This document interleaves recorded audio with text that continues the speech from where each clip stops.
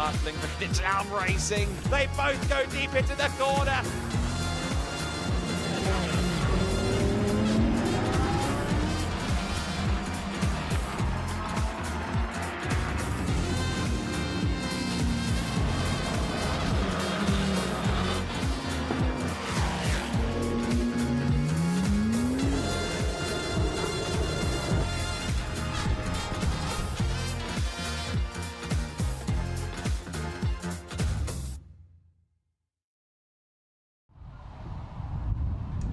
Welcome to the Circuit de Barcelona-Catalunya. It's our final destination of the 2025 GEDLICH Racing Iberian Tour. This is the final weekend of the 4-point scoring GEDLICH Racing Winter Series Championships. The GTs, the GT4s, the prototypes and the Formula Winter Series all out there on the circuit this weekend. Deluxe grids across all classes. The 6th event of the season covered by Alpha Live in this tour of Iberia with GEDLICH Racing. We are at the current home, of course, of the Spanish Grand Prix.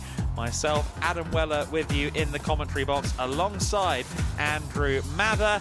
In the pit lane is Izzy Browning, and we have our wonderful team of camera ops around the circuit ready to bring the action on a circuit that looks almost dry, and that's not something we've been able to say much over the course of the last 24 hours. It's 4.6 kilometers in length, this circuit, 14 corners with 28 meters worth of elevation change. Established all the way back now in 1991, has been a consistent host of Formula One racing, of course, also motorcycle Grand Prix competition and pretty much every major motorsport competition within Europe. It is a brilliant layout that's given us some great racing in the past. This weekend, it might give us some rather hair-raising action. As you can see, at the moment, the weather looks pretty good, but we are expecting some more rain later on. It has been wet for most of the day. The qualifying sessions were all largely affected by wet conditions in some form or another. And we'll see how the radar plays out and how it affects this weekend of racing. It's a critical Saturday, the most critical Saturday of the season. The championships will all be decided within the next 28 hours or so, to be completely accurate, and we could well have at least one or two champions decided on this day, on the Saturday. One race for each of our 4 categories. We will be getting started with the Formula Winter Series, but across all 4 categories, Andrew, a lot at stake today, and it's quite likely that we'll be crowning at least one champion. Possibly 2, I think, today, but dependent on how the results go across the course of this afternoon, and those weather conditions, as you mentioned, Adam, I think are going to give a real test to all the categories today. Aragon was a test enough with the cold, particularly on the Sunday, but more precipitation in the air. You can see those clouds rolling in. We have had quite a lot of rain overnight as well, so it's quite a green circuit out there. There's not a lot of rubber laid down on the track surface. But yeah, really looking forward to this one, and it's a season finale as well, which always just adds a little bit more spice. You know, drivers trying to get their achievements for the Winter Series as a whole. It's this weekend, they've got to do it. They've got no more opportunities after this. Exactly right, and the Formula Winter Series could well be decided today. Gabriel Gomez in the pound seat on that front. However, he would need to finish second if either Finn McLaughlin or Leo Robinson won today's race. They are on the front row. He is in 8th.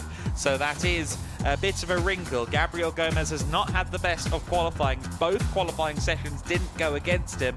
I don't think Gabriel is going to have a strong starting position for any of these races outside the top 5 for all of the sessions, and that is going to be a bit of a challenge for Gomez, who of course is yet to finish off the podium this year. As I alluded to, Leo Robinson, Finn McLaughlin at the front of the field, Bart Harrison in 3rd, and then Davide Larini on his debut in the Formula Winter Series, 4th on the grid for AKM Motorsport, which is a huge result for the team. That's the furthest they've been up all season.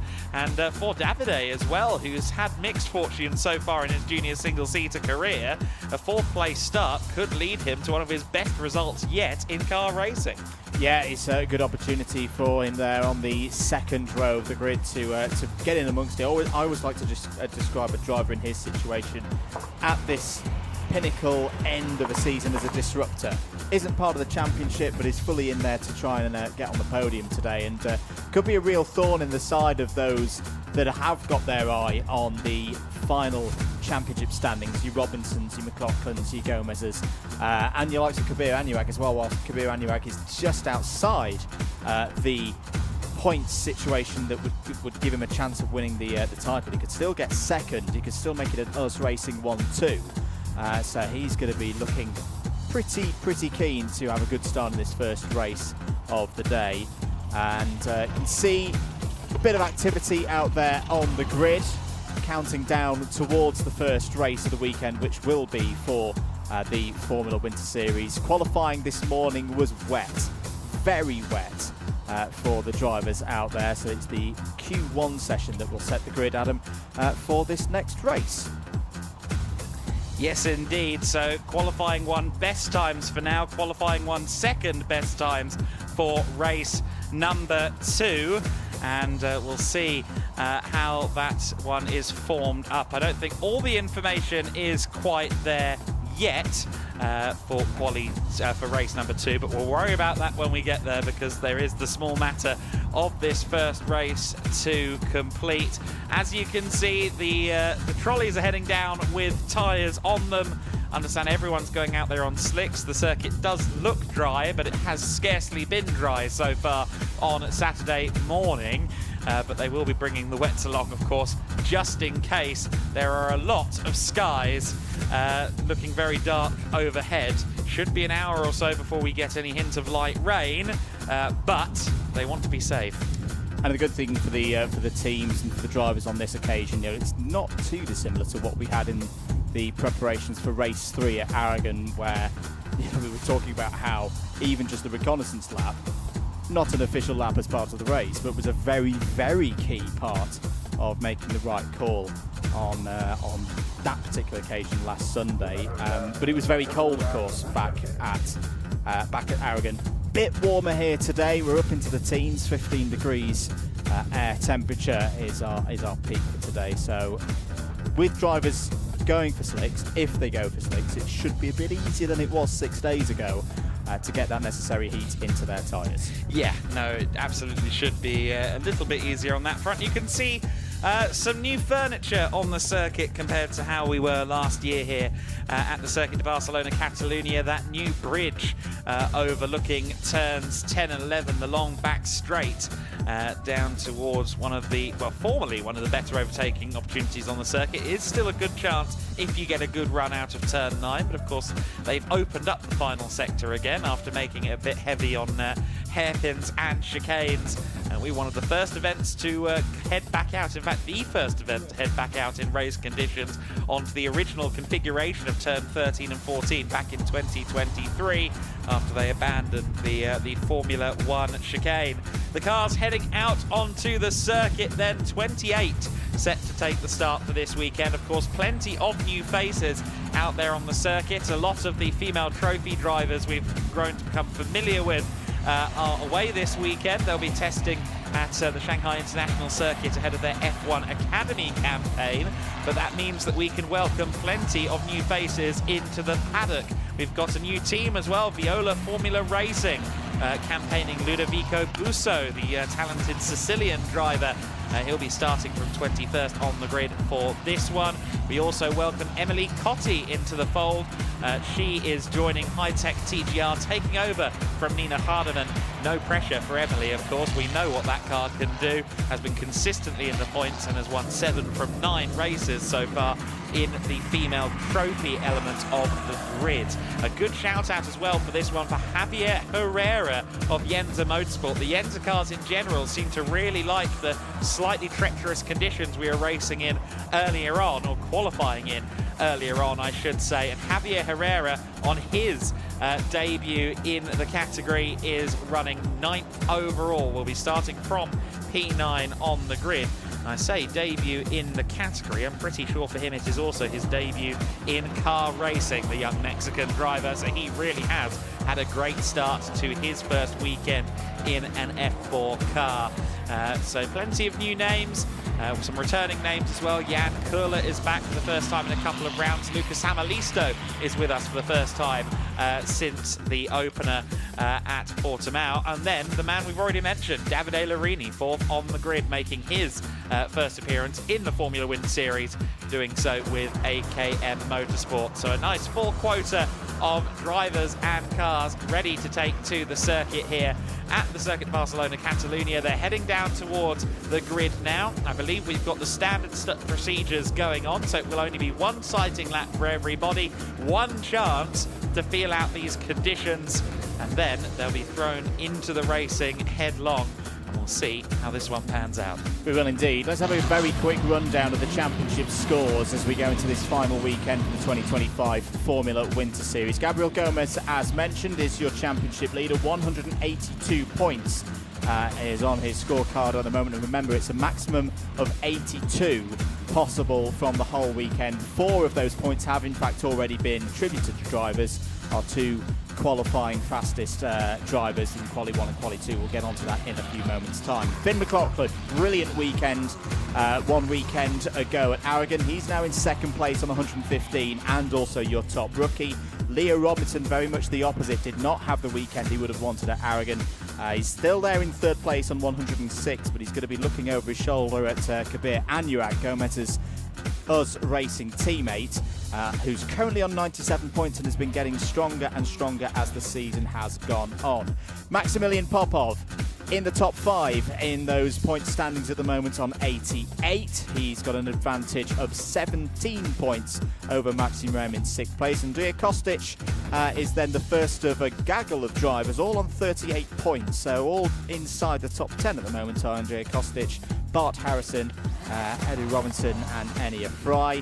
Other drivers in the rookie ranks, look out for Thomas Behrman and Dante Vinci running well in that one. And your top ranked female driver who's with us this weekend is Geneva Panzeri, a little bit further down the order. But the cars are on the grid, the drivers are on the grid, and also on the grid is Izzy Browning for the first time this weekend. Let's head down to Izzy, who's there with us right now.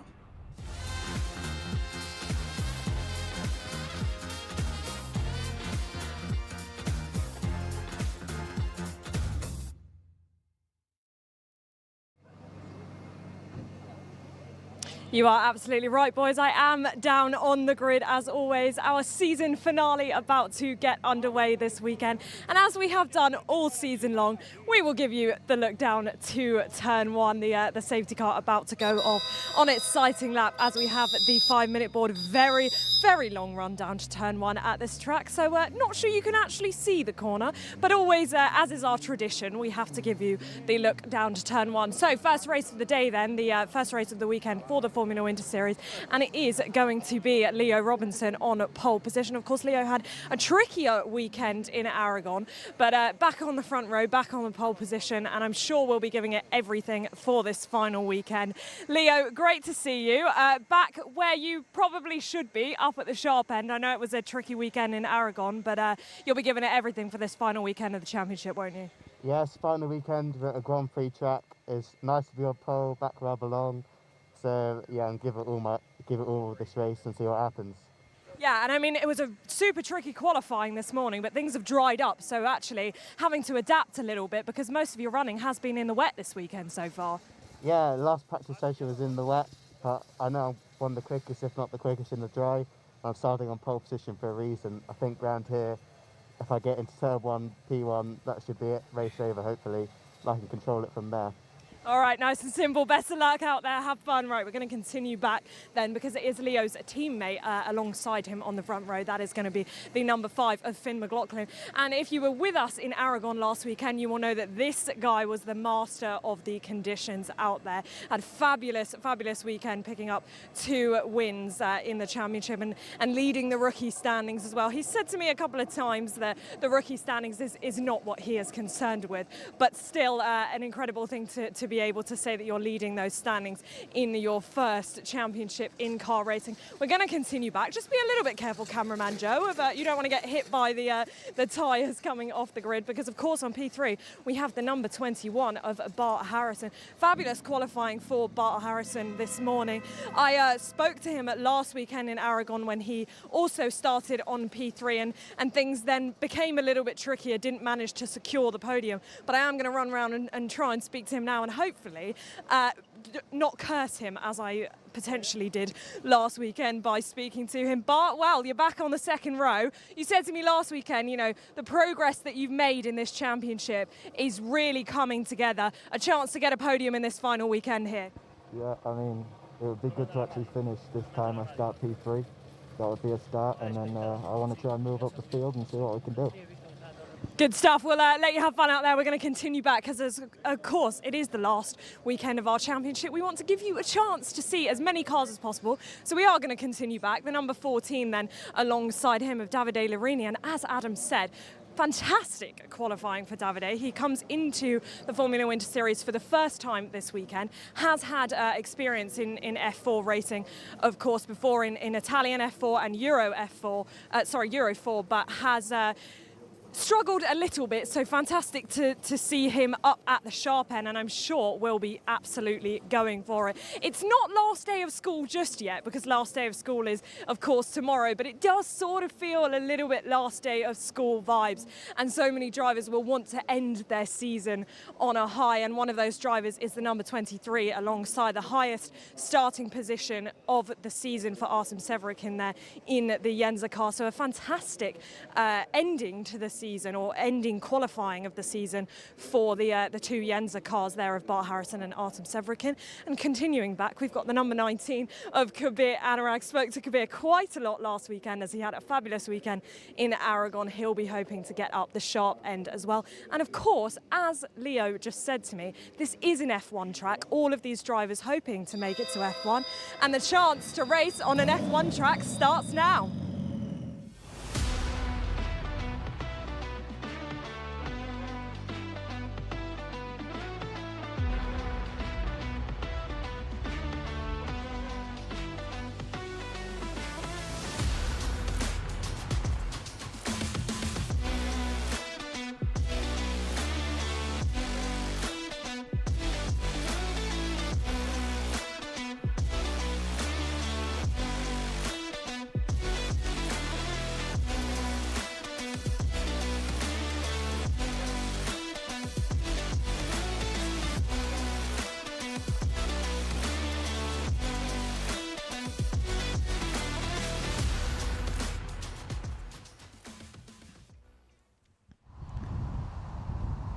So then the lights are on down there. One light left on the top of the gantry. The cars will be rolling now as the green light signals the start of this formation lap.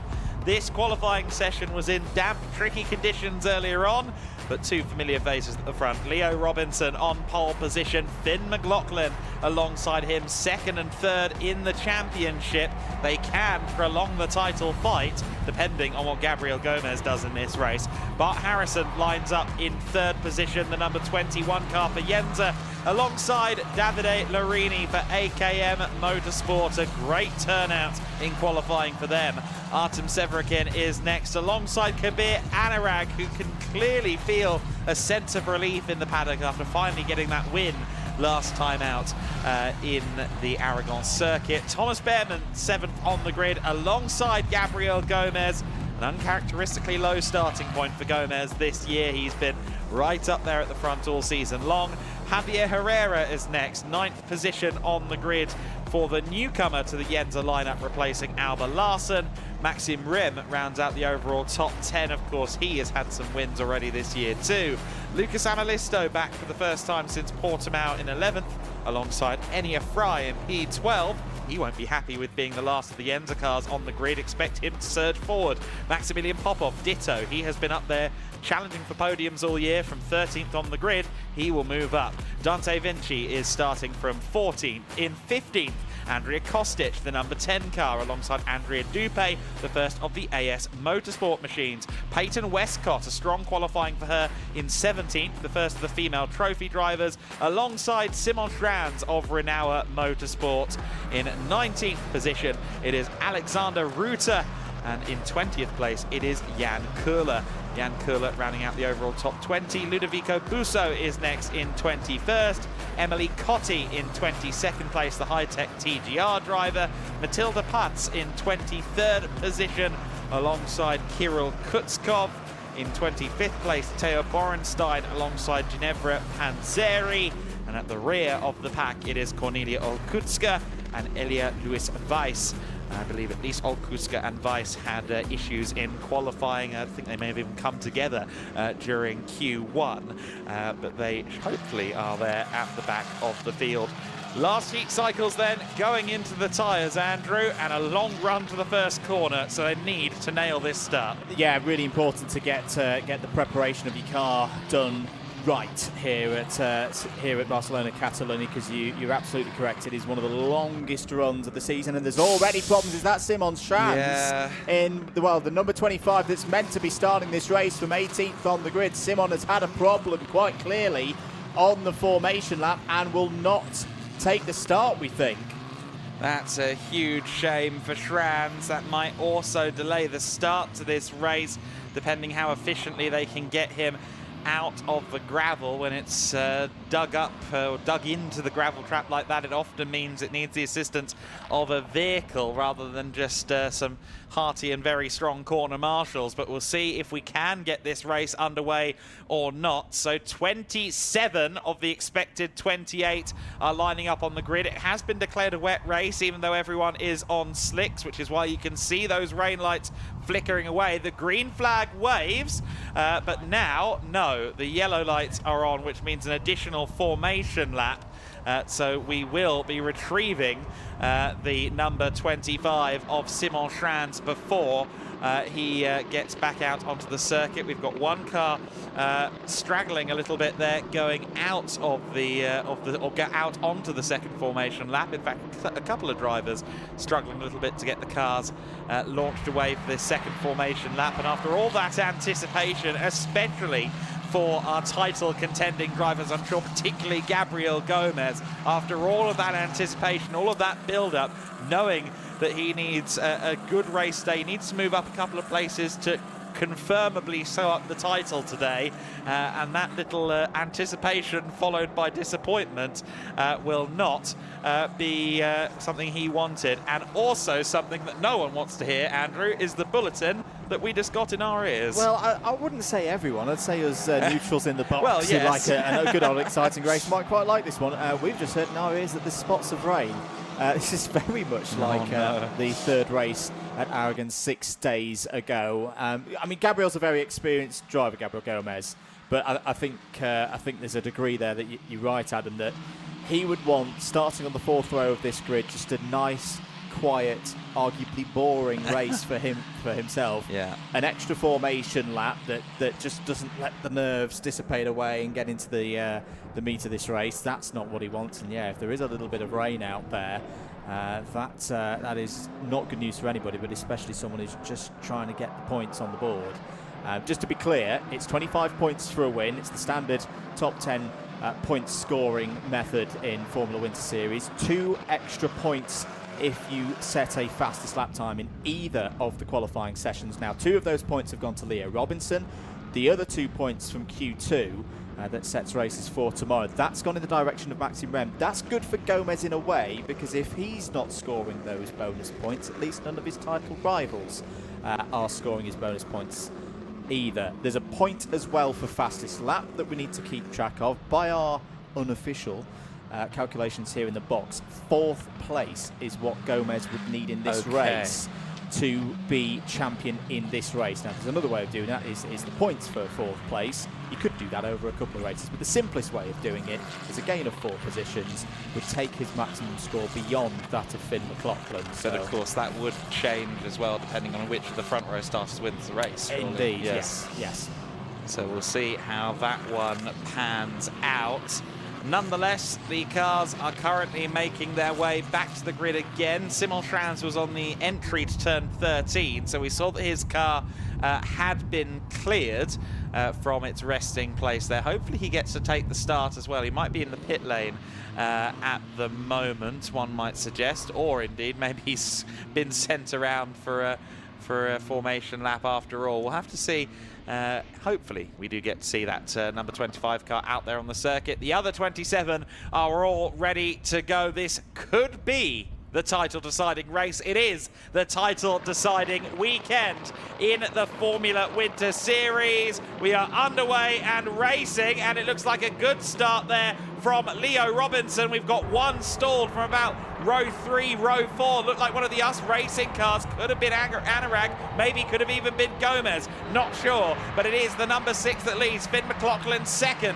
3rd place, Harrison. Larini side by side with Severikin for 4th position. And I still haven't quite sussed out which of the cars was left behind.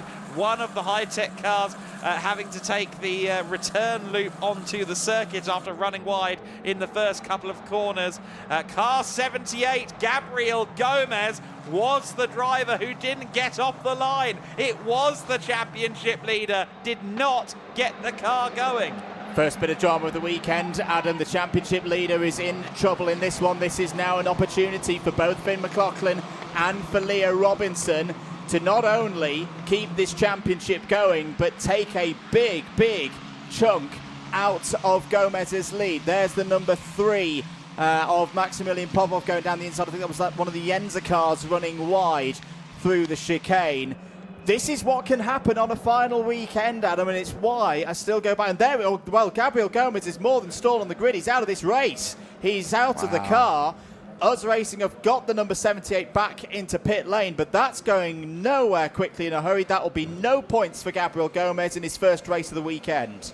No points for Gomez. That is a huge headline, and that does confirm, doesn't it, effectively? Well, if as long as the top 2 stay out there towards the sharp end, it does seem as though the championship will move on. It depends now on what Robinson and McLaughlin do in the remainder of this first race. For now, though, it's Leo Robinson in the lead. Finn McLaughlin, I think, in a way, will be frustrated that he's only in 2nd place because, of course, he's the man closer to Gomez in the championship, and he would like the full haul of 25, maybe even that fastest lap point as well, to try and turn the tides in his favour for the remainder of this weekend.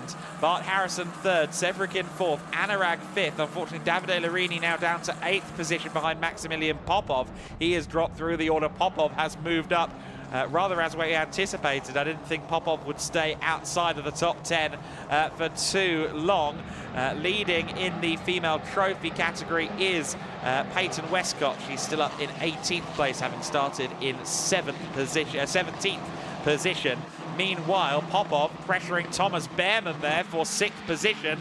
Behrman under threat. He's got some good starting positions under his belt for later on this weekend as well. We'll be looking to end his Formula Wind Series campaign on a high. But for now, Maximilian Popov almost has the high ground there for turn 9. Doesn't quite get it to the inside of Behrman ultimately, though he did get a good run there out of 7 and 8. So still a long way in this race to go, but as things stand, the championship would still be a possibility for both Robinson and McLaughlin.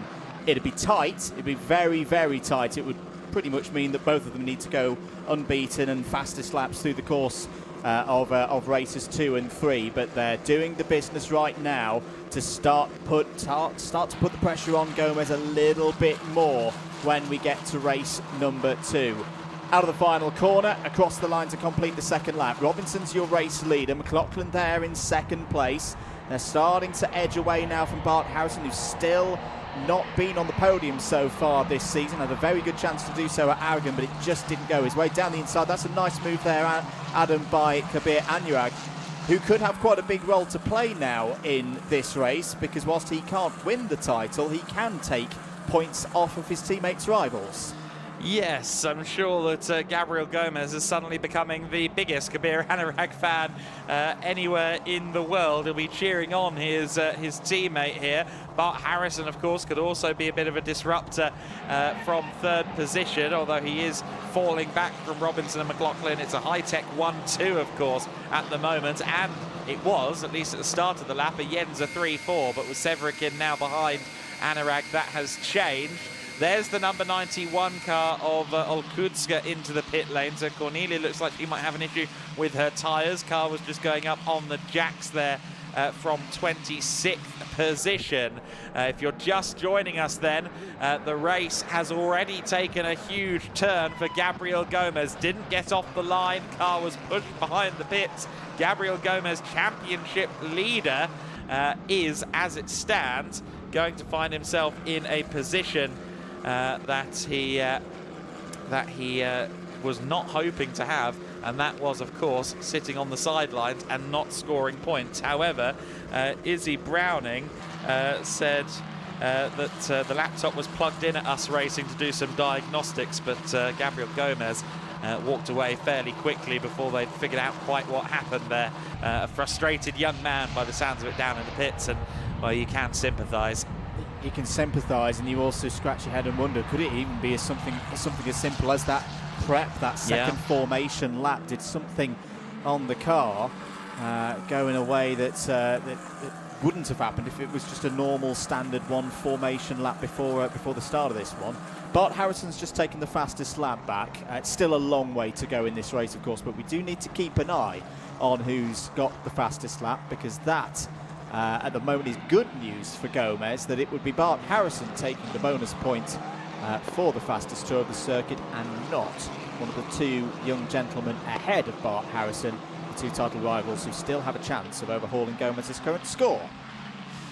So then Harrison closing in, as you said, fastest lap of the race, and of course taking that point away is handy as well for Gabriel Gomez, isn't it? So we'll see how that unfolds. Cornelia Olkudska there just in front of the top two, so Cornelia might have to make way fairly shortly for the two high-tech cars. They are running for the same team, even though their liveries are rather different. Both, of course, already race winners this season. But, of course, even if Gomez is a bridge too far, and realistically, of course, we hype it up, but it is still an exceedingly long shot, as you alluded to, Andrew, for championship glory. But you can rest assured that with, 7 points between them coming into this race in the championship, McLaughlin Robinson will be looking to be top high-tech this weekend. Fighting to be top high-tech in second place in the championship. Right now on the live scores, there's one single point between them to the advantage of Leo Robinson. Olkudska falls behind Anurag there. There's a move further back. Popov looking down the inside of Behrman for 6th place, and also a battle between the number 20 and the number 8 there. So coming through the field is Enia Fry, trying to get away through past the returning Lucas Samalisto. Yes, indeed. So Samalisto back into the series, the Finnish racer. He had 2 top 10 results last time out in the Formula Winter Series for him, and that, of course, was all the way back at Portimao. Maximilian Popov, we said he was working his way through the field. He's now working his way through the gravel trap down at turn number 4. And not quite sure how he ended up there, but you can often get squeezed out around that section of the circuit. Of course, there is still that thought in the back of my mind about the spits of rain we heard earlier on. I don't think we heard anything as to whether they had persisted, but it might also be a little bit slippery around the circuit for our drivers as well. Yeah, I think Thomas Behrman's also had a slow sector 1, Adam, so I wonder if there was a bit of afters between Popov and Behrman. And now seeing on our race control notes that an incident has been noted between Behrman and Popov at turn number 2. So we'll update you all. Any more news as and when we receive it on that one, but the immediate news is that both of them now no longer fighting for potential runs into the top 5 there. Well, where's Popov ended up a long way down the order, same for Behrman, so that may be their chances of the points gone for today, Adam. Might just be, yes. That's hugely unfortunate for Behrman. Meanwhile, I think Cornelia Olkutska here is proving to be a bit of a thorn in the side for this battle just coming towards us. This is the 61 car of Andrea Dupé side by side with Jan Köhler, 11th and 12th position under contest there. She kind of moved a little bit there, and I think maybe caught Andrea Dupé a little bit unawares. Jan Köhler finds his way through into P11. Meanwhile, Robinson and McLaughlin go through the other high-tech car, the third of the 4 high-techs out there, Thomas Behrman. And we now know why he had slow sectors. Front wing damage, new front wing going on the car. And unfortunately for Thomas, this isn't going to be the strong result that it looked like it could be. No, it's pretty much race over in terms of anything to write home about. He'll go out again, of course, for a little bit of a glorified test run between now and the end of this one in 20 minutes time or so, once we consider the +1 lap. There are your race leaders. Leo Robinson, just over half a second clear of Finn McLaughlin. Bart Harrison there in 3rd. The number 21 in Kabir Anurag. Kabir Anurag now the fastest driver on circuit. Again, that's a good piece of news, a little good piece of news for his teammate Gabriel Gomez, because again, that would mean that right now Anurag takes the fastest lap point. That takes another opportunity away from Robinson and McLaughlin to continue to cut that gap for Gomez's championship lead. Exactly right. So Harrison will be coming under threat here. The gap has shrunk quite quickly, although we have seen Harrison set some blistering times out there as well, but it's all about setting them, of course, on a consistent basis.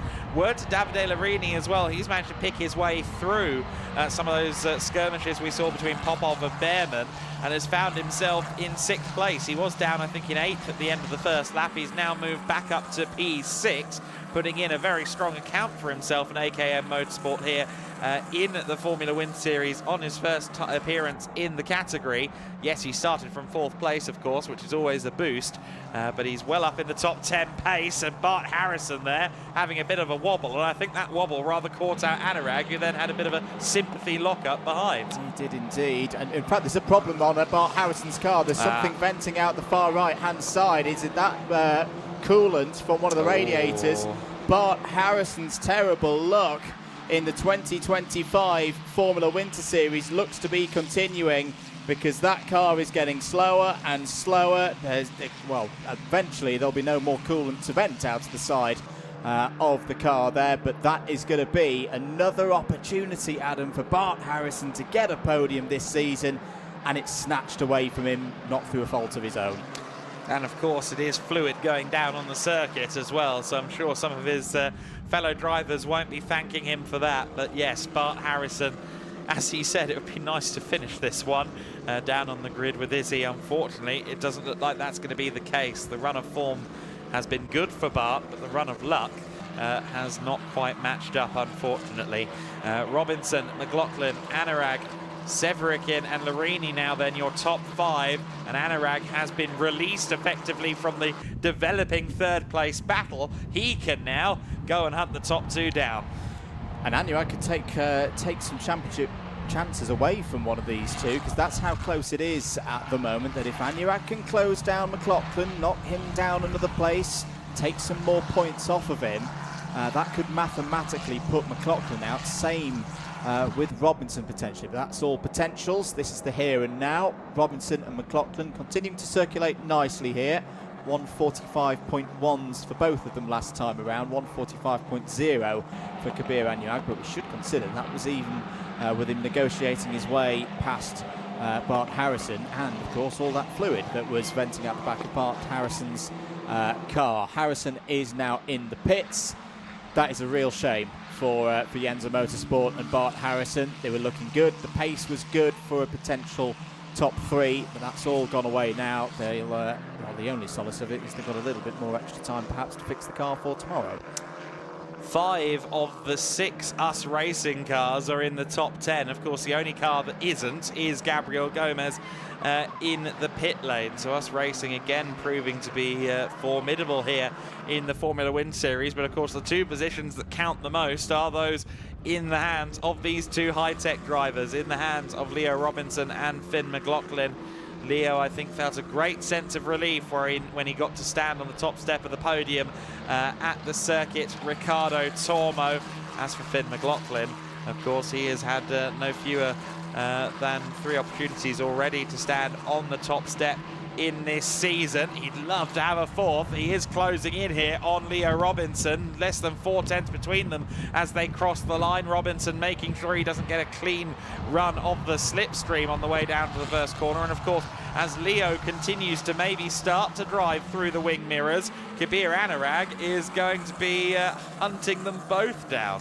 Well, it's a very simple situation, Adam, for Leo Robinson. For him to remain in the title hunt, he has to win the race. The points for second place would not be enough with what's remaining on the table tomorrow with races 2 and 3 for him to stand a chance of overhauling Gomez's score. That's even if Gomez, was to continue having his bad luck, which we've seen so far today. It would rely on Gomez 0 scoring throughout the whole of the weekend.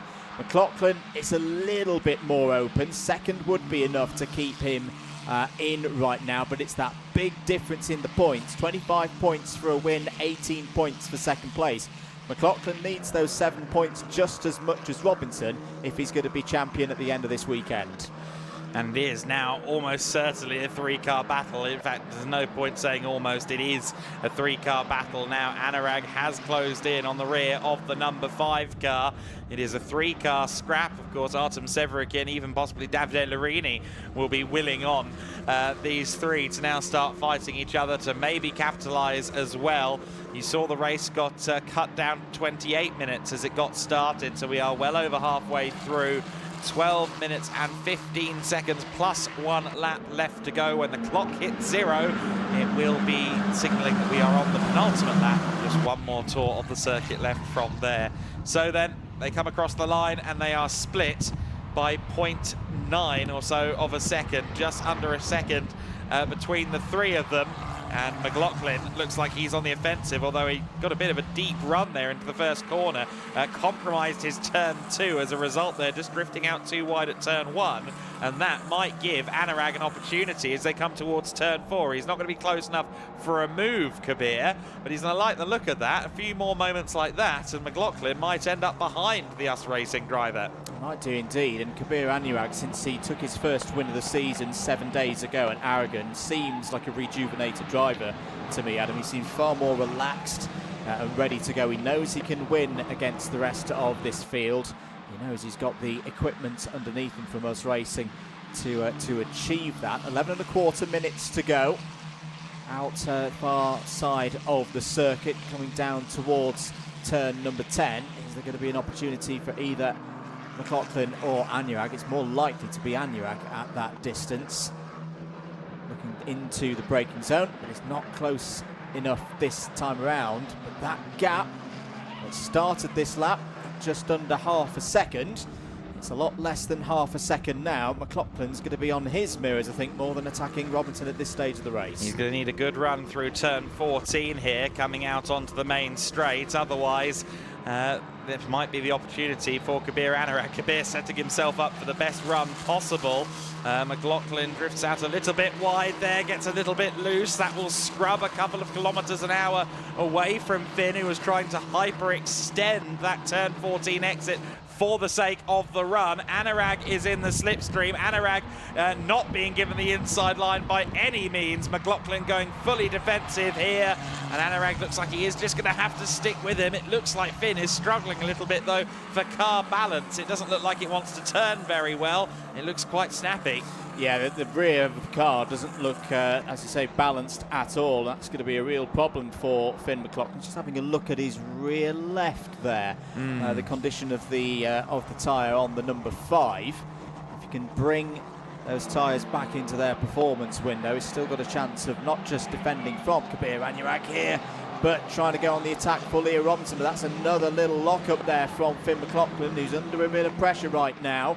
If he was to lose this second place and fall to third, the difference with the points would mean he'd be relying on countback potentially to win this time. I'm actually thinking about it. I don't think he would be able to win on countback, would he? Because of all of Gomez's race victories earlier on in the season. We'll keep you up to date with that situation as we run through all the maths and all the arithmetic on this final weekend of the season. A little bit further down the order, just to visit some stories elsewhere in the field. Matilda Parts, Peyton Westcott and Elia Weiss have all got past Javier Herrera on that last tour of the circuit. It's a bit of a tough run for Javier Herrera here, first race of the season for Yenza Motorsport. That's all around 18th, 19th, 20th places. To answer the query about the countback, it would actually be 4 wins apiece if Leo Robinson sweeps this weekend. So they have to keep going down the countback sequence if Robinson sweeps this weekend. But that is, of course, a huge if. For now, it is Robinson, though, leading the way in this one. And this time around, Finn McLaughlin feeling a little bit less pressure from Kabir Anurag. Anurag, who holds that fastest lap of the race in his favour, the only driver in the 43s. But last time around, everyone was in the 45s and 46s, which is not, to me, just normal tyre drop-off. I don't think 3 seconds in 22 minutes. I think that might be the sign that maybe it is a little bit slick out there compared to what we had at the start. We did hear some reports of light rain, whether it's the ambient temperatures, whatever's happened. I think that's more than we can simply account to tyre wear. Indeed, but just looking at the body language of McLaughlin's car now, he seems to have brought it back. He's starting to edge towards Robinson again and dropping Anurag. That is a good sign for the driver flying the flag for the Republic of Ireland. Another change further down the order just to report in on. Alexander Ruta has got past Dante Vinci for 12th place. That's a battle of the Van Amersfoort Racing drivers this weekend. A change of team for Alexander Ruta. Is that Thomas Behrman coming into the pits, possibly to retire? Behrman involved in that incident with Popov earlier on in the race, and just can tell from the body language there of young Thomas, that's not a happy driver. Not a happy driver in the slightest. Let's see what the lap times do this time around then. It certainly looks like everyone's having to take a metre of trepidation around some of these corners, again in the 46s. And you can see that Leo Robinson weaving around, trying to break the slipstream. It's not working for him at the moment. Just 2 seconds back from them is Severikin in 4th place, as Anurag gets a bit close there to McLaughlin under braking. And then, of course, Larini, Maxime Rim are also having a battle down there in 5th and 6th places. We see Maxime, of course, already a race winner this year in the Formula Winter Series. Familiar with Larini, of course, from the Italian and Euro 4 championships. But those two fighting together on the circuit in the Formula Winter Series for the first time. Frey, Samalisto, Kostic and Köhler rounding out the top 10 at the moment. Unfortunately, one driver who has fallen through the order is Javier Herrera, and I suspect that might be because of a technical issue. He started in the top 10, he has slowly dropped through the pack, and he is now in the pit lane. So I think the Yenza Motorsport driver might have some measure of issue. So unfortunately, 2 of the Yenza cars, all of which look very strong in qualifying, have not made it to the flag. Kabir Anurag, he is determined to make it to the flag ahead of Finn McLaughlin. With 5.5 minutes left to go, he is still pressuring Finn, and Finn, I think, unfortunately, is giving away the fact that he is feeling that pressure. We're seeing those lockups, we're seeing those crossed up moments as he tries to maximize the corner exit. And for Kabir, that's a little bit of the old armchair psychology. I'm in your head. Yeah, it could be, but at the same time, they're closing in on Robinson bit by bit. But have they got enough pace? Have they got enough speed to get through past the race leader? That was a little bit wide for McLaughlin out of turn 14, and Anurag may have a run here down the pit straight and towards the big braking zone of turn 1. Robinson similarly trying to break the toe at the moment, but the High-Techs have got some good pace in a straight line there. Anurag not really able to make any kind of big impression on McLaughlin down into the biggest braking zone on this circuit. I tell you what, these three have got to keep an eye on Artem Sevrukin as well, because Sevrukin was 4/10 a lap, 4/10 on that last lap quicker than the top three. So the number 23 could be on the scene pretty quickly. Here's a good fight, Adam, between the VARs. Yeah, Ruta and Vinci fighting for 12th and 13th, and just behind them, Ludovico Busso. So Viola Formula Racing holding themselves to a good account there in 14th position in this race. They've had a fair bit of history in single-seater racing, but they haven't done anything as high profile as Formula Winter Series for a little while. They've largely focused on local Italian competitions like the F2000 Trophy in recent years. And so to see the combination of Busso, who is a well-regarded young Italian talent from the Sicilian region, and Viola up there and fighting within the top 15 or so, that is a very good sign of things to come for them as they move into the Italian Championship in the summer. We've seen Anurag have a moment coming out of turn 9. We've seen Finn McLaughlin again lock up a little bit at turn 10. And at the moment, McLaughlin is closer to Robinson than Anurag is to him. So let's see what kind of run Finn can get this time going out onto the main straight. Has a little bit of a hesitation there on turn-in by the looks of it, and really struggles to make it around the corner. Yeah, it's the medium and high-speed corners that it looks to be. They look to be McLaughlin's weakness right now in the heavy braking zones. Although he's locking up, he is getting the car stopped and turned. But again, that's the second lap in a row where McLaughlin needed a good run through turn 14 to have a chance into turn 1 on Robinson. It simply did not occur. 3 minutes to go. I'm going to note Sevrukin again. He's closed in 146.2 last time around, 146.9 for Anurag, and Anurag's going to have his wing mirrors full of number 23 in a short while. Dante Vinci has got through past Alexander Ruta, that's for 12th place, and a little bit further down the order, Thomas Behrman well, I think he's gone back out on circuit and has gained another position, but again, a long way outside the points. Sevrukin came into this season with people wondering what he might be capable of. He's topped F4 tests before over a couple of years, but not had the opportunity to go racing. We've not seen him on the podium so far this season, but this is his best opportunity yet by a long way. 2:10 plus 1 lap left to go. They will be starting the penultimate lap next time by, so they are running out of time. About 2.5 laps of racing left to run here in the Formula Winter Series. It's Leo Robinson that leads it, from Finn McLaughlin in second place. Anurag, Sevrukin and Davide Larini rounding out your top 5 for the time being. 2 to go this time. And let's see how McLaughlin handles turn 14 now. Again, he's close up behind his teammate down at High Tech. And again, he's a little bit squirrely coming out of the corner. Didn't seem to be quite as bad on turn-in this time, but by corner exit, he was again having to get an armful of opposite lock. He was indeed.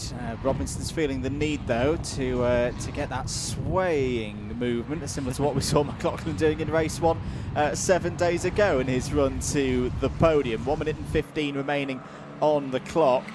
Leo Robinson, if he could hold on to this one, it would be his second race win of the season. Won race 3 at Valencia on what was a very good weekend for Leo Robinson. Really sparked his championship bid into life, and things petered away a bit, arguably, at Aragon, where his best race result was a 6th. Single points finish from 3 opportunities last weekend. Another little lock-up from Finn McLaughlin, and I think this is one of those cases now, Adam, where it's maybe flat spotted the front left a little bit, and every time he gets into one of those big braking zones, he keeps finding that same flat edge of his 50-pence piece-like tyre. Yeah, concertina effect there for him at the wheel of that number 5 car. So as it stands, mathematically speaking, the championship would extend into Sunday here in the Formula Winter Series. Gabriel Gomez will have to wait that little bit longer and hope for a little bit of a better day on Sunday morning as it stands. But Finn McLaughlin could rather help his chances albeit go from 1% to about 4% chance of winning the championship if he can get past Leo Robinson on the final lap of the race. If Robinson falls behind Finn McLaughlin, that's his chance of the title completely done. But again, as McLaughlin struggles in the dirty air, struggles a bit with the car underneath him, it is going to be a long shot, but who knows what could happen on the final lap. Will any of these positions change hands? You can see the high-tech drivers are maybe struggling for race pace, not just because Severikin has closed in, but also Larini and Rim are now within 5 seconds as well. Those two have closed in on Leo Robinson and co as well. Yeah, but they've got good pace through the crucial parts of this circuit where overtakes would occur, although McLaughlin's a bit wide there out of turn number 3, and that may be his chance of winning this race gone, because Robinson's got a good gap now. McLaughlin's not going to be close enough to have a go down into turn 5, and if anything, he's going to have to think about Anurag behind. He's having a little look, but that's a bit far back for the US Racing number 19. Kabir Anurag not able to get through on that occasion. Leo Robinson has surely got this race within his control now for the first time, you'd argue, since the very start of it. This is the biggest lead that he's had for McLaughlin. It's all about holding on to those 3 extra points, holding on to that second place. Well, that was a bit harder than out, I'm sure, for McLaughlin, looking in the left-hand side mirror and seeing Kabir just lock up a little bit going into turn number 5 of the lap. For Leo Robinson, has given him some much-needed reprieve at the front of the order. He has had some promising results this year. He's had some near misses this year. He was Mr. Second Place for a while. He broke that duck in Valencia. And now on the final weekend of the season, the first race of the weekend, Leo Robinson, for the second time, is a Formula Winter Series race winner. He secures it, second place for him, just ahead of McLaughlin. Anurag takes 3rd position. 4th place for Artem Severikin, and Davide Larini does hold on to 5th place despite the efforts of Maxim Rim. Enia Fry in 7th, Samalisto 8th, Kostic 9th, Jan Kurla in 10th place. Then it's Andrea Dupe rounding out the rookie podium, as well as taking 11th position. And across the line first among the female trophy drivers will be Emily Cotti. So Emily managed to find her way up the field as far as 15th place, a good result for the new high-tech driver, Kirill Kutskov, finishing just behind Emily, and just ahead in 14th was Ludovico Busso, a good result for the Viola Formula Racing crew there as well. It's a race win then for Leo Robinson. After 17 laps where he was usually under some fairly significant degree of pressure, he held it all very nicely, got a good launch as the race began, and he is our winner in the first race of the weekend. That just barely extends the championship into next time out. The score for Gabriel Gomez remains 182, which is what it was at the start of the weekend. For Finn McLaughlin, it's 133. And with that result for Leo Robinson, that moves him up to 134 points. They would need to have at least 52 points, or be within 52 points of Gabriel Gomez to extend the championship. 25 points for each victory, 2 points, of course, available for the fastest lap in each of Sunday's races. So by the slimmest of margins, they do remain in that championship fight. However, they still need a lot more to go in their favour, and more notably against the favour of Gabriel Gomez. No, good, thank you. I thought we had a podium driver being sent away there for a minute, but no, we do have our podium drivers making their way underneath to the top 3 area. Kabir Anurag will be, of course, the 3rd driver in that overall top 3. Shoot and release. Leo Robinson hitting the target, doing exactly what he needed to do. in this first race of the weekend in the Formula Winter Series. He has prolonged his title bid, as has Finn McLaughlin. It's still a big ask from here, but it is at least still possible for both of those two drivers from High-Tech.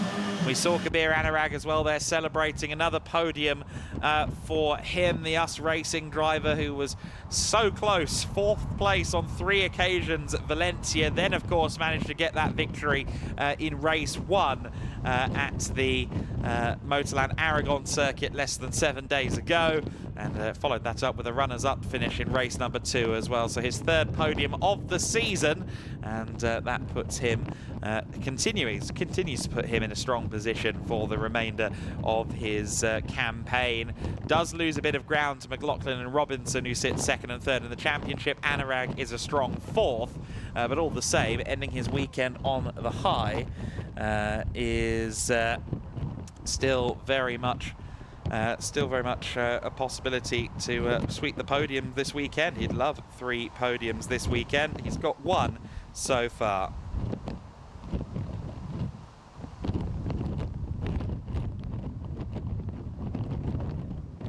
So 48 points back now for Robinson, and there are 52 available for the remainder of the season.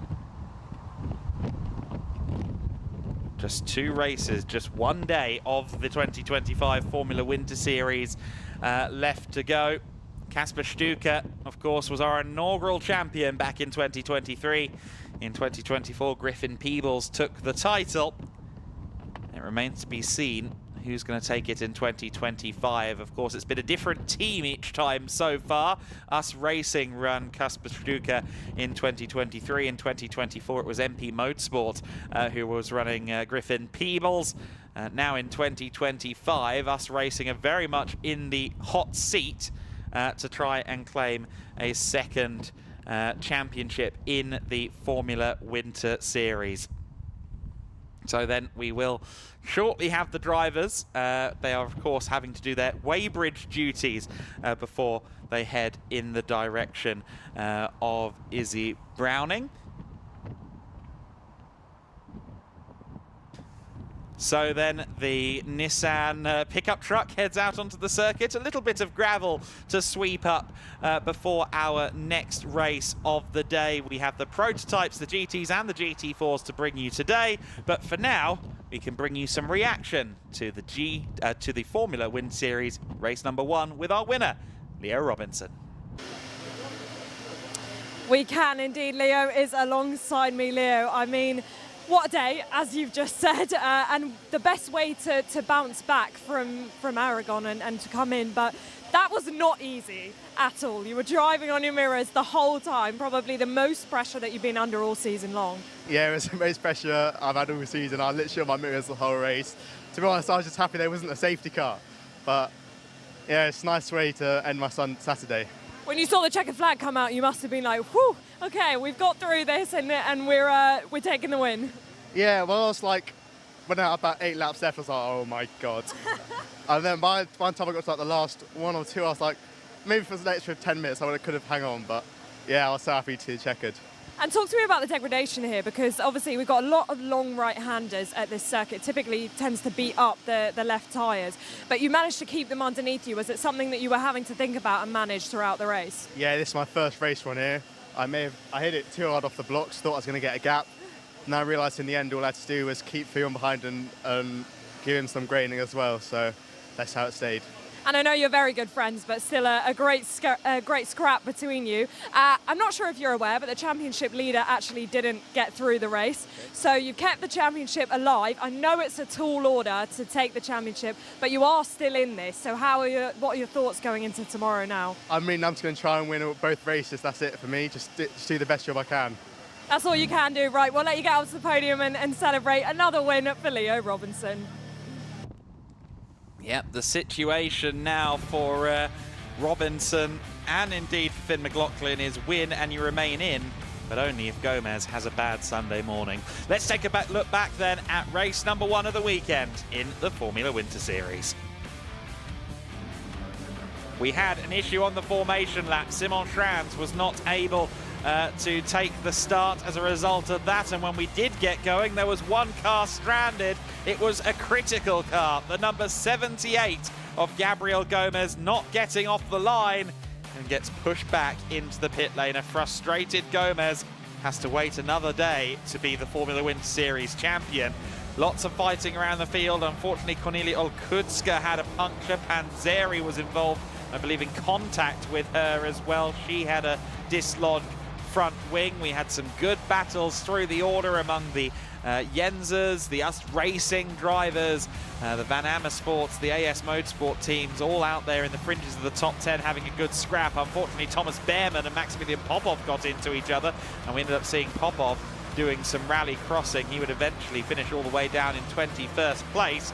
He did well to get the car out of the gravel trap. We saw some of those gravel traps being skirted a little bit as the battles went on through the field. That's Matilda Patz there in battle with Peyton Westcott, who started as the pole sitter in the female trophy category. Theo Borenstein of Maffei Racing trying to pick through as well, just trying to get past Matilda Patz there and succeeding at doing so. Bart Harrison was in third place. Unfortunately, he started to struggle. The car was stepping out from underneath him, and it seemed as though coolant was escaping from the right side pod of that car. Lots of scrapping just on the fringes of the top 20, though. This was again Matilda Patz firing past Cornelia Olkudska, who was actually a lap down. Finn McLaughlin and Kabir Anurag were now second and third place. Anurag, of course, inheriting the podium position after the moment for Bart Harrison, and that would mean that Kabir was going to be the main thorn in the side for Hi-Tech for the next couple of laps of the race. In fact, right until the checkered flag. That was the 38 car, Alexander Ruter, his debut for Van Amersfoort Racing, doing a good job at the wheel of that machine. The checkered flag flew, though, and it did fly for Leo Robinson. Second win of the season, and on target for the time being, the Hi-Tech driver. A very positive result for the young Algerian flagged racer. He tops the standings then by 0.7 of a second. He keeps his title hopes alive just barely. Finn McLaughlin also mathematically still in the title hunt. Kabir Anurag in third position. Fourth place for Artem Severikin for Yenza Motorsport, his best result of the season. Davide Larini on series debut finishes in the top 5 for AKM Motorsport. First time we've seen that team that high this year. Maxim Rim in 6th position, the US Racing car. 7th place, Enya Fry for Yenza Motorsport. Samalisto, Kuller and Andrea Dupe bringing us down to 10th position. Dupe finishing within the top 10 for AS Motorsport. Alexander Ruter in 11th place. Andrea Kostic in 12th, and Dante Vinci in 13th position. In 14th, Ludovico Busso. Emily Cotti in 15th. Winning the female trophy. Kutskov 16th, then it was Borenstein, Patz, Westcott and Weiss bringing us down to 20th place ahead of the unfortunate Maximilian Popov. He had an issue. Panzeri in 22nd, Behrmann limping to 23rd after a couple of dramas. The rest of the order, Olkudska, and then the non-finishers, Herrera, Harrison and Gabriel Gomez. That's a big thorn in the side for our championship leader. Meanwhile, the podiums are ready to go. Andrew Mather has made his way there for our presentations. Thank you very much, Adam. Welcome to the first podium of the weekend for the Formula Winter Series. Let's first of all welcome out our top female driver in that race with P15 overall. Please welcome for Hi-Tech TGR, driver number 4, Emily Cotti.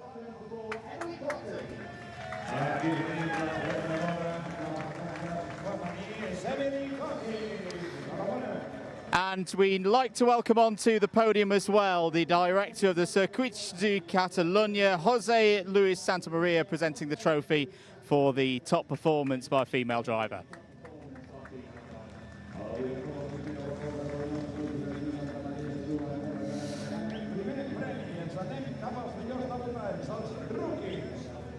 Next up, the top rookies. In third place, the driver in number 61 for AS Motorsport. Please give a big hand for Andrea Dupe. In second place for Yenza Motorsport, driver number 23, Artem Severikin. And your top rookie once again for High-Tech TGR, driver number 5, Finn McLaughlin.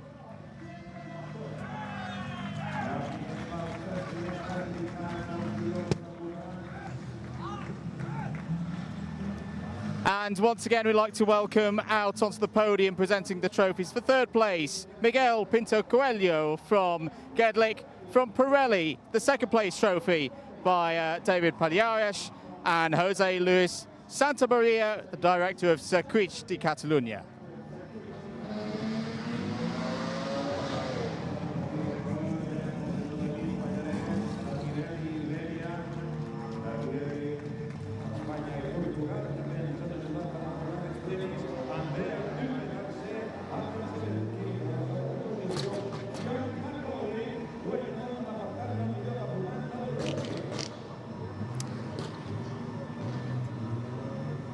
Thank you very much, drivers. On to the overall podium. First of all, welcome out the best team trophy for High-Tech TGR. In third place for Us Racing, please welcome driver number 19, Kabir Anurag. In second place, in a 1-2 for High-Tech, please welcome back driver number 5, Finn McLaughlin. And your race winner for the second time this season, please welcome Leo Robinson.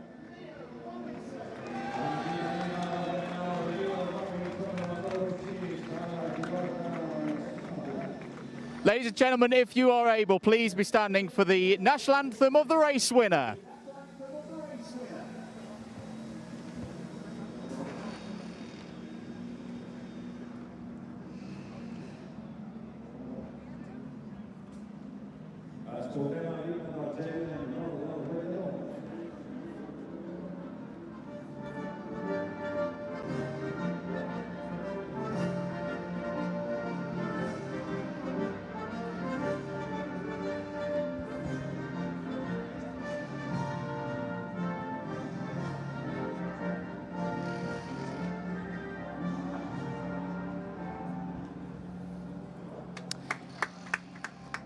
Thank you very much, drivers. Let's welcome once again for your trophies. For the third place trophy from Miguel Pinto Coelho from GEDLICH, from David Palhares, second place for Pirelli, and once again the winners' trophies for driver and team from Jose Luis Santamaria, the director of Circuit de Barcelona-Catalunya.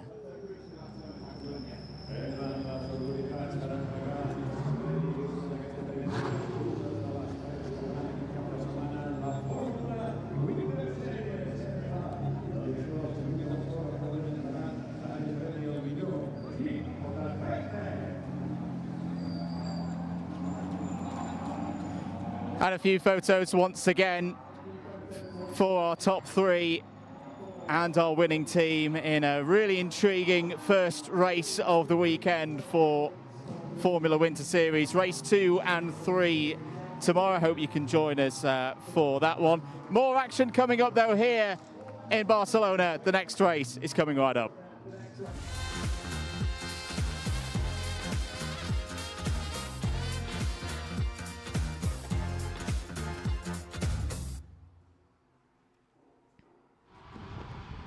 Race 1 for the GT4 Winter Series is about to get underway, and could again be a championship deciding race here. The maths does suggest it's possible for Elite Motorsport and indeed Mackenzie Cresswell, who of course is the one driver in that lineup that can win the Drivers' Championship overall on his own terms. Tom Leben unfortunately wasn't here for the full season. Of course, we had Josh Ratkin for the first 2 rounds of the championship.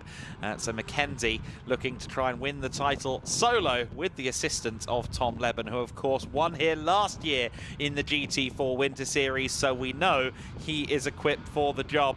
We've got by far our biggest entry of the season. We've got those 2 title protagonists we'll be talking about a lot. The SR Motorsport team, of course, Federer and Hartling, and then also the Elite Motorsport car Mackenzie Cresswell, Tom Leben. We'll be mentioning them a lot, but it is also worth mentioning the fact that we have no fewer than 27 cars set to take the start for this race. A record entry for the GT4 Winter Series in the 2025 season, and a lot of very happy teams savouring the possibility to compete against teams from across Europe, and I'm sure Izzy will be savouring the opportunity to walk down the grid and see some of them now. Let's go to Izzy Browning on the grid.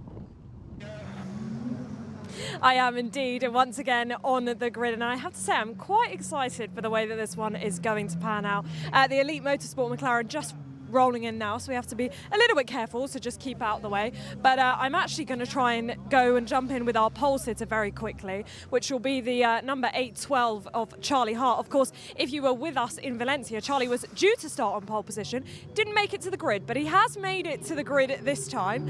So great to see him on the grid. I'm going to jump in with him. It's just having final words with his engineer there, and then I will be able to jump in with Charlie.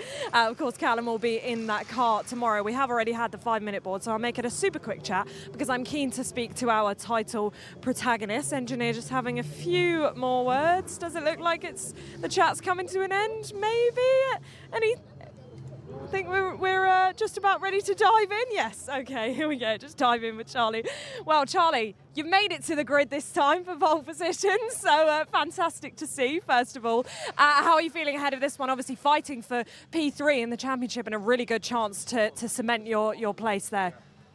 Yeah, good that we've made it to the grid this time. Confident about that one, but no, the pace has been good in the dry. Just had to cast my mind back to yesterday morning, but yeah, feeling confident. Third's up for grabs. We're going to be going for it, but mostly the race win. So yeah, we'll see how she goes. All right, wish you best of luck. Thanks for speaking to us. We're going to continue because, as I said, I would quite like to speak to our title protagonist. Am I able to speak to Tom very quickly? As Adam's already said, of course, Tom not in the title fight, but will be doing everything to help Mackenzie out. Well, Tom, just a quick word. Of course, you've been in this position before here in Barcelona. I mean, the conditions looking a little bit more favourable than last year and indeed this morning. I know you're not in the title fight, but you'll be doing everything to help out Mackenzie today, won't you? Yeah, obviously I'm going to do my best. I think the conditions are going to be a bit tricky because there's a few damp patches, obviously on the outlap then, but I think tyre temp's going to be crucial. Obviously we're on slicks. Yeah, starting P2, which is obviously pretty good. Yeah, I'll do my best, obviously. And SR right behind you, do you feel like you need to be a little bit more careful today or still able to go for it? I'll just do my best and go for it. To be honest, I hadn't even paid attention. They qualified behind us. No, I'll just maximise the package that we've got and make the most of it, really. All right, good stuff. Good luck out there. Have fun. Thank you very much for letting me speak to him. Right, we're going to continue back because, as I said, right behind them are the other title contenders. The number 11, Enrico Federer, will be in that car today. So it feels like a bit of pressure. It really does, you know, to be starting directly behind who you're fighting the championship with. I'm sure that Enrico will be absolutely going for it. I'm just going to jump in one quick word because I think we are about to get the 1-minute board. Well, Enrico, starting directly behind your championship rivals, that feels like a little bit of pressure, doesn't it? Yeah, so for me it's not pressure. It's I'm really looking forward to the race. The qualifying was not the best. We were only P4. But I think with the Mercedes it's good in the rain because the McLaren and the Porsche are much better in the rain. But yeah, now it's dry, starts to dry, so it's gonna be a nice race. All right, have fun out there. We are going to continue back, as I said. Keen to show you as many cars as possible as it's the last weekend. Pressure is a privilege, of course, a privilege to be in this championship fight. And Enrico sounding very relaxed there, which is always great to see. I'm sure we're going to have a fantastic scrap. And watch out down to turn 1 because starting directly behind Tom Leben, it could get feisty. This race is just about to begin.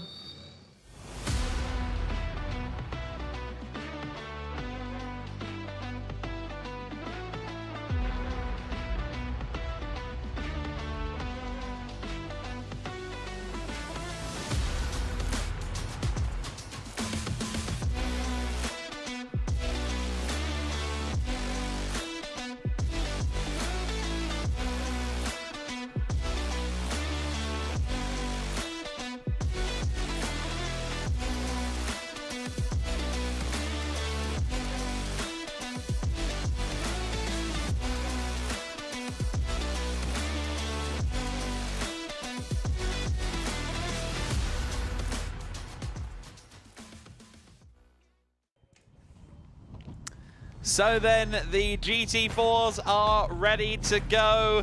Some pressure on some shoulders throughout the grid, but it is Charlie Hart on pole position for this one, eager to get another victory in the books for Rafa Racing by Racelab, joined by fellow McLaren Artura driver Tom Leben on the front row.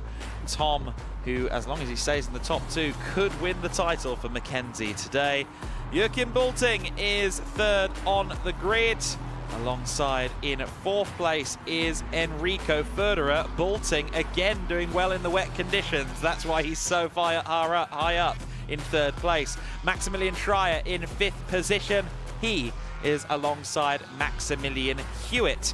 In seventh position, it is the Resoon More Than Racing car driven by Daniel Drexel. Great to have Drexel back in the series alongside Anton Abey, another new car for this weekend, the Pro Sport Racing machine from that Aston Martin stable.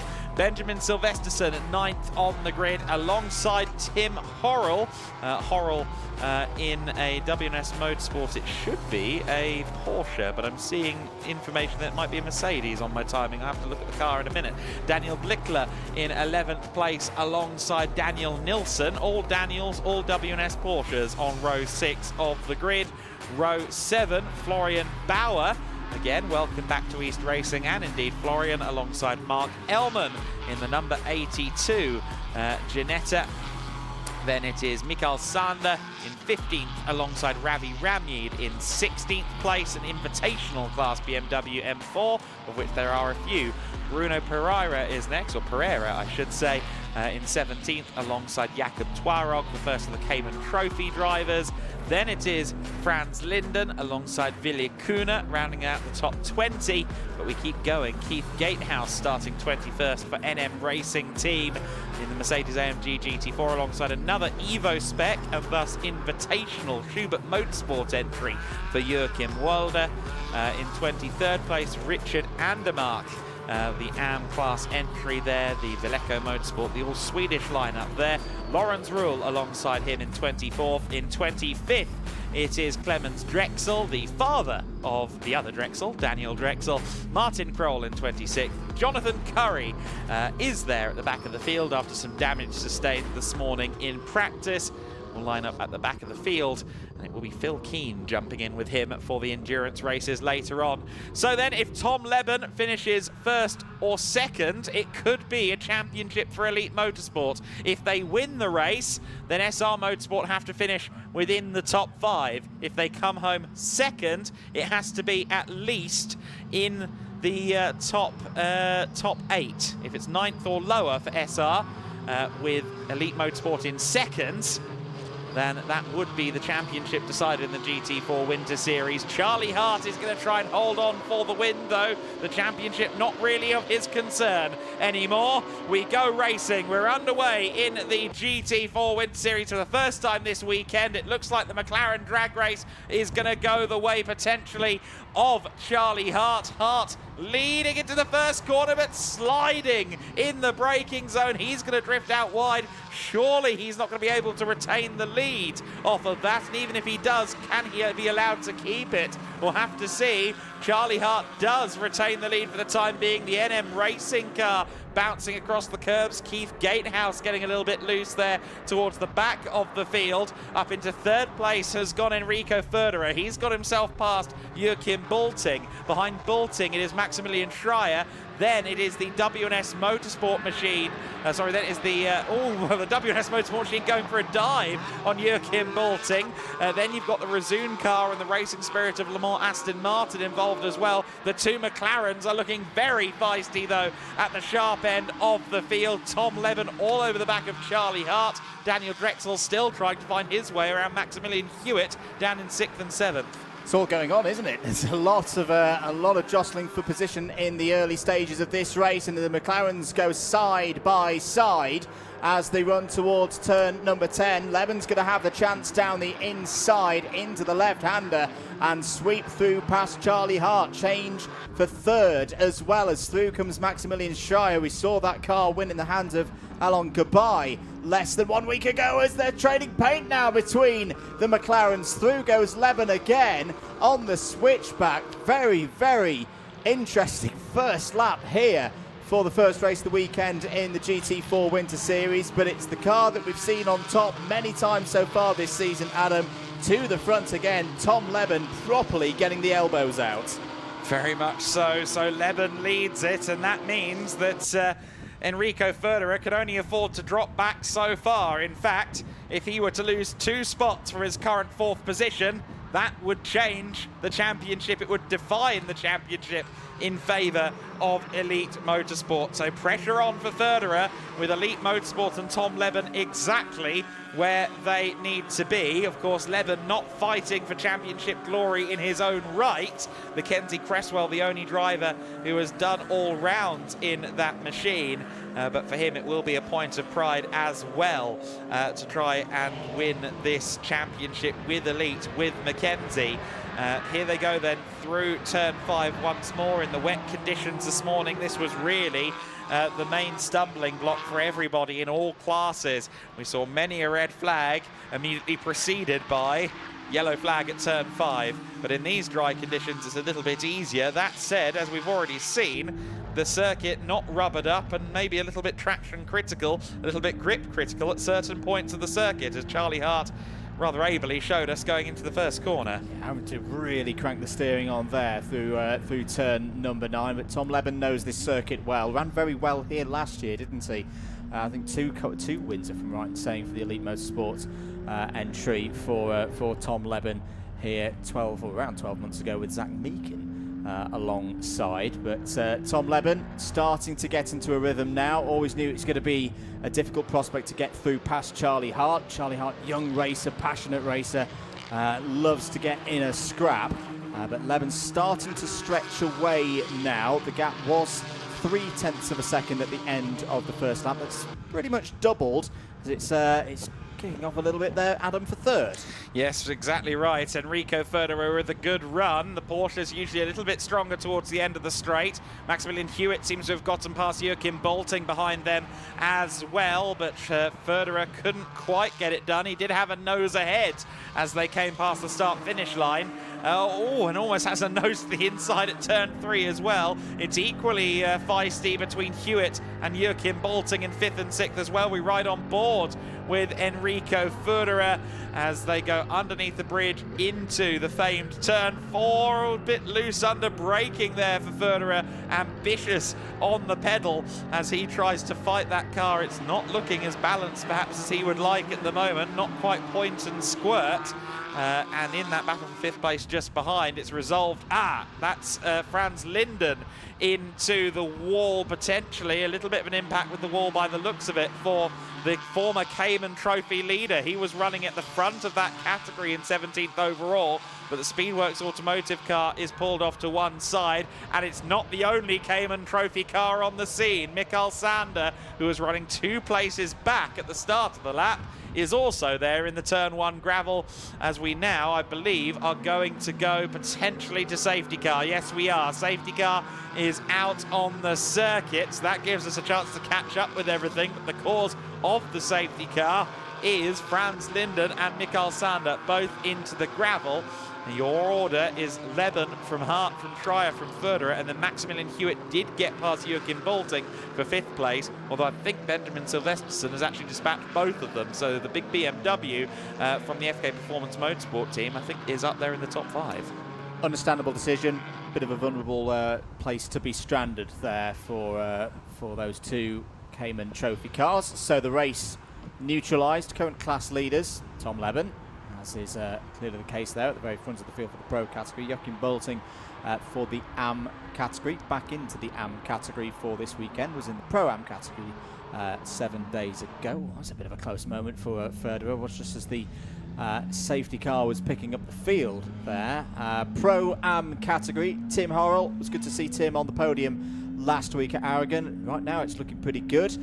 is leading in his Cayman GT4 RS in the Pro-Am category. Daniel Nilsson not too far behind though, and even closer now that the race is neutralised and everyone is bunched behind the safety car. New CT leader, Cayman Trophy leader, is going to be Jakob Trarog for Forge Racing there in the number 41. So he's a big beneficiary of what's happened there. And for you invitationals again, you've got Ravi Ramyid, the top invitational car in the Century Motorsport BMW M4 GT4 Evo. Adam, let's have a look at the start. Yes, it was a fairly smooth start, at least in the first phase for Charlie Hart, but then under braking into the first corner, was a little bit late on the brakes and very, very squirrely indeed as he continued to apply pressure. Managed to avoid a complete lockup, but the rear was not staying stable on the 812. That sent him into the runoff, but it didn't send him back in the field, did it? He retained the lead for that first several corners of the race and then eventually lost out to Tom Leben before the conclusion of the first lap of the race. So Leben leads it. Charlie Hart will be frustrated. He'll be wanting to move past Tom, but of course he will also respect the fact that Tom is in a championship battle. The last thing that Charlie Hart wants to do, of course, as also a McLaren affiliated driver, is take out the McLaren that is still fighting for the overall championship, but he does want a race victory and he will do everything he can within reason to secure that. So the race start is under investigation, so we'll see whether or not anything was judged to be amiss there. Charlie was quite a way clear in the field, but I don't think it would have been at the front. It might have been maybe some people on the wrong side of certain parts of the grid or something of that nature, more likely than an issue with jumping the lights, but it could be many things. You alluded there to some of our class leaders, and it is indeed Tim Horrell in a Porsche Cayman, as we expected, as we anticipated. The timing screen throwing a bit of a spanner in the works there briefly, but it is a Porsche Cayman for the WNS Motorsport driver, of course, with his bespoke and very specifically engineered hand control system. It would be very hard for Tim to simply hop into a completely different brand of car. I imagine chassis to chassis, not such a problem, but if you were to throw him in a completely different car, there would be a bit of an adaptation period with that very, very specific and well-refined hand control system. Absolutely, not just in terms of the ergonomics of it, but I imagine of all the electrics on these cars now with the different manufacturers. But the race remains under safety car for now. If you're just joining us, first race of the weekend for the GT4 Winter Series. Tom Leben is your race leader, the Elite Motorsport McLaren Artura GT4. Having a little closer look at the number 17 of Roman Feldegg. Car that we didn't see last weekend, the Pro Sport Racing Aston Martin Vantage. They're currently running in 9th place overall, 8th of those in Pro.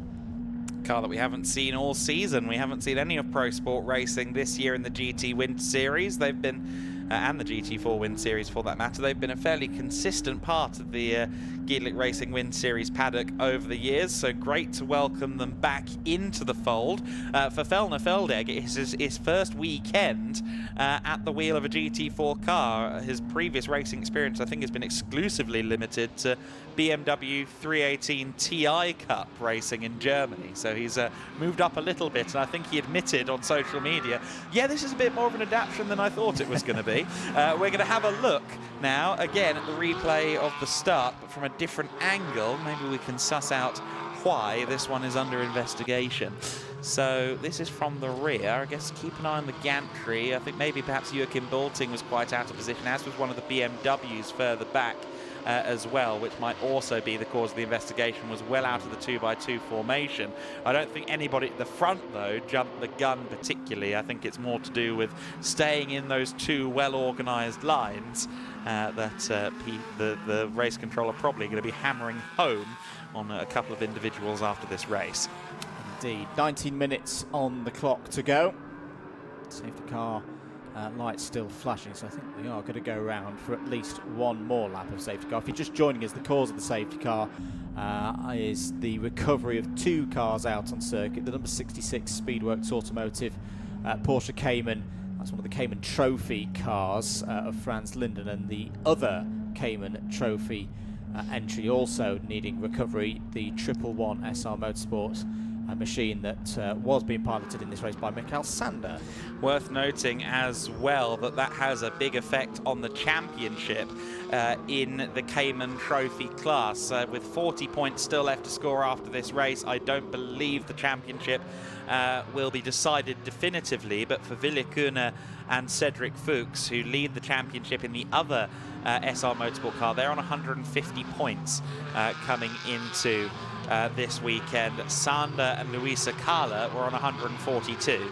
So the fact that Mikael Sander is going to non-score in this one, while I think at the moment due a score of 14 points, I think it would be for the SR Motorsport machine of Kuna, that is a big extension of that championship lead. You see some oil down there potentially from the Cayman, so they are putting the soak dust up there. People getting angry sometimes when you say cement dust, because it isn't actually, but they are just making sure everything is good to go there at turn 1. Yeah, I did wonder when we saw the 111 stranded and facing the wrong direction. There's a bit of steam, there was something billowing out there, so yeah, that's not good news for Mikael Sander and the SR Motorsport team. They'll have a little bit more extra work to do overnight to make sure that that car is ready to go for the sessions tomorrow. 17 minutes to go. Just had a more specific notification on our screens, Adam, that it was car 98 is under investigation for being in the incorrect position at the race start. That would check out. That would be the BMW M4 GT4. This is one of the Evo cars in the invitational class of Schubert Motorsport. Yeah, so Joachim Wilder there, potentially catching some wrath. Of course, the Evo spec cars, I think now might be homologated now that we've crossed over into March.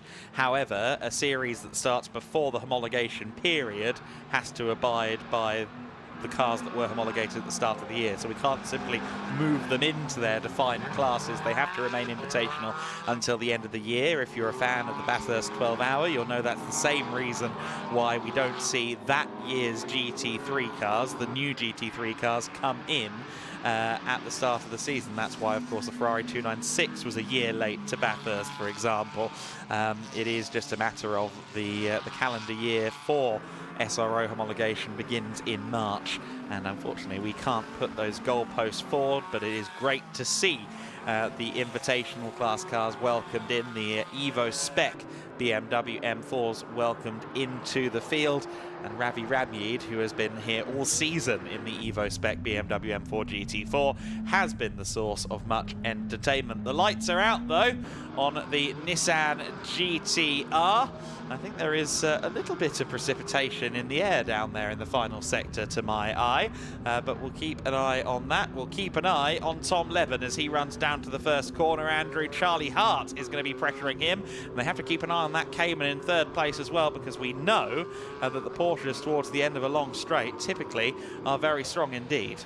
They are indeed. Important decision for Tom Levin here as to when he will drop the hammer, because it's that long run down to turn 1 again where he's going to be vulnerable here with the whole field up behind him. Gets heat into the tyres, 15 minutes remaining on the clock. He's still not gone yet as they are now onto the pit straight. Green flag waves and now he goes. Charlie Hart's read that quite well and is going to be right under the gearbox of the Elite Motorsport number 77. Also there is Maximilian Schreier in the number 31, and it looks like Werder has got a good start as well there in the Mercedes. Looking around the outside is Werder of not just one, maybe two into the first chicane. Hart closes the door, and in the end, Federer falls down to 4th place, but that was a good attempt for Enrico Federer to take advantage of that restart, Adam. Gave it a good old college try, didn't he, the young man, just 18 years of age. Maximilian Schreier, equally young and equally ambitious, up ahead of him in the Porsche Cayman, though, was always going to be late on the brakes too. We are back to racing conditions then in the GT4 Winter Series with 14 minutes of the race left to go. We effectively restart this race at half distance, so the 30-minute sprint is is now a 15-minute ultra sprint. Unfortunately, Joachim Balting has dropped a couple of places there. Daniel Drexel is now ahead of him. Still leading, of course, in the AM class is Joachim Balting, but he is going to have to start to worry about Daniel Blickler, just a couple of positions behind him in the first of the black and yellow W&S Motorsport Porsche Caymans. Meanwhile, we have a notification of a drive-through penalty for the number 98 Schubert Motorsport BMW for that incorrect starting position. Förderer with a nose ahead here for third position, but Schreier with the inside line gets later on the brakes, manages to get it done, and then Förderer has to worry about Benjamin Silvesterson, second appearance of the season for the FK Motorsport BMW, but there goes Förderer, the door left an iota open, and it looks like that Mercedes is doing a lot better in the twisties here at Barcelona than it did a week ago at Aragon. And now into that phase of the race as well for the Mercedes, where one weekend ago it did take a little bit of a while, didn't it, to get going, but now we're into the second half of this race. Yes, not much of it has been under green flag conditions. I would not be surprised at all if we start to see the Mercedes-AMG GT4 start to light the timesheets up now that it's got a little bit of clean air. Other changes on that last lap. Daniel Drexel is through and into 7th place in the Razun Northern Racing Porsche Cayman. Keep an eye on the orange and black Aston Martin Vantage as well of Roman Fellner-Feldig. They're up to 8th place in the Pro Sport Racing number 17. No other changes in terms of class positions. It's still Joachim Balting in the lead of AM, Tim Horrell in the lead of Pro Am, and Jakob Traorog still leading as well by a good distance, a good few cars between him in the next competition, a bit of competition in Cayman Trophy.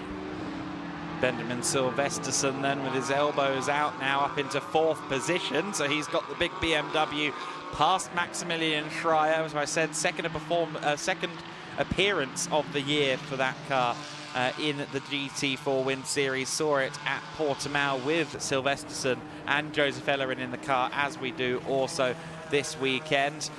Joachim Balting, of course, back in AM, as you alluded to at the top of this race, Andrew. Spoke to Peter Terting in the paddock earlier on, who, of course, was sharing with him last time. Thus, it was a Pro-Am car. And he said, yeah, after all my track limits penalties, he ripped up my contract. He was joking. He was firmly tongue-in-cheek with that remark. But unfortunately, it was actually a radio issue that meant that Peter Terting didn't know he was receiving those penalties. Tim Horrell is once again under pressure from Ravi Ramyid. We've seen these two fight a lot. We've seen these two come to blows on several occasions, twice at Valencia alone. The battle for 10th overall might be about to get quite interesting. Might be indeed, and for Tim Horrell, that's a class lead that he's fighting for, not with Ravi Ramyid, but the rest of the Pro-Am field is not too far behind. Looking forward to the number 14 there. This is the run from the outside by Fellner-Feldig, and I do like the look of that Aston Martin. Good to have it on the grid for Pro Sport Racing, and as you say, not a lot of experience perhaps at a GT4 level in that car at the moment, but some good pace. New personal best last time around for Fellner-Feldig, a 1:51.7. Yeah, if you can get through the language barrier as an English speaker, the 318 Ti Cup over in Germany is quite entertaining, I must say. I've watched a few races in some of my more bored Sunday evenings, and it is a very exciting championship. But we see there Feldig in 8th place overall. I think he's already confirmed to be doing that series again in 2025, but maybe eyeing up a move up the tin top ladder to the world of GT4 racing. Schreier, very, very understeery going through turns 7 and 8. It looked like he just wasn't getting that car turned in the slightest. Now, how does he manage through turn 9? He gets through there okay. Is it just a one-off, or is it just left-hand bends? We'll see here at turn 10, the next of the left-handers after that wild understeer at 7. Looks like it was just a one-off, but scrubbed quite a lot of speed at the apex there at turn 7 just a few corners ago. And Max Hewitt, who incidentally has just been confirmed for a GT America seat this summer, so he's got a program to look forward to back in his homeland in the United States. He senses an opportunity here to move himself into the top 5. Coming into a part of the circuit where the Aston should be pretty strong, the long run down towards turn number 1. New fastest lap of the race from Charlie Hart, a 1:50.01. And in answer to the question of Will the Mercedes start to reel in the McLarens? Well, right now the answer is an emphatic no. 1 minute 50.1 for Leben, 1 minute 50.0 for Hart. The McLarens at the front are currently around 3/4 of a second quicker than Federer there in third, so it may just be third today for the Mercedes running team. No other changes in position to report at this stage. Some good progress there from Benjamin Silvesterson, as here's an opportunity for Felner Feldig, looking down the inside into turn number 4 on Daniel Drexel, but no way through on that occasion. Drexel, a very experienced driver. We've seen him fight towards the front in GT4 Winter Series before. We've seen him fight in GT4s and in GTX cars for Razoon for many years now, a long-standing partnership between them. So certainly when it comes to knowledge of car underneath you, the battle goes to Daniel Drexel in this scrap for 7th place. But Feldig, as I said, will have picked up some good racecraft in his previous racing endeavours, and he's got the Pro Sport Racing team with him, who of course have won championships previously in GT4 machinery. In fact, they took 2 consecutive ADAC GT4 Germany titles in 2022 and 2023. I'm not sure if it was with that very chassis, but it was that now previous generation of Aston Martin Vantage GT4 that they used. So they know that car all too well.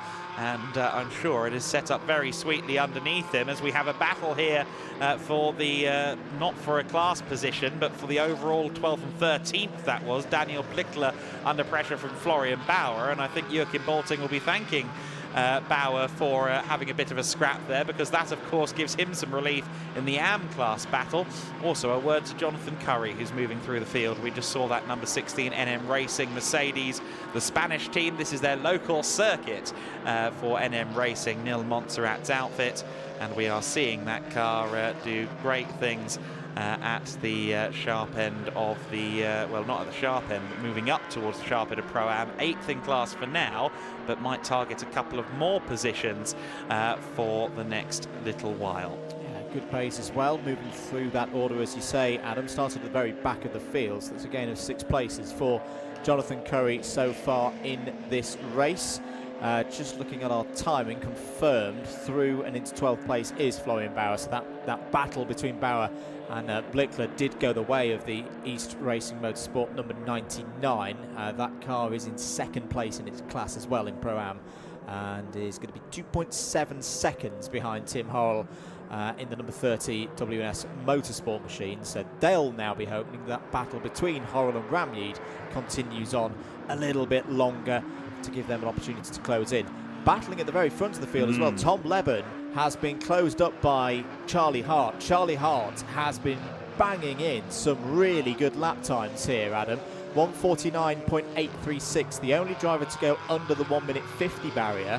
That's a proper good scrap for the race lead. Federer, Silvesterson, Schreier and Hewitt completing the top 6 right now. There is another look at the number 32 of Daniel Blickler, the WNS Motorsport prepared Porsche Cayman GT4 RS, now behind Florian Bauer. Yes, that Daniel Blickler car in the colours of Jamaica at the moment. That car driven by Somervell and Tommy Gore. Senna, Somervell and Tommy Gore in last year's GT4 Germany Series, the all-Jamaican lineup in that car. As you might be picking up on, we are currently having a little bit of a tech reboot, so we're having to stick with this camera angle for the time being.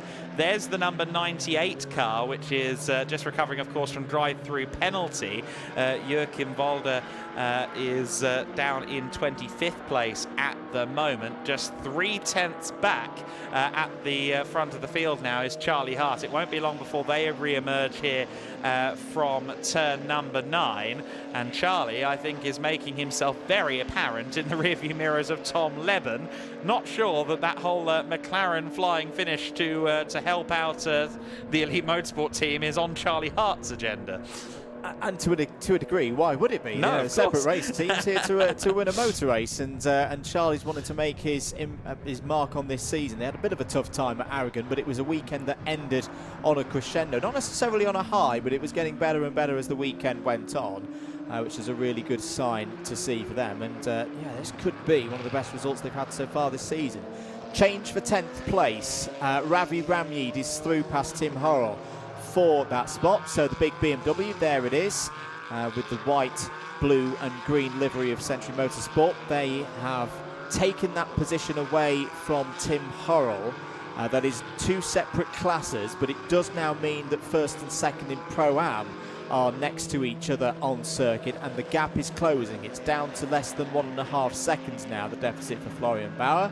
There's a move down the inside. That is the number 56 of Richard Andermark going through past Lorenz Ruhl for 18th place. 2 cars in separate categories there. Andermark currently running 3rd in the AM category. Ruhl and Razu Morthan Racing currently 7th in Pro-Am. Here is the onboard then with Tom Leben still out at the front of the field and running well, very much so at the front of the pack, has been withstanding this pressure from Charlie Hart, who continues to flash the lights. Last time by for Leben, he's being inspired a little bit because the last time was the personal best of the race for Tom, so he continues to hustle the McLaren Artura trophy, McLaren Artura GT4 at the front of the field. Federer in 3rd place. I remind you that with Federer there in P3 and the Tom Leben Mackenzie Cresswell car in the lead, the championship will continue into Sunday, but of course a 10-point gain in the championship between between Mackenzie Cresswell in that 77 car and Federer and Hartling in the number 11. So there is the car in 3rd position. There is the car that will continue to be a thorn in the side in the championship going into Sunday. But certainly for Federer and for Hartling, they needed to try and outscore Elite in this race. They keep the hopes alive, but very much on life support. Dwindling those championship hopes, unfortunately, for SR Motorsport. But tomorrow will be a new day, and there's still the best part of 2 minutes to go in this race. Notification from race control is that an incident between cars 71 and 30 at turn 5 is under investigation. That's going to be the Century Motorsport 71 of Ravi Ramyeed and number 30 of Tim Horrell and W&S Motorsport. So maybe they might have had another meeting of the minds there at turn number 5. 1 minute and 23 seconds remaining on the clock. Charlie Hart having another little look there, not fully committing, of course, to the move. That would have been a bit too far back into turn 4, but just trying to get in the mind, perhaps, of the race leader. Yeah, just a little bit, isn't it? We've got 1 minute and 10 left on the clock. I think they crossed the line just in time to make this the penultimate lap of the race, about 1:52 on the clock when they crossed the line. So I think Tom, he can't really back off, unfortunately. No. I'm sure he'd love it if this was the final lap of the race, but that's not the scenario he finds himself in for now. Federer 3rd, Silvesterson again holding himself to a strong account in the GT4 Winter Series in 4th. Then it's Schreier, then it's Hewitt, and Joachim Bolting still in the overall top 10 in 9th place, leading the AM class. Ravi Ramyeed has gotten past Tim Horrell out there on the circuit as well. You see Tom there keeping the McLaren in check, braking into turn number 10. Of course, Tom, one half of the Silver Cup and therefore the overall champions in last year's GT4 European Series, really knows his way around this car at the moment. Was testing the GT3 Ferrari 296 during the week at Portimao as well. Very excited for that development for his career. He now goes on to the final lap though, with Charlie Hart firmly in his rear view mirror. One more lap to withstand the pressure, one more lap to retain those 7 critical points between 1st and 2nd for Tom Leben. And it was very close on the line there as to whether that would have been the final lap or not, but it has gone through to another one. 5-second time penalty to be added for car 71. That's the Ravi Ramyeed Century Motorsport machine for causing a collision at turn 5, but we'll come back to that later because Hart's having another go into turn 4. He's looking around the outside of Tom Leben here. We'll try and hold alongside the next opportunity of turn 5, but that's good defense from Tom Leben to get back across, make sure that he's got the inside line for the downhill run into T5. That's one of the opportunities for Charlie Hart to get through gone. would be a wild one to try one into turn number 7, but Leben's feeling the need to go defensive and in the middle of the road.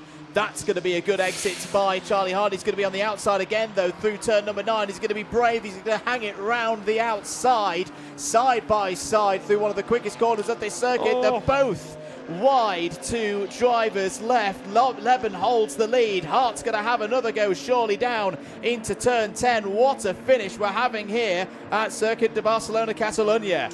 What a finish indeed. A very wide McLaren from Tom Leben. Charlie Hart again around the outside, this time at turn 12. Cuts the inside line for turn 13. Leben did this to win a race last year. He should know how to defend it. They both go bouncing across the inside of turn 13. It really is an echo of 1 year ago. And as with that fabulous final lap battle in race 3 in 2024, in 2025 it is Tom Leben that crosses the line to win the race. Charlie Hart takes second. Enrico Ferderer keeps he and Jamo Hartling's championship bid just about alive in third position.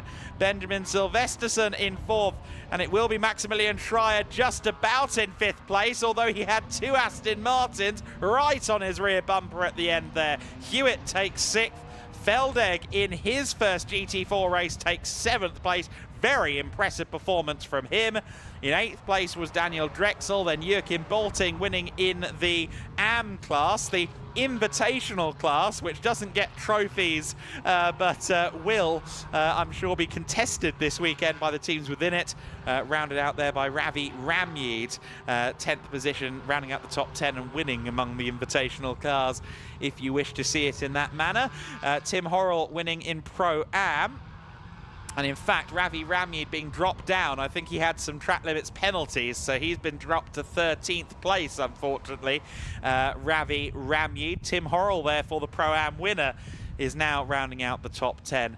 There just across the line is Willi Kuhne, the green and black Porsche running through your screen. Second in Cayman Trophy brings Kuhne and his colleague Cedric Fuchs well up towards winning the Cayman Trophy class in the GT4 Winter Series. Jakob Twarog winning that Cayman Trophy class in this race. So the Furt Racing by Atlas Ward team having a very good showing in that race. But it is Elite Motorsport on top once again in the GT4 Winter Series. They have had a stunning season to this point. This is win number 6 of the year for Elite. Tom Leben in his 3rd round, but at the very end we have another drama. A 5-second penalty is being applied to Tom Leben's race. And what is that going to mean? Well, it's only going to mean 2nd place, because Enrico Ferderer was 5.8 off of Tom Leben at the end. But it does mean that Charlie Hart and Rafa Racing by Racelab are going to inherit the leads and inherit the victory.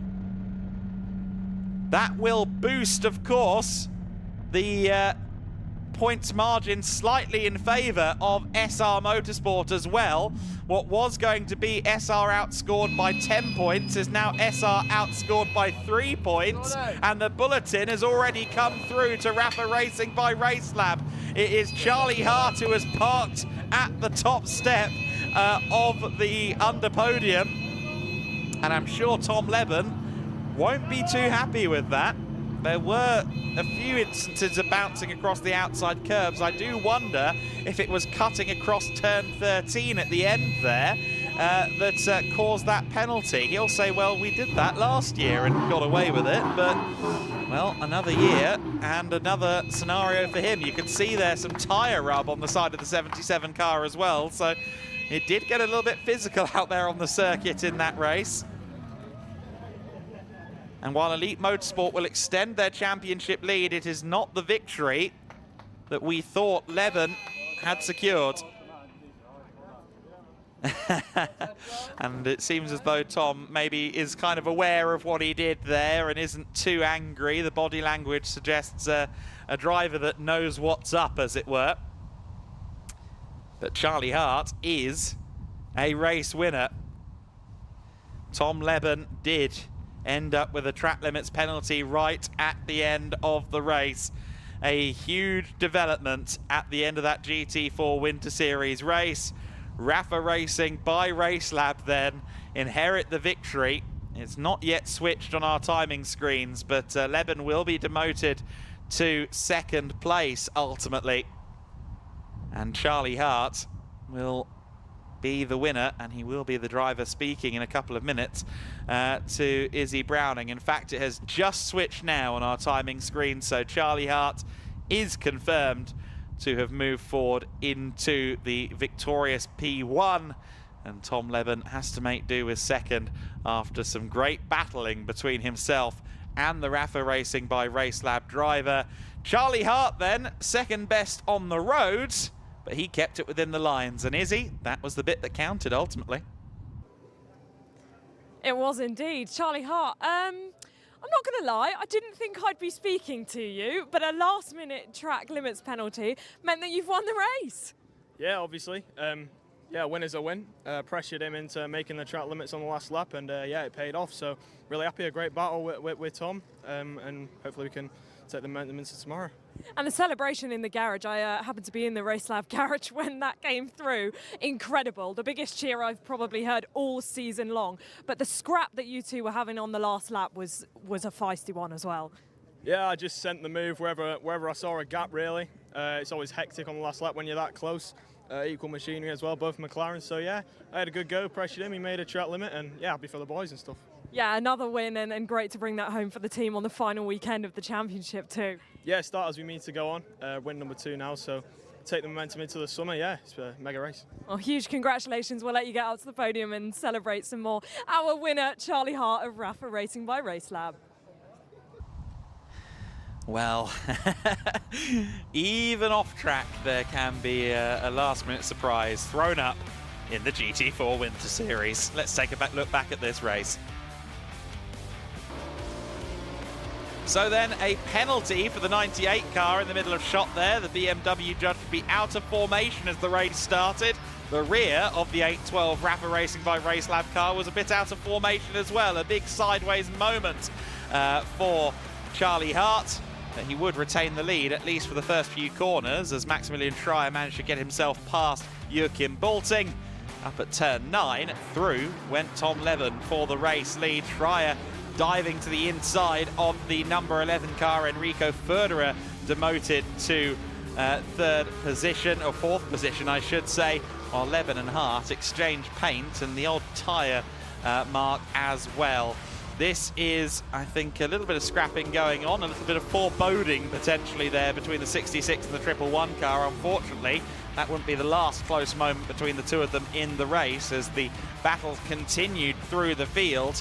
And then, unfortunately, we saw the 111 car in the gravel and the 66, the two cars that were fighting for the Cayman Trophy victory, and indeed one of the protagonists in the Cayman Trophy Championship having an issue. So then, a big spin there, or a big moment there, I should say, for the Pro Sport Racing car. And the field making themselves through the first few corners after a brief safety car period to collect those Porsche Caymans.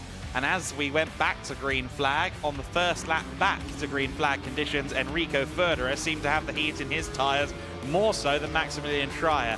That allowed the Schnitzelbaum SR Motorsport Mercedes into third position, and Federer would remain there until the conclusion of the race. Lots of battling further back. Tim Horrell getting into it there with Ravi Ramyeed further back. There was Maximilian Hewitt trying to find his way past Maximilian Schreier, something he wouldn't quite achieve before the end of the race. While further back, Jonathan Curry was picking up a few spots and having some good battles outside of the top 20. Another collision between Tim Horrell and Ravi Ramyeed. That was how they ended up switching places at one point. It's not the first time we've seen those two come together. The number 56 Porsche further back in the field for Villeco Motorsport having a scrap with the Rezoon BMW M4 GT4 of Laurens Roule. These guys both in their first appearance of the season in the GT4 Winter Series. Great to see them having a scrap and finding each other. Wouldn't normally be on the same grid in any other series. That's one of the beauties of the GT4 Winter Series. Charlie Hart on the very last lap of the race was really pressuring Tom Leben. He was all over the back of the 77 car, and as he said, he pressured Tom into making a track limits offence, and I think it was here at turn 13 that put the nail in the coffin.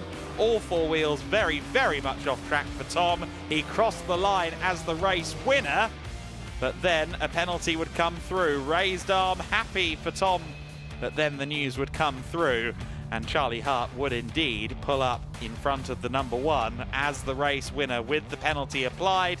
Charlie Hart wins it then. Tom Leben in second place. Enrico Förderer in third position, which means the championship goes on, but Förderer and Hartling will struggle to make it last beyond race 2 unless Leben and Cresswell have an issue.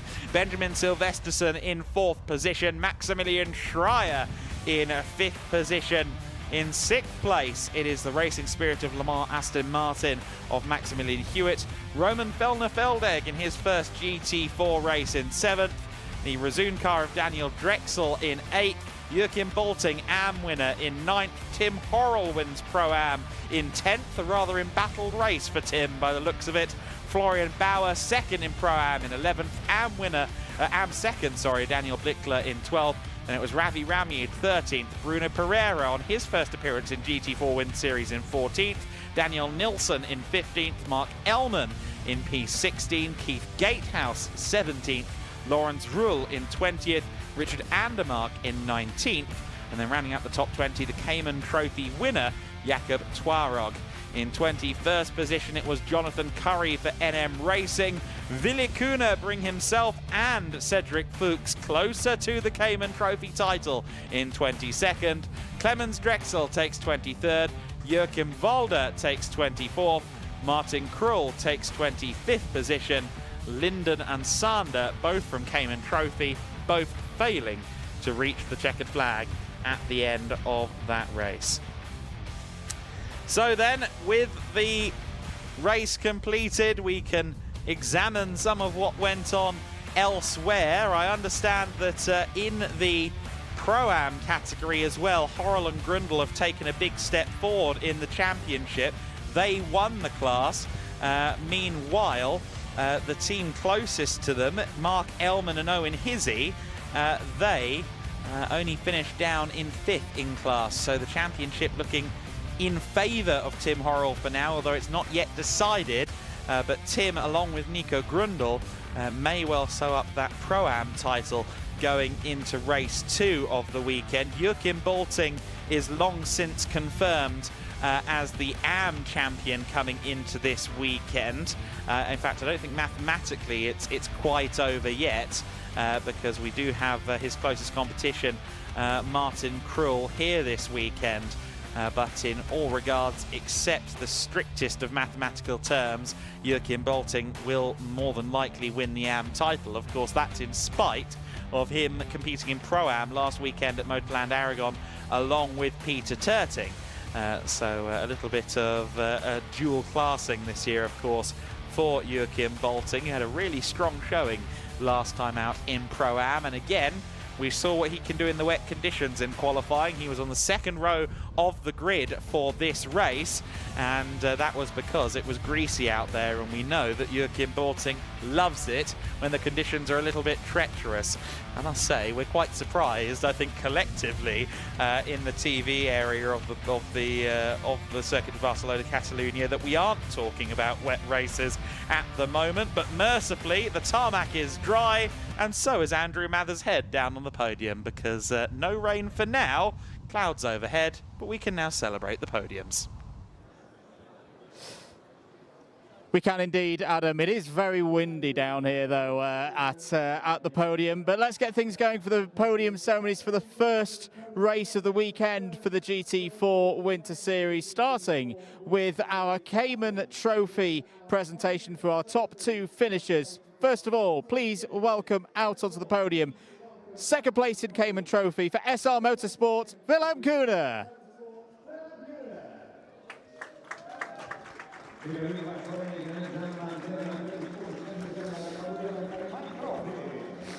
And your winners in the Cayman Trophy in race 1, please welcome for Porsche Racing, number 41, Jakob Twarog.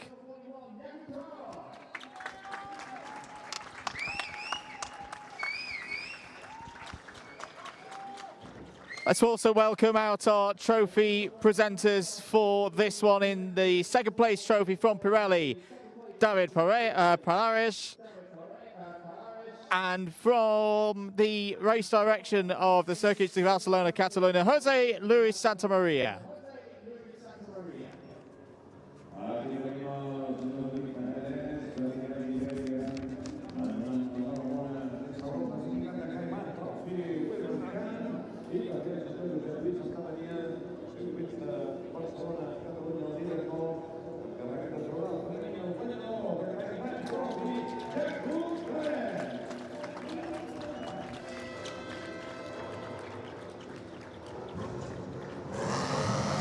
Great scenes on the podium there for the Cayman Trophy competition. Let's move to the AM category in our top 3. Thank you very much, guys. We'll see you again later on for race number 2. Let's next welcome out onto the podium your third place driver in AM for Willico team, driver number 56, Richard Andermark. In second place, please welcome out for WNS Motorsport, driver number 32, Daniel Blickler. And your race winner in the AM class for Plus Line, driver number 38, Joachim Bolting.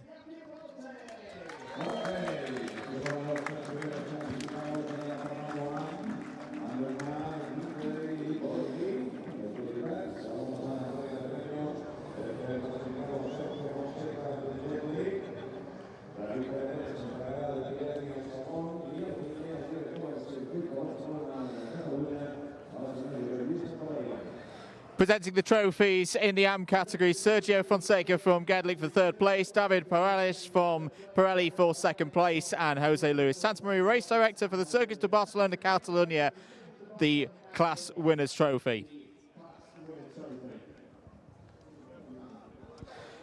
Few photos for our top 3 in a very competitive AM class here this weekend for the GT4 Winter Series. And a few photos for those on the gallery down in pit lane. Thank you very much, drivers. We'll see you again for race 2 tomorrow. Next, we will move to the Pro-Am category. Very busy grid with 9 drivers. Let's welcome out our top 3. First of all, in third place for Santogi Aruyu competition, 007, Bruno Pereira.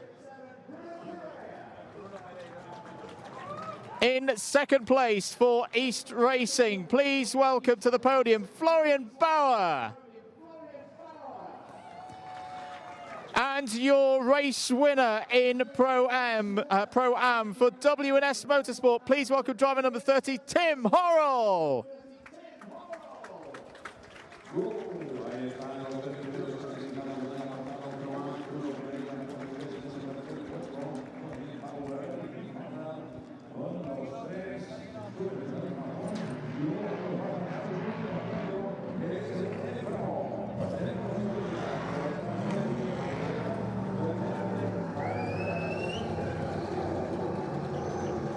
Please welcome out to the podium once again your trophy presenters, Sergio Fonseca from GEDLICH, David Palares from Pirelli, and Jose Luis Santamaria, race director here at the Circuit de Barcelona-Catalunya.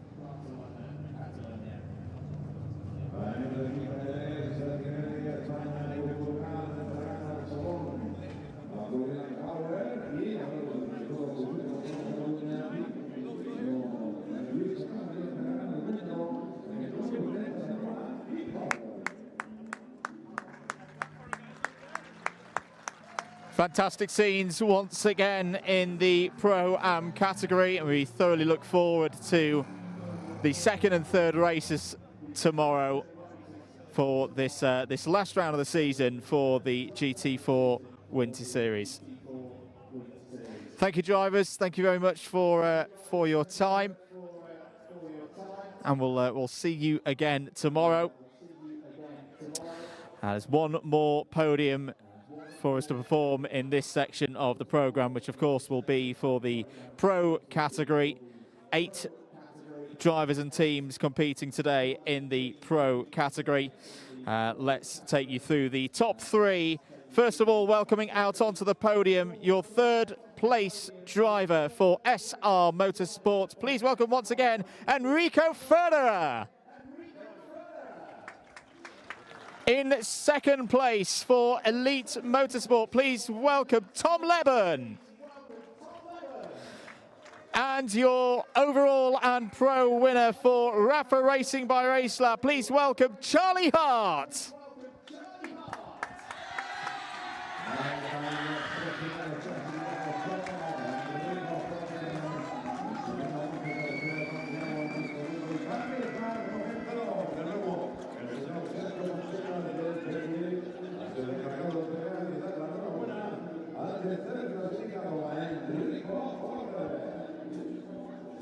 Once again, the trophies from Sergio Fonseca for 3rd place from Gedlich, David Palaresh from Pirelli for 2nd place.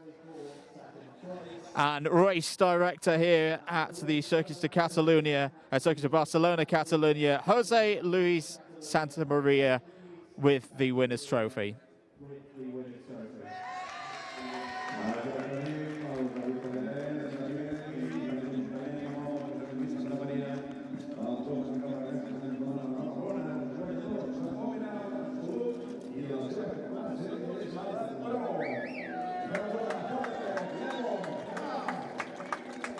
Congratulations, drivers. Congratulations, teams. We'll see you again tomorrow for races number 2 and number 3. For now, though, let's head back to the track. The next race is a few moments away.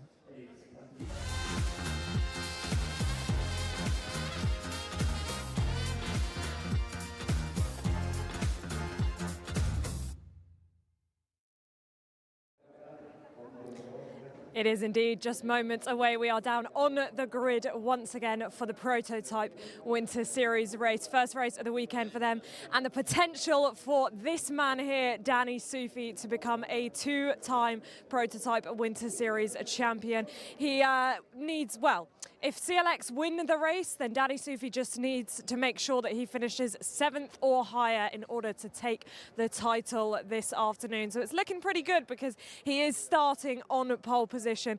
And I am going to jump in and have a word with him just to get his thoughts ahead of this race. Well, Danny, you could tie up the championship in this race. I'm sure you're aware of that. Is that something you're thinking about, or is it just go out there and do the job that you've done all season long? Just going to go drive, get it done. Bring the car home, and then, yeah, finish off the weekend. And another Conrad car on the front row alongside you, front row lockout for the Conrad team. Has there been a conversation of keeping it clean between you? I don't think so. He's here to learn. He's doing quite well for his first weekend, so I think he himself wants to prove himself, but he also wants to have a clean race. So if we can keep the front row locked out for the whole first lap, and then for the rest of the race, we'll be in good hands. All right, best of luck out there. Have fun. As I said, Danny, with the potential to tie up the championship in this race. And I have said that, of course, we have a front row lockout for the Conrad team because they are running another car this weekend, the number 11, alongside him of Zeno Ferri-Farkle. Now, he will be in this car on the front row. First time in an LMP3 car as well. Zeno, great to see you. Welcome to the Prototype Winter Series grid. First race in LMP3, as I understand it, and on the front row, so things are going pretty well so far. Yeah, it couldn't be better, honestly. It's like my 2nd time in the car, and like my 1st time racing a prototype, and I think like my 4th time racing a car at all. So I'm pretty happy with that. And Danny alongside you, the team have gone pretty well here this weekend. Yeah, front row lockout of Conrad, couldn't be better.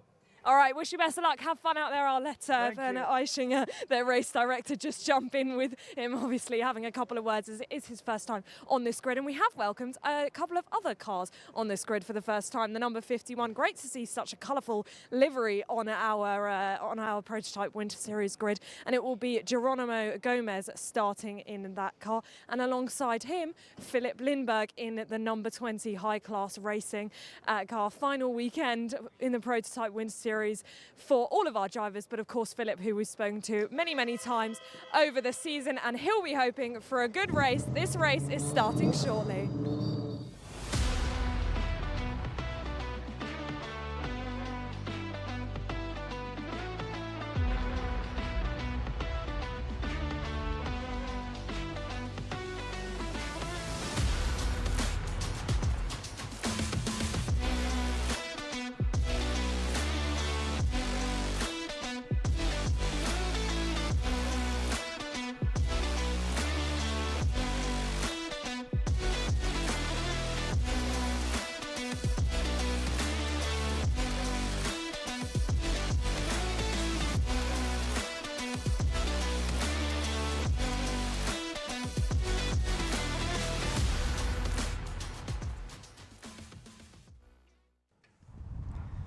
So then the prototype Winter Series cars are about ready to go racing. 2 formation laps here, of course, as always, because it does take a bit to get some temp into the tyres in these LMP3 machines. Of course, Michelin-clad cars, and it is all Ligier on the front row. It is all Conrad Motorsport on the front row. Danny Sufi lines up on the pole position, but only a couple of tenths off in his LMP3 debut is Zino Feldt-Falke, the driver who has competed a little bit in Tourenwagen Junior Cup and a couple of other small series in Germany, but nothing to this level, yet he's proving very fast indeed. Geronimo Gomez, third fastest, the number 51 Ligier from Team Virage. Great to welcome them into the series. Philip Lindberg lines up fourth. He seems fairly confident this weekend. I believe he had some coaching from Anders Fjordbach coming into this race. For Quentin Joseph, the directive is simple. Stay out of trouble. Build a gap, or not build a gap, but at least keep a gap relatively close to the front of the field for David Drew, who takes that car over.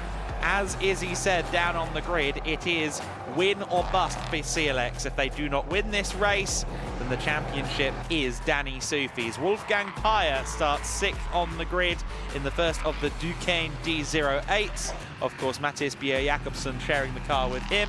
John Brownson, who unfortunately missed the second race at Motorland Aragon with illness. He feels back up to fighting fitness or something close to it, and he lines up 7th on the grid for DKR Engineering. Meanwhile, in 8th on the grid is Jochen Schäfer, the German racer who is a long-term GEDLICH Racing client, even though he is making his first appearance here in the Prototype Winter Series. It's also his first appearance in a prototype generally for the driver at the back of the field here, the KC2 Racing entry. Jochen Schäfer was actually coached by Markus Giedlich back in the early 2010s, and Markus, of course, a very fast driver in his own right prior to leaning more into the business side of things. Still a very capable driver coach as well. Between himself, Nico Bastian and Arne Hofmeister, they all coached Jochen Schäfer at various points, and Jochen went on to drive in VLN and the N24 back in 2012. Went off, grew his solar panel business, that is a Cube Concept, and he is now back in racing. It's been a little while since we've seen him in motorsport. He's over 50 years old now, but still fit as a fiddle, is an amateur boxer among other sporting travails. And now he's back in a car in an LMP3 for the first time. I'm sure that his workouts have been focusing on the neck, given the amount of downforce and corner speed in these machines. But great to see a driver come back into racing after a long time away. And also interesting that one way or another, for about 15 years, he's been part of the GEDLICH Racing fold. Absolutely. I think we always welcome more cars on the grid and more drivers, especially here in the prototype Winter Series. And yeah, you make a very good point there, Adam, about the fitness, but particularly around a circuit like this, because it's got so many at least medium, if not high-speed corners, particularly through turn 3, that long run, and the big braking zones as well. In these big, burly LMP3s, it is a real test for everybody out there. This, of course, will be a race where we'll be talking about pit durations as well. We'll keep you up to date with all of those as the race goes on. In short, the stronger your driver lineup based on the FIA driver categorisation, the longer your time in the pits, your mandatory pit stop will be. It'll be the job of those like Danny Soufi to build up the gap to effectively negate the penalty, but the handicap that those teams have over some of the other cars, the likes of the number 3 for DKR Engineering, which will have a slower or a lower time on their pit stop. The numbers 12 of Duquesne of Racing Experience is another good example of that. But 8 cars forming up for this one. The timer has started already, so we've got 47 minutes and 45 seconds remaining on the clock, plus that 1 lap, of course. Looking forward to this one, Adam. Yeah, very much looking forward to this. I think Conrad Motorsport might be a little bit tense as a garage right now. For the first time, Danny Soufi has a teammate to his left. It's the number 1 car for Danny Soufi, of course, the reigning, defending prototype Winter Series champion.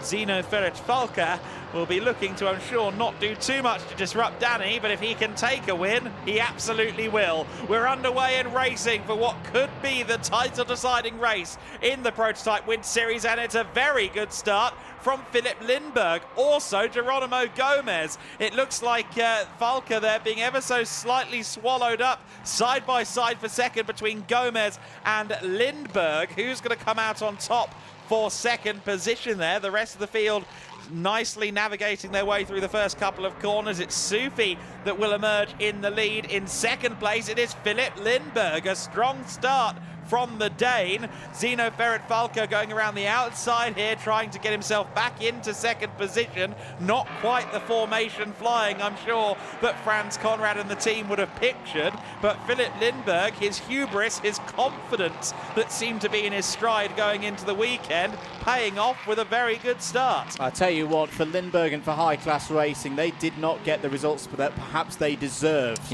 last weekend, particularly in race 1 when they had those radio issues that were the main contributing factors to them not serving their pit stop within the mandatory pit window. But when you looked at the race pace of that Danish prepared machine, there was nothing wrong with it at all. And as you say, with that training with Anders Fjordbach, very experienced driver in prototype machinery and with the operation of High Class Racing, in the early stages of this one, it looks like that training is paying off. I question the cautionary start from Falca there in the number 11, but then again, would you really want the 2 cars, your team cars, barreling down into turn 1 at the same time when one of them's, you know, not quite one full hand on the championship yet, but definitely a couple of fingertips perhaps. A little bit of a cautionary start there from Falca. Just let Danny Soufi get into his stride. And the crucial thing right now is that Falca car is ahead of Quinton Joseph, is ahead of the nearest championship contender to Danny Soufi's number 1. At the moment, for CLX, they're going to need to have their strategy heads on right now, because 5th place for them right now would see the end of their championship bid. It would, but I think for Quentin Joseph, it's not really about surging forward and challenging these silver-rated drivers. All of the drivers ahead of him are silver-rated. I think, if anything, it's more staying as close as possible, keeping John Brownson behind him, because they're quite close together in 5th and 6th place, and also, of course, trying to hand the car over to David Drew in a good enough position that David can maybe start to challenge for these higher positions later in the second phase of the race. Now for David Drew and Quentin Joseph, it will be a 115-second pit stop. For everyone in the top 4, it's 144 seconds because it's all silver lineups there. That's fairly easy. The only big deviation from 115 or 144 is 82 seconds for Jochen Schäfer. Since he's a solo bronze, he gets a very short pit stop indeed. Won't have to hang around too much on his return to car racing. Philip Lindbergh certainly isn't hanging around, but the same can be said for Zino Ferret-Falke there in third position. Wants that 1-2 scenario, of course, for Conrad Motorsport.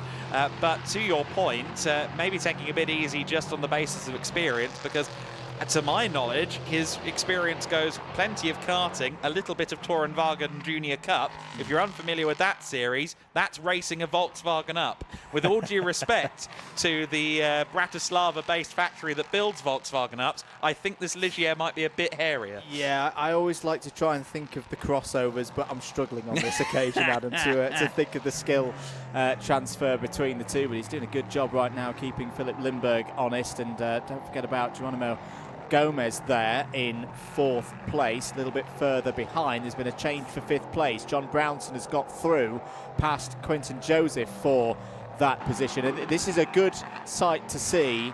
John Brownson obviously sat the second race at Aragon 6 days ago out due to illness. Lawrence Herr went on to win that race, of course. But the first race, the one 7 days ago, it was tough conditions. It was a tough time for John Brownson in that one. This is a good bit of bounce back ability from John Brownson, that right now the pace is good and he's winning that battle of those drivers with a little bit less pace. Yeah, exactly right. You don't want to see a driver struggling, and I think it was quite clear in race 1 that John was struggling. That maybe slightly fuzzy-headedness of whatever illness he was coming down with left him making some uncharacteristic errors. He's now there and fighting. Speaking of fighting, almost a little bit of contact there between Lindbergh and Falke in the battle for 2nd and 3rd place. Philip Lindbergh, of course, he will be driving solo, which might give him a little bit of benefit going into the second phase of the race, but so will Zino Falke as well, to be fair. Geronimo Gomez will be handing over to Daniel Nogales, though, so he only has half of this race to do. He'll be reporting back on the radio towards the end of the stint, explaining quite what to expect for his Team Virage cohort, and great to welcome Team Virage into the Prototype Winter Series for this weekend. Of course, the team based down here in the Iberian region, wearing the colours of Spain, and always good to see some local representation on the grid in the Prototype Winter Series. Absolutely. 44 minutes and 21 seconds of this race remaining, plus the one lap, of course. Pace at the moment for Danny Soufi. We're in that phase that he's become a master at, of building the lead before those mandatory pit stops. 1 minute 37.813 last time around, new fastest lap of this race so far. In contrast, Lindbergh and Falke in the 141s. Gomez a personal best of a 140.7 last time around.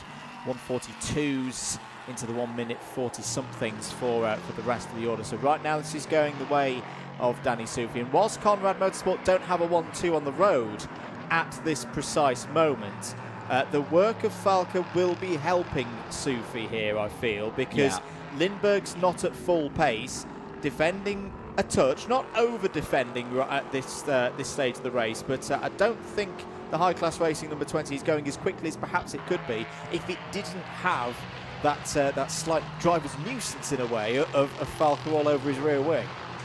Yeah, absolutely right. So the 2nd, 3rd and 4th place cars are in tandem at the moment. Danny Soufi leading by 11.4 seconds now. John Brownson in 5th position. 6th position is Quentin Joseph, who of course will be pressuring himself, I imagine, as well, to hand the car over to David Drew in a strong position. Incidentally, I did want to mention, we saw a 37.813 for Danny Soufi. The fastest ever LMP3 lap around this circuit actually does belong to David Drew, a 136.735. So we know David is very quick around this circuit in an LMP3. I think that was done more in the summertime, so maybe a few more tenths thanks to some tyre temperatures and things of that nature. But all the same, we know that David Drew can be the quickest man definitively in an LMP3 car around the Circuit de Barcelona-Catalunya. So if he does rejoin the race in good margin, that might be difficult for Danny Soufi. However, the margin, as we alluded to, has to be, what, 29 seconds, and already the gap between first and sixth, Soufi and Joseph, is 24 seconds at the conclusion of the previous lap. So Danny is already doing absolutely everything he needs to do. Yeah, and he's been doing such a professional job throughout the course of this season. We'll be enjoying these conditions right now. Pretty strong conditions here at the Circuit de Barcelona-Catalunya. Philip Lindbergh continues to hold second place here for high-class racing, out of turn 14, out of the final corner, and Danny Soufi's lead is so great now that we can't even see the rear wing of the number one over the brow of the circuit. It's one of those that on a track map looks very simple, but it's quite a drop down into turn one there on the brakes, all the weight going forward when you're getting on the anchors into that part of the circuit. Lead is now 13.7 seconds. Personal bests that time around from Falca and Gomez, but at least the qualifying pace may suggest that Falca will be feeling he's held up here. He was pretty close to the pace of Danny Soufi earlier on this morning, in very different conditions, we should state. It was wet conditions for everybody out there during those qualifying sessions. You can see again Falca on the lights, trying to distract Lindbergh perhaps as the trying to find the lowest risk way to return into second place. I suspect that whatever Conrad Motorsport sees high class do, they'll do the polar opposite for Zeno, because if Lindbergh decides to pull in with 20 minutes of the window complete exactly, I'm sure they'll extend him for 10 minutes, give him some clean air and see what he can do. And indeed, if it's the polar opposite, if he goes past the pit entry, Philip Lindbergh, at the first time of asking, I suspect that they'll get Zeno in record time. That pit window opens with 20 minutes of the race complete, so we're halfway to the window at the moment, and we'll see quite how that one pays off. Again, for the top four in this race, all pit stop handicaps are the same. It's all silver lineups in the top four, therefore 144 seconds from pit in to pit out, and that includes the stop. You don't have to stop for 144 seconds.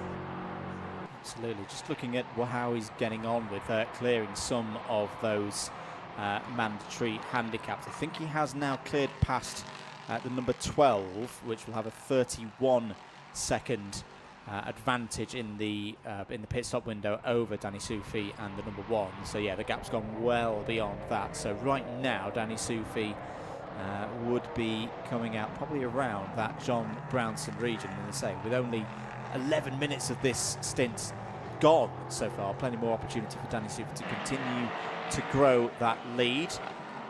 More personal bests coming in.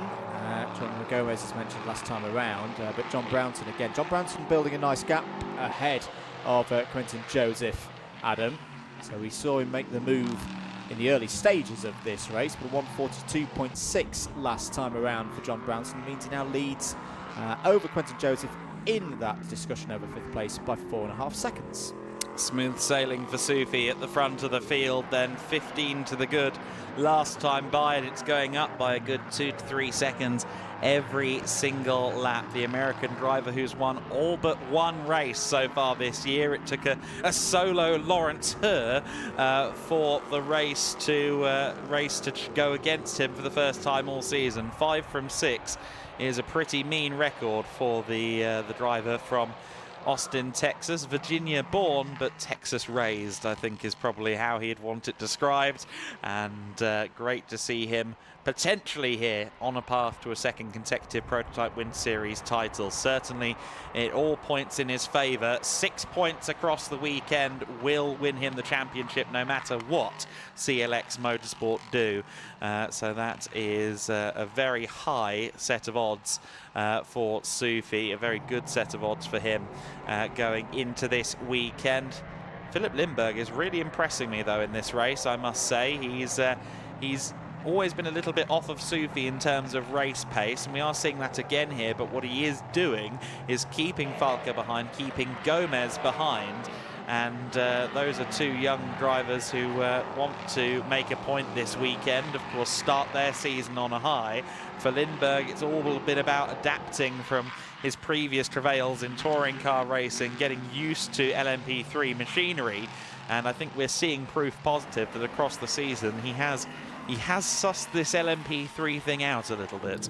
It's a similar kind of performance so far in this one for me, Adam, to what we saw in that first race at Aragon, until that point where they realised, oh no, these radio communications have gone a little bit awry. Yes.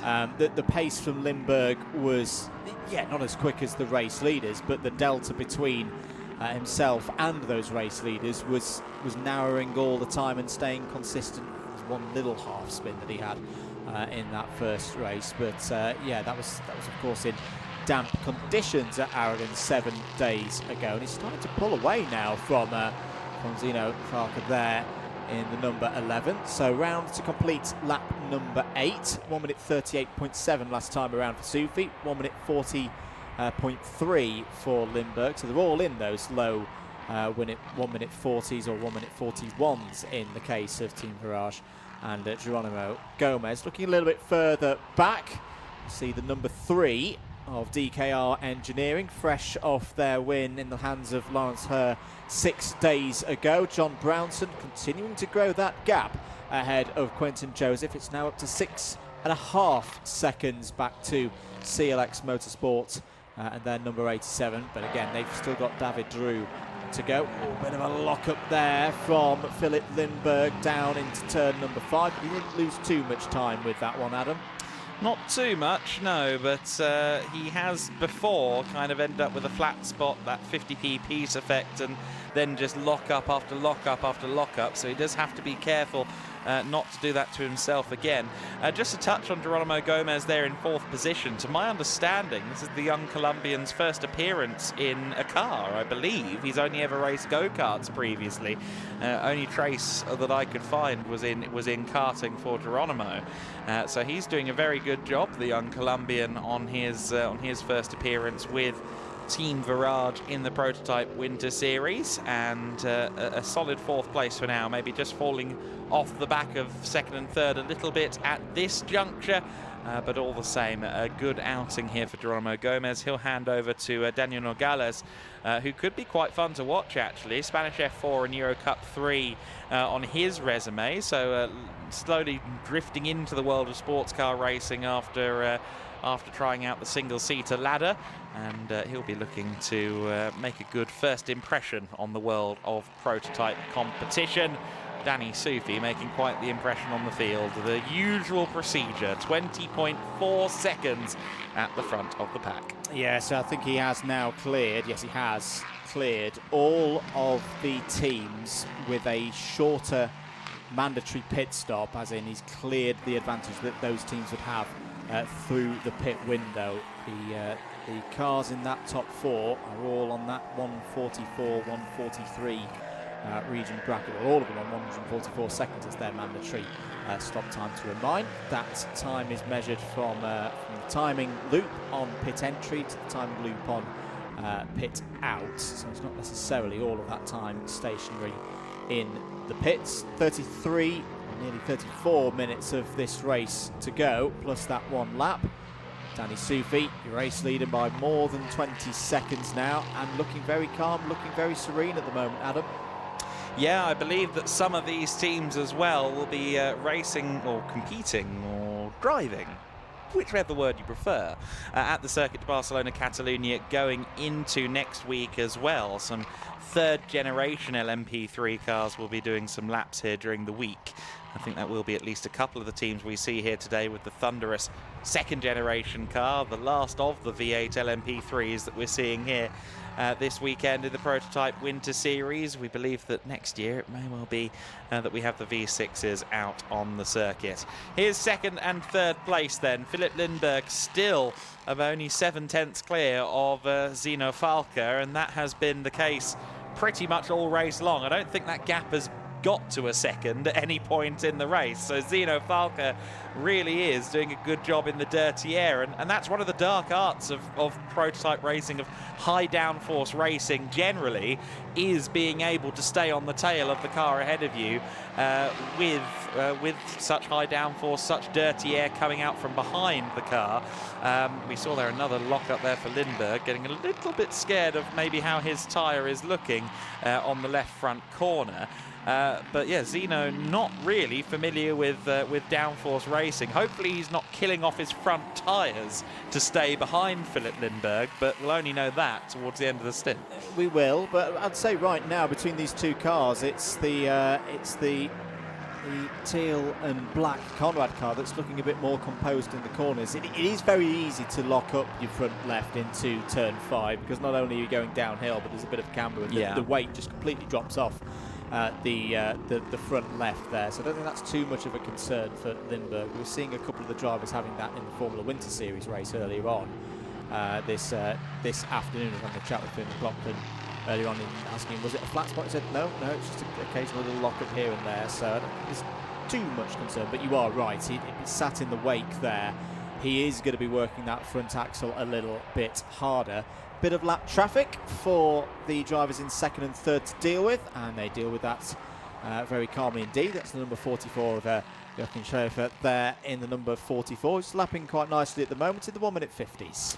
Yeah, Schäfer, the driver we referred to at the start of the race, making his return to competition after a multiple-year absence. Here is the second and third place battle. They're not affected at all by that for Jochen Schäfer, who did a good job there of staying on line as well. It's always the inclination, isn't it, of a driver maybe to peel off and get out of the way, but he stayed on line, stayed predictable for the competitors that were putting a lap on him. Zino Falca, it's not predictable, I think, in the rearview mirrors of Philip Lindbergh, making that Ligier look very wide indeed. Now Danny Soufi is going to cross the line just before the pit window opens. For Lindbergh and for Falca and all those behind, they could, in theory, make their pit stop this time by, because the clock will have ticked down beyond 30 to go by the time they arrive at pit entrance. So it'll be interesting to see whether Lindbergh peels in, and if he doesn't pit in, whether Conrad Motorsport pull the pin immediately and try and get Zino Falca some clean air. We saw Zino leaving some 11Cs down at turn 10 that time. The pit stop window is now confirmed to be open. Neither of our drivers in second or third place dive in to take that opportunity, nor will Geronimo Gomez. I suspect that John Brownson will. Meanwhile, Zino Falca is through. A great run out of the final corner. I thought they'd be alongside each other coming into the first corner, but never mind that. He's already passed by the time they get to the braking zone. Good run from Falca. Kept it nice and tidy through turns 13 and 14 to give himself the opportunity down into turn 1. No visitors to the pits yet, but now we get to see what kind of pace Falca has got in dry conditions. We know he was close to the lap times of Soufi in the damp and wet conditions earlier on this morning, and immediately you can see Falca stretching away from Philip Lindbergh. We do now have our first visitor pit lane, and it's not a surprise. Good stint there from John Brownson, but they want to maximise the time they've got with Lance Ho as much as possible. DKR Engineering in the pits. Quentin Joseph also bringing the CLX Motorsport car in to hand over to David Drew, who now has quite the task ahead of him if he wants to try and prolong this championship battle. I think both drivers quite realistic. They're aware that this is a very, very long shot at this point, especially, of course, with Danny Soufi in the lead.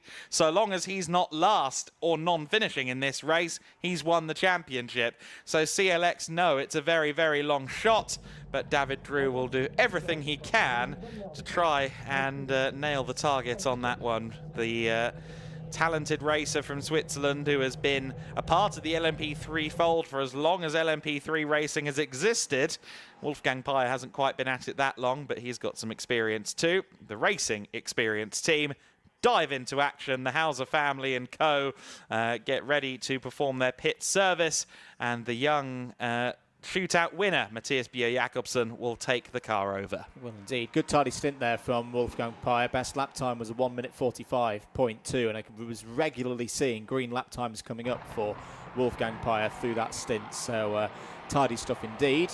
And Matthias Bjerre-Jacobsen back in the car, who was very, very impressive at Aragon. Held off Lawrence Herr for a good while in race number 1 7 days ago. So 27 minutes and 25 seconds of this one to go. Geronimo Gomez has brought the number 51 Ligier of Team Virage into the pits for their mandatory pit stop. Meanwhile, your race leader, Danny Soufi, continues to circulate round, now 26 seconds ahead of his teammate. Yeah, it'll be interesting now to watch the gap extend between Falke and Lindberg, which it already has at this juncture, as I think we've alluded to. Out goes Lawrence Herr back out onto the circuit.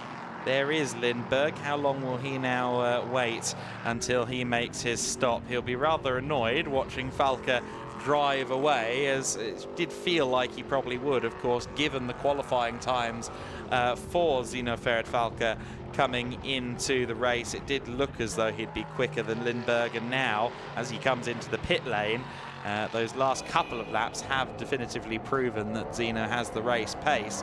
But the pit stop window can do devious things. These LMP3s, for one reason or another, they do struggle a little bit to fire back up. They have to turn the engines off during the pit stop, and sometimes it does take a little bit of coercion and bribery to get the car back out onto the circuit again. But the Conrad Motorsport crew head out into pit lane to service Zino Ferret-Falke. He seemed like a good interview down on the grid with Izzy, and clearly there's some charisma in that helmet. I was going to say, that's a cool, calm and collected customer in the middle of a competitive race like this. He's just managed to find your way through into second place. It's a crucial part of the race, this, to get everything right. Still got time for a little wink to the camera. Absolutely fantastic stuff. Conrad Motorsport team going to work. A little bit of shine and polish on the windscreen there. Bit of a check of the tyre pressures as well. Very professional job at the moment from the Austrian squad. No Danny Soufi in the pits yet. Just an update on his pace is a 1:39. As we have a look now at a battle on track, but I don't think for position. Is it not? No, it's not. This is Racing Experience with Matthias Bjerre-Jacobsen, who have completed their pit stop, now ahead of Philip Lindberg, and this is not good for Philip Lindberg. He's going to be losing a bit of time here, so perhaps they should have just come in at the same time as Conrad Motorsport and Zino Falke, and no, they're going to go round again for another lap. 25 minutes remaining on the clock, but what is this doing for the overall race pace of High Class Racing's number 20? Probably not great things. He was already losing that race pace battle to Zino Falke before the window. I think Zino, I think he's viral moment hunting, you know. I think he's like, I want a big viral moment this weekend, and that's my budget for the summer sorted. The number 11 car will soon be back out there onto the circuit. The Conrad Ligier underway. I said it's not his first motor race, but it is his first time racing at LMP3. And I think everyone up to and including Danny Soufi has been very impressed. No. But that's his first blot in the copybook. A little bit of a stall there. He does get the car underway. It is, again, so easy to do that in an LMP3 car. It won't have cost him too much. And if Philip Lindberg's pace is about where it was pre-Falke coming in, I don't think it would have cost him second place, but it might be quite close once Lindberg elects to make the stop. Might be indeed. It's a good recovery in the end from for Falke to have that little stall, but not lose too much time. He's also come out behind Lawrence Herr, which might not be a bad place to be, because we know that Lawrence Herr's pace is going to be pretty good because it's Lawrence Herr. Yeah. So we'll see if Falke can get back up to pace as quickly as possible, as in comes the race leader. Danny Soufi in then for his 144-second aside in the pit lane. Jochen Schäfer is in as well for the KC2 SPV team. His stop only needing to last 82 seconds, so little rest for the wicked for Jochen Schäfer. As Marcus Gedlic informed me, we spoke at length about his background earlier on. a bit of a fitness fanatic, and he'll only have about a minute and 20 seconds to hydrate, get himself back into the zone and head back out onto the circuit. Danny Soufi for now, though, getting the little servicing that they need to do before sending the car back out there. There is Schaefer heading back out onto the circuit, backing from his Cube solar panel company there as well on the side of his car. Here is Zeno Falca after that little blot in the copybook coming into the out of the pit lane, I should say. We now see him back up to full racing speed. And where is Philip Lindberg in relation? Is that, no, that's not Lindberg up ahead. That's the DKR Engineering Duquesne. Yeah, so that's Lawrence Herr. Now, where is Lindberg in relation? Lindberg is still, of course, not serving the pit stop yet. Hopefully he comes in this time, because we've seen this story before. If he goes past the pits once more, he will miss the window, which is exactly what befell him last time at Motorland Aragon. We know that was a radio communication issue for High Class Racing and Philip Lindberg. Hopefully they make sure he's in this time by. Yeah, I hope this isn't a case of deja vu for High Class Racing, but I'm getting a little bit nervous at the moment, Adam, because this has almost been a carbon copy of what we saw at Aragon. Great first stint from Philip Lindberg, good pace, but have got to get this pit stop done at the right time. As 21 minutes and 20 seconds away goes Danny Soufi back into the race. That in some ways should be the hardest part of their race done. Now is the moment of truth. Has Danny Soufi done enough to be out in a position where I think we would now be calling him champion-elect?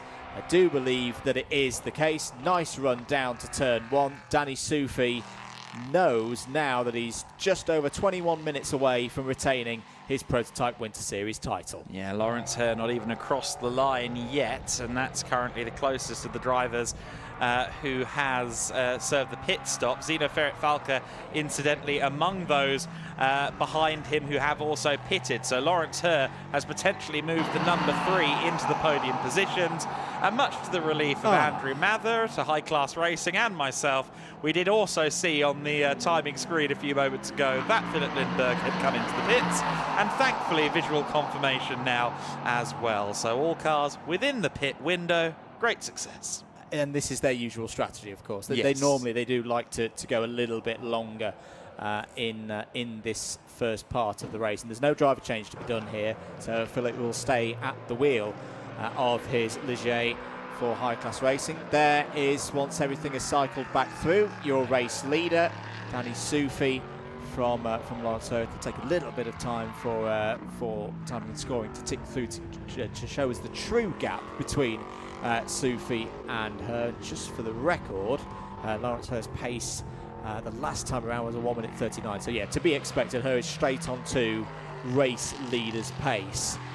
But for Danny Soufi, I think he's going to have a comfortable lead here over Lawrence Herr, and will just be able to. And again, he doesn't need to win this race, of course. In terms of championship, he just needs those 6 solitary points in addition to what he's scored already to retain his title. And this is, of course, the scenario where if CLX were to win this race, at the moment down in 6th spot.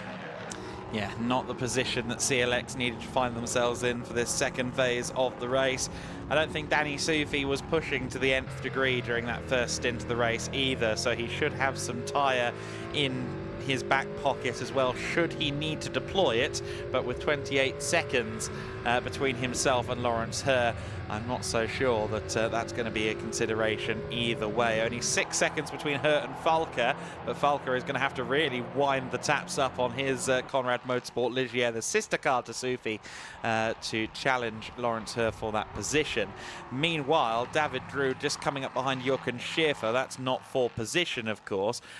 Drew is just under 10 seconds back from Daniel Nogales, and I think that's going to be a tall order over the remaining 18 minutes and 20 seconds of this stint. It's great here to ride effectively on David Drew's shoulder as he navigates the Circuit de Barcelona-Catalunya. You see him drop down there from 5th to 2nd gear at the apex. The downside to 2nd gear we saw there, which was that little bit of torque too much that caused him to have a little bit of a slide. And again, down in second, coming out of turn 5, fighting the car there as well. David right on the edge of adhesion, but he's not the fastest man out on circuit, as we just saw flashing up on screen there. Matthias Bier-Jakobsen is quick. He is quick, and I tell you what, mate, we've got a really good battle for the podium on here this afternoon for both second and third places. I would say everyone second through to seventh has got some level of an opportunity here, and we saw last week at Aragon how quickly things can change in the Prototype Winter Series. 17.5 minutes remaining on the clock. Lawrence Ho has set a personal best for that car this time around. Is now scored in second place, and testament to how good a job John Brownson did in that first stint, Adam, because the benefit of the shorter pit stop time is what's elevated Lawrence Ho up into that second place, ahead of Zino Ferret-Falke there in the number 11, and Philip Lindbergh and the number 51 of Daniel Nogales. All of those cars still very much in a shout, I'd say, of a podium position of some sort. All covered by around, what would you say, around 18 seconds or so. But yeah, it's looking good again here for DKR Engineering once again to be on the podium, and this time with their full complement of drivers. Yeah, exactly right. I think Zino is probably the one under the most pressure here. He's 7.5 back from Lawrence Ho, and last time by he was 1.4 seconds slower, even though it was his personal best lap of the race. If Daniel Nogales gets to settle into that Team Virage Ligier and starts lapping quicker, he's only 3.2 seconds back. Of course, Nogales has only just gotten into the car. Zino Ferret-Falke has done the first half of the race, so I'm not convinced that we've seen the best out of Nogales just yet. Philip Lindbergh is slightly falling back away from him as well. Lindbergh is going to have to get the elbows out, I suspect, to retain his top 5 position, because David Drew is homing in on him at a rate of knots, actually, at the moment. A personal best sector followed by a purple sector, the first 2 sector points of the lap, telling the story that David Drew, who was 5.7 seconds off of Lindbergh, I suspect it's going to be more like 3 next time across the start-finish line. It's not going to be long before 5th place is actively under contest. Indeed, and with good reason for David Drew. Whilst the championship bid very much looks like it's going the way of Danny Soufi, there's still the question of second place in the championship. Only 6 points between the CLX duo and Lawrence Ho, and with Lawrence Ho up there in second place right now, that could be an advantage that further swings towards DKR Engineering's more experienced driver. Also keep an eye on Matthias Bier-Jakobsen. Matthias Bier-Jakobsen, as the pit stop window has cycled through, is a little bit further back than I thought he would be, but that's not to say that he's not going very quickly, because he is going very, very quickly. Double purple sectors through this part of that, and he's just finished it with a 1:37.254. That is very good pace in these cooler conditions for Matthias Bier-Jakobsen in the Duqueine DR8 for Racing Experience. Adam is impressing me once again. Más rápido, Mr. Jakobsen. Very good effort from Matthias Bier-Jakobsen, the young Dane. There is the battle for 5th place. David Drew is indeed on the back of Philip Lindbergh.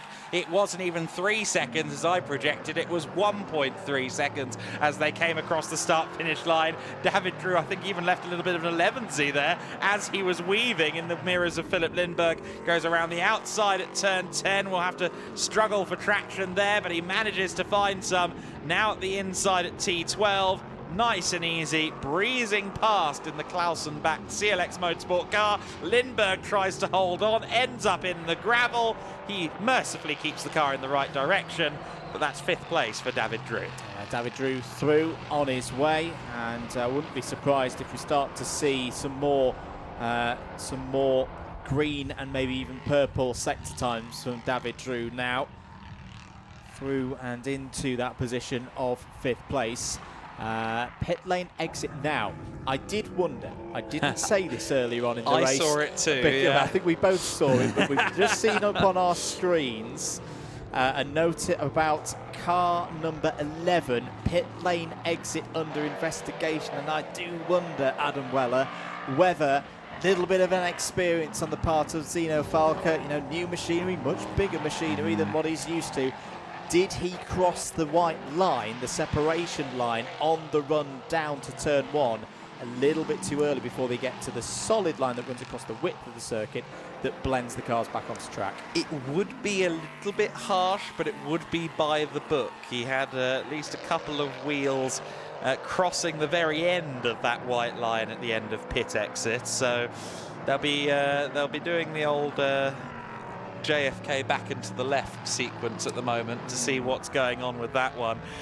We'll keep our eye on the timing screen for updates on that investigation. We are going to get our own opportunity to be amateur stewards and sleuths here as we get a replay here of that pit exit. Oh, that's a bit more cut and dry than it even looked on first viewing, unfortunately. Yeah, I thought I didn't think it was a moment where I needed to go back to the opticians, but yeah, just to be safe on that one. Thank you to the replay team, but yeah, that's easily done. But for Zeno Falca, trying to get back into this race, just under investigation for now. But we'll see if there's any more of that coming further along the line in the next 12 and a bit minutes. Right now, though, Falca has got to deal with the pace of Daniel Nogales. You said that there was potentially some more pace to come from the Team Virage number 51, Adam, and here it is, a 1:38.931 last time around for Nogales. Has closed the gap to just over a solitary second, and it looks like the local team are going for it here. They want to be on that podium. Yeah, absolutely right, and I'm not surprised to see Nogales pick up that speed as he settles into his first racing stint in an LMP3 car. Of course, that investigation hanging over the head of Zeno Falca, certainly a bit of a hindrance for him, but he will still want to hold on to this podium out on the road at the very least.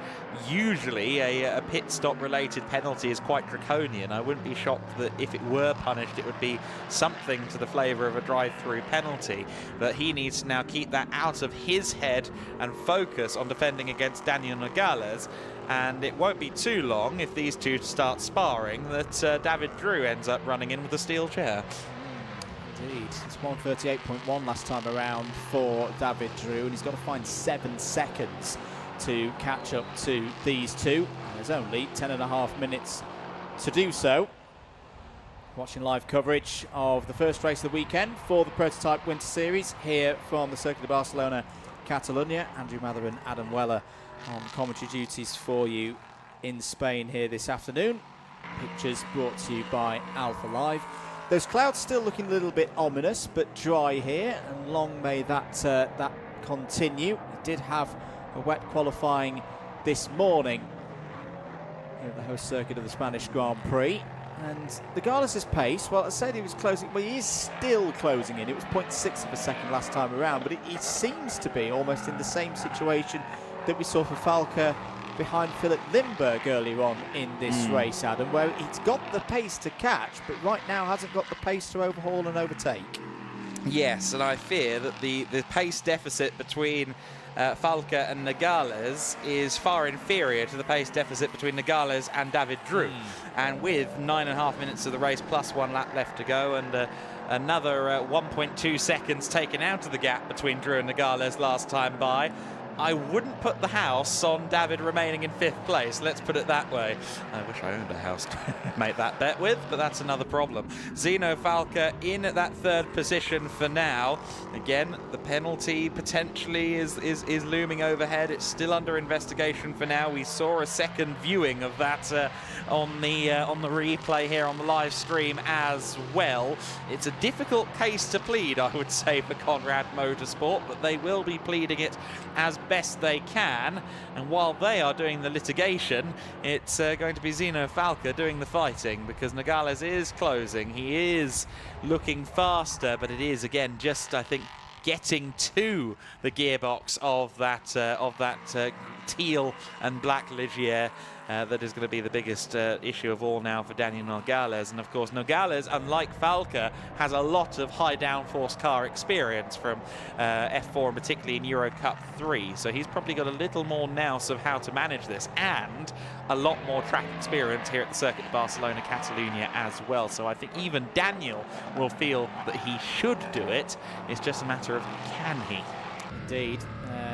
Was a quick sight of David Drew And on board now with the CLX Motorsport number 87, heading towards the little kink of turn 6 in this quite short braking zone, arguably one of the trickiest corners on the circuit, because you've got to carry so much speed through turn 7 to then reward yourself through 8, 9, all the way down to the next big stop at turn number 10.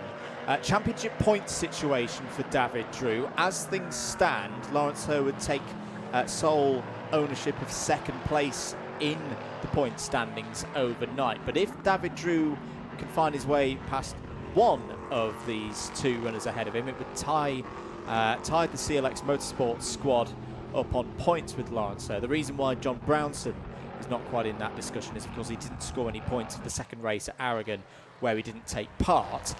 If David Drew can find his way past both Nogales and Falca, it will be to the advantage of CLX. They'll have a 3-point advantage over Lawrence Ho with one race remaining in the series.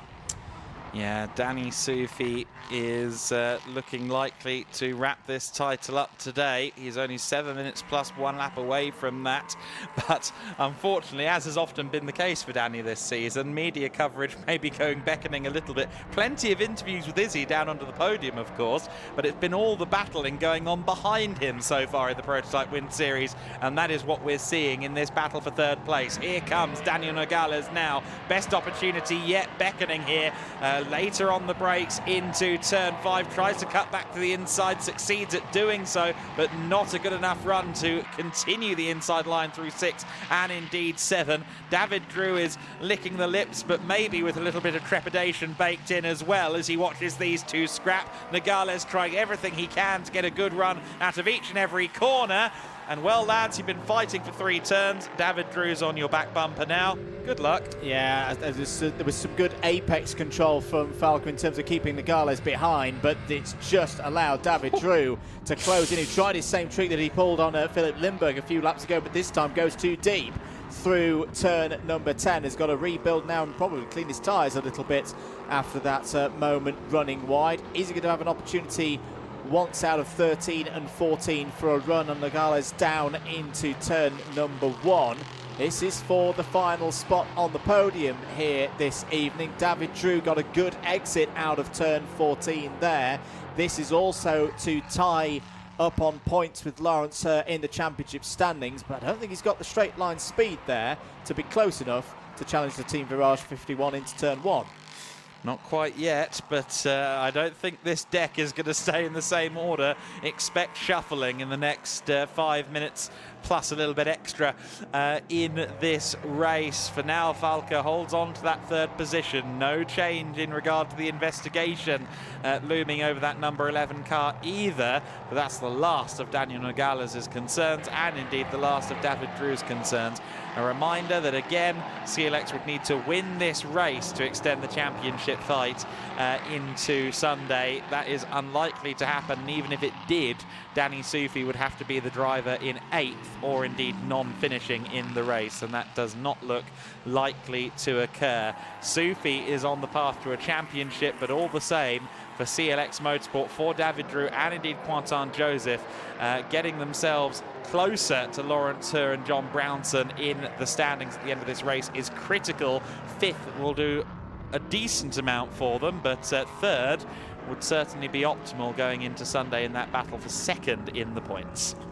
Indeed, title line there from David Drew through the right-hand hairpin. Got a bit of traffic to deal with as well in a short while. It's going to be the number 44 of Joachim Schaefer. That might hold Falca up a little bit here. It's not going to let him get off of turn 14 particularly quickly. And here comes Nogales. This is the chance for Nogales that he's been looking for the past 5 or 6 laps, and he's through. Bit of bad luck on the part of Falca, and through goes the home favourite. And here comes David Drew as well to the outside for turn 1. They're going to be side by side. Falca shuts the door, but good reading of the road ahead of him there by Daniel Nogales. Team Virage up onto the podium.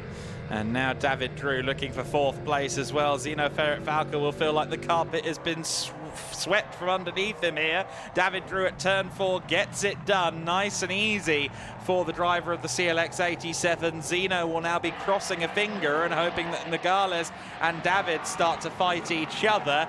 But 2 places lost in half a lap for Zeno Falca. That is not the lap that he needed. Jochen Schäfer didn't really do anything wrong there. He was driving his own race, staying on line as he's supposed to. It was just arguably the worst place on this entire circuit to catch lap traffic. Yeah, and I fully agree with that summary of what we saw there from all 4 cars involved. And oh dear, did that just get a little bit worse? Drive-through penalty for car number 11 crossing the pit lane exit line, as we thought might be the case, Adam. Talk about bad laps. You lost 2 positions through no fault of your own, and now a drive-through penalty. Will they have enough time? It's going to be close actually as to whether Philip Lindbergh's able to close back in. It's a 25-second gap between Falke and Lindbergh, who's going to see now, or probably even told by the team already, that they need to come and serve that drive-through. So that's good in a way. Penalties has come in. They've understood it. Get it served as soon as possible. Yeah, absolutely right. So then Danny Sufi leads this race with 2 minutes effectively left to go. Sufi on the path to the championship here in the Prototype Winter Series. Meanwhile, Philip Lindbergh here under immense pressure from Mathias Bjerre-Jacobsen. They will watch Zino Falke come out just ahead of them, as Jacobsen is now looking to try and move into 6th place. Around the outside at the first corner. Cheekily done, young sir. Past his countryman he goes, Dane on Dane, and it is Mathias Bjerre-Jacobsen that moves into 6th position. He may well have a go at Zino Falke before the end of the race as well. Mathias Bjerre-Jacobsen's tyres will be fully in operating window, and of course Zino Falke has just cruised through the pits in the Conrad Motorsport car. 2 laps left to go for Danny Sufi. A championship is waiting in the wings for him. Absolutely, and it's been another imperious performance from Danny Sufi here today. It's battle for 3rd place, and that last spot on the podium isn't done either between David Drew and Daniel Nogales.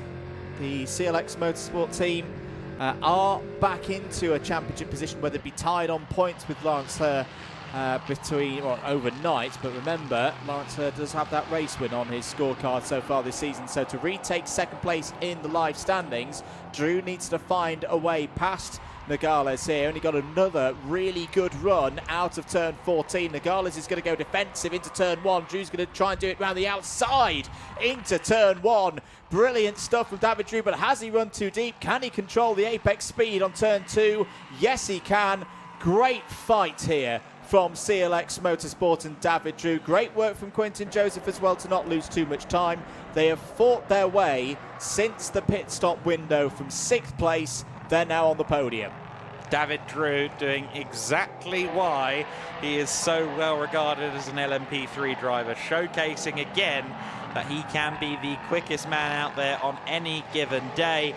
He's up into 3rd place, and that will be a measure of satisfaction for the team, for his cohort Quentin Joseph, even though we know it's not going to be enough, of course, to take the championship away from Danny Sufi, who now begins what will be his final lap as a 1-time Prototype Winter Series champion, so long as he gets to the checkered flag. The vice champion last year as well in Prototype Cup Germany for Conrad Motorsport, taking that momentum from the Prototype Winter Series title into his summer campaign. He is again on the verge of winning the Prototype Winter Series. Last year, he did it in less than satisfying conditions. He was sat in the garage waiting for confirmation as to whether his race would be cancelled or not, and it was. Therefore, he won the championship while sat on a folding chair. That is not going to be the case this time around, but what has been the case, even more so than 2024, Andrew, has been sheer dominance from Sufi. As of the end of this lap, it will be 6 from 7 for him. And, you know, the race, the second race at Aragon, it wasn't that he put a foot wrong, it was simply a more experienced driver beat him on the day. It has been a superb run from Estoril all the way through this championship for Danny Sufi, and he's done the job again. He arguably got this race won in the first half. Before that pit stop window, he merged out of that pit stop window on top, round turn 13, round 14 again. It's going to be victory once again for Conrad Motorsport. Danny Soufi and Conrad Motorsport have done it again. The Conrad Motorsport team win the race and win the 2025 Prototype Winter Series. Soufi continues to etch his name into the record books of this series and put himself up the order, up the establishment of must-have LMP3 drivers in the European scene. David Drew will cross the line in third place. Lawrence Herr has already crossed the line in second for he and John Brownson to take a little bit out of David Drew and Quentin Joseph's advantage in the point standings. However, with 18 points for Herr and Brownson, with 15 for Drew and Quentin Joseph, it won't be quite the gain that we anticipated when Drew was down in 6th place. Nogales finishes in 4th place. Zino Ferret-Falke, despite the drive-through penalty, should be in 5th, but actually we should look at the final couple of corners because Matthias Bjerre-Jacobsen wasn't a million miles back. I think yes, there goes Bjerre-Jacobsen just through shot. I think, yes, Falke is still ahead of him. So Matthias Bjerre-Jacobsen didn't quite get any further positions, but he does take home 6th. Philip Lindberg will cross the line in 7th. And then the only driver who's a few laps down is Jochen Schäfer, who will be across the line shortly. There he is coming through the last corner. Now, I thought for a minute he'd been back into the pit lane, but he hasn't, thankfully. All the same, he reaches the checkered flag in 8th place for KC2 Racing. Great to welcome a new team and indeed a new driver into the Prototype Winter Series for this last weekend of the year. But it's certainly not a new scenario for the top step of the podium. It's going to go to Conrad Motorsport. It's going to be Danny Soufi on the top step. It's going to be Danny Soufi that greets Izzy Browning down there in the pit lane. And for Conrad, for the hard-working team down there, for Soufi, for Franz Conrad himself, for Dan Ort and the rest of the team down there in the Conrad Motorsport garage. Of course, they've got a bit more workload this weekend, but with the two cars both having strong races and with Danny Soufi winning the championship, any extra exertion, I'm sure, is more than rewarded with this feeling. They will watch Soufi, they will watch their American superstar climb out of the car as a two-time Prototype Winter Series champion. Lawrence Herr with his biggest challenge of the day, just squeezing between the wall and the back of the Ligier there. 2nd place for him in his Duqueine D08. Of course, that makes it a streak of 2 podiums in a row for him, and with the assistance this time of John Brownson in the first stint. Out of the car comes Danny Soufi. He is a 2-time Prototype Winter Series champion. The formal presentations of that trophy will not be until Sunday, but for now, he knows he has done enough. Quentin Joseph and David Drew will be happy with their efforts in the race. I think they came into the race expecting the title to finally definitively escape their grasp today. And so a 3rd position finish is still enough to be satisfied with. A wry smile, a satisfied smile on Danny Soufi. The CLX team having a chat with him as well.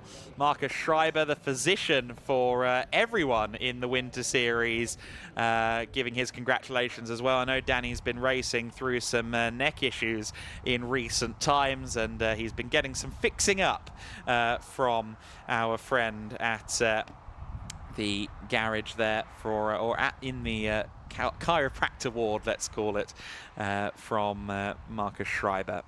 So Quentin Joseph and David Drew will be on a 3-point advantage over DKR Engineering going into Sunday. So vice champion or runner-up status in the standings, still very much up for grabs between DKR Engineering and CLX Motorsport. Those two will be separated by just the 3 points, as we said. It'll be 114 points for CLX, 111 points for DKR Engineering. So that battle is going to be a compelling one on Sunday, but on Saturday, Izzy, we can congratulate our new, well, the same Prototype Winter Series champion. We can indeed. They're literally just having the debrief. France just arriving as we came down to the pit lane. That is okay, no problem at all. Danny Soufi, our race winner, and of course, a two-time Prototype Winter Series champion. How good does that sound? Sounds pretty good. Another checkbox for the Wikipedia page. Yeah, no, I really enjoyed the race. Snuck away from the start, so it was just more of a consistency run at that point. Really enjoyed it, and I just really enjoyed the series. It's been an absolute blast. But a massive thank you to the entire team, to France for giving me the opportunity, and Mike for always giving me an amazing car, Paul, Daniel, Martin, Joseph, all them. It's been an absolute pleasure being here. From day one in Estoril, a lot of your competitors around the paddock were saying that you were the one to watch, but just how you've done it has been so impressive. You've been so dominant all season. Of course, there was the winning streak for quite a while up until Aragon last weekend. And to seal it again today with a win that was, in true Danny Soufi fashion, so dominant, so comfortable, must mean a hell of a lot. Absolutely. It means a lot to me as well, just because you know, all the hard work that I put in training, trying to be the best driver I can be. I always feel like there's something more to work on. I was already thinking about that during this race. So no, it's been good. I feel good, and I'm thankful. Already thinking about improving, but definitely can enjoy it. What do you feel has given you that extra edge this year that you've just talked about? For the last year, well, for the last 3 years, I've been training at iZone Driver Performance, and their program, their curriculum, everything that they do to train their drivers, you know, it's exactly what everyone should be doing if you want to win. And they touch all aspects, but most importantly, just being diligent, being disciplined with everything that I do in life, I think, you know, just adds to that belief. And when you have that belief, then it just kind of fixes everything else. So. Well, it's clearly worked. I know you've got a lot of friends and family that watch you at home. Obviously, you are from America, a long way to come over to Europe. If I remember this rightly, Harris Hill Raceway is a lot of people watching from there. How much does this mean to you to bring that to them and to bring it home? Well, first and foremost, massive thank you to my parents. I would not be here without them. They've invested a lot for me to be here, and made a lot of sacrifices, so I'm really appreciative of them. And to everyone back home at Harris Hill Raceway, they're actually racing this weekend champ cars, so hello, and thank you to them. Part of the reason why I got my start so young, even though I didn't do karting, was just because of Harris Hill Raceway and their owner letting me drive a proper car at 8 years old. So that early start really gave me an edge, and everyone there has helped me so much, so I'm really appreciative of it. Final question then, championship sealed on a Saturday. You got to seal it on the road this time as opposed to last year. So pressure's off for tomorrow. Just go out there and have some fun? I won't treat it any differently. Okay. Yeah, I'm here to have fun, here to win, and we're gonna see if we can make up a few positions. Not the best quali in Q2 this morning, but we're gonna try and fix it. All right, well, congratulations. Enjoy the podium a little bit extra probably today. Our two-time Prototype Winter Series champion, Danny Soufi. Thank you very much, Izzy. Yeah, two-time Danny Soufi. Great effort from the young American as we look back at his title-winning race. It was a Conrad Motorsport front row with Zino Ferret-Falke starting alongside Danny Soufi. But the German racer would be rather inhaled by Philipp Lindberg and Geronimo Gomez. It would be Lindberg in second place early on. Gomez trying to find a way past for Team Virage as well, but third place would be the position early doors for Zino Ferret-Falke, and Philipp Lindberg would set about making his car exceedingly wide.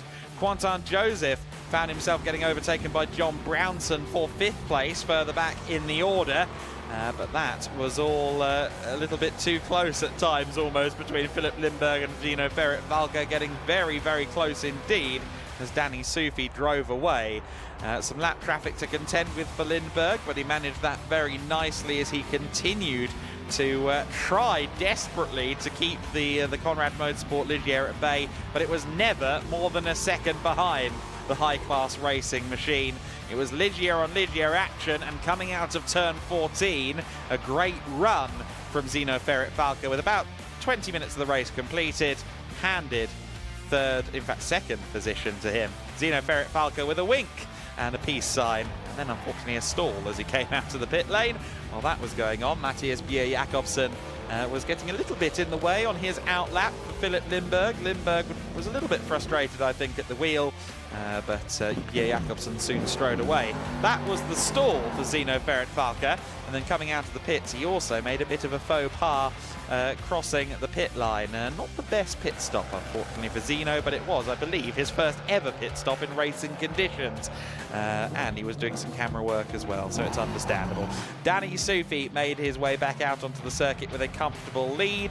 Meanwhile, Lawrence Hur came back out in second place. John Brownson put in a very, very good stint indeed to work himself and Lawrence Hur up into that second place with the pit stop handicap helping them out. Philip Lindbergh got overtaken by Nogales, who took over the Team Barrage car, and then it was David Drew's turn around the outside of the number 20 machine. A good effort there from the high-class racing driver to try and hold his ground.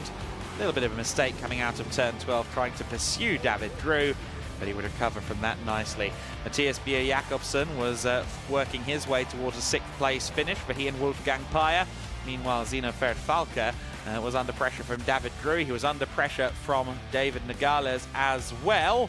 And it was at one point 3 wide. Lap traffic getting in the way of Zino Ferret-Falca, and that allowed Nogales and David Drew to strike in a sequence that was very unfortunate for the 11 car. It was a sequence that would end not just here at turn 4 with David Drew outbraking the number 11, but then a drive-through penalty for good measure, unfortunately. Around the outside of the number 20 went Matthias Bjerre-Jacobsen as he continued to press on in the racing experience car. David Drew found his way into 3rd place there around the outside of Nogales, but Danny Sufi crossed the line well clear of the field. A classic Danny Sufi win in the Prototype Winter Series. 2nd position going the way of Lawrence Hur along with John Brownson. 3rd place for David Drew and Quentin Joseph for CLX Motorsport. Nogales along with Gomez finishing 4th. Zino Ferret-Falca 5th despite the penalty. Matthias Bjerre-Jacobsen takes 6th. Philip Lindbergh taking P7 out there on the circuit, and Jürgen Schäfer rounding out the order in our first Prototype Winter Series race of the weekend. We have crowned a new champion, and we can now hand out some trophies with Andrew Mather. Thank you very much, Adam. Great summary of the race there in our first run of the weekend for the Prototype Winter Series. Let's first of all welcome out onto the podium your team in 3rd place in LMP3 for CLX Motorsport. Please give a big hand for Quentin Joseph and David Drew. In 2nd place in the first race of the weekend, please welcome from DKR Engineering the team of John Brownson and Lawrence Hur. And your race winner for the 6th time this season and retaining his Prototype Winter Series title, your race winner and your champion-elect, please welcome from Conrad Motorsport, Danny Sufi.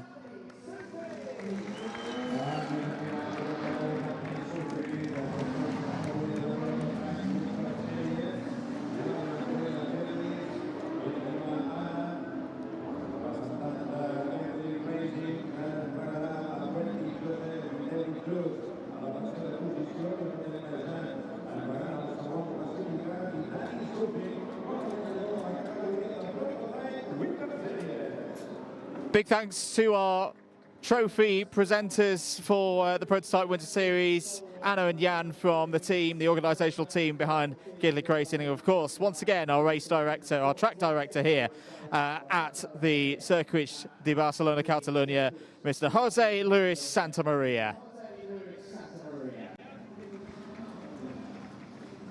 Big thank you once again to our drivers. We look forward to seeing race 2 of the Prototype Winter Series, the final race of the season tomorrow. For now, though, more action out on track. GT Winter Series is next.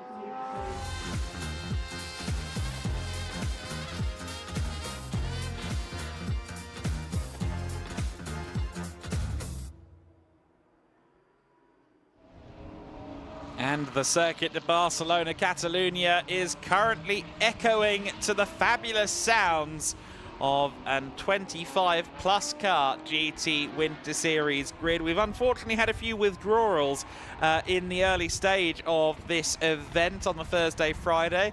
Our well wishes to Mikael Jus, who was meant to be here with a Porsche 992 GT3R, but he's under the weather at the moment, so we're missing that car. We're missing a couple of others that we've withdrawn for various reasons as well, but still a very, very strong grid exceeding 25 cars in the GT Winter Series, and there are a lot of heavy-hitting GT3 machines at the sharp end of the field.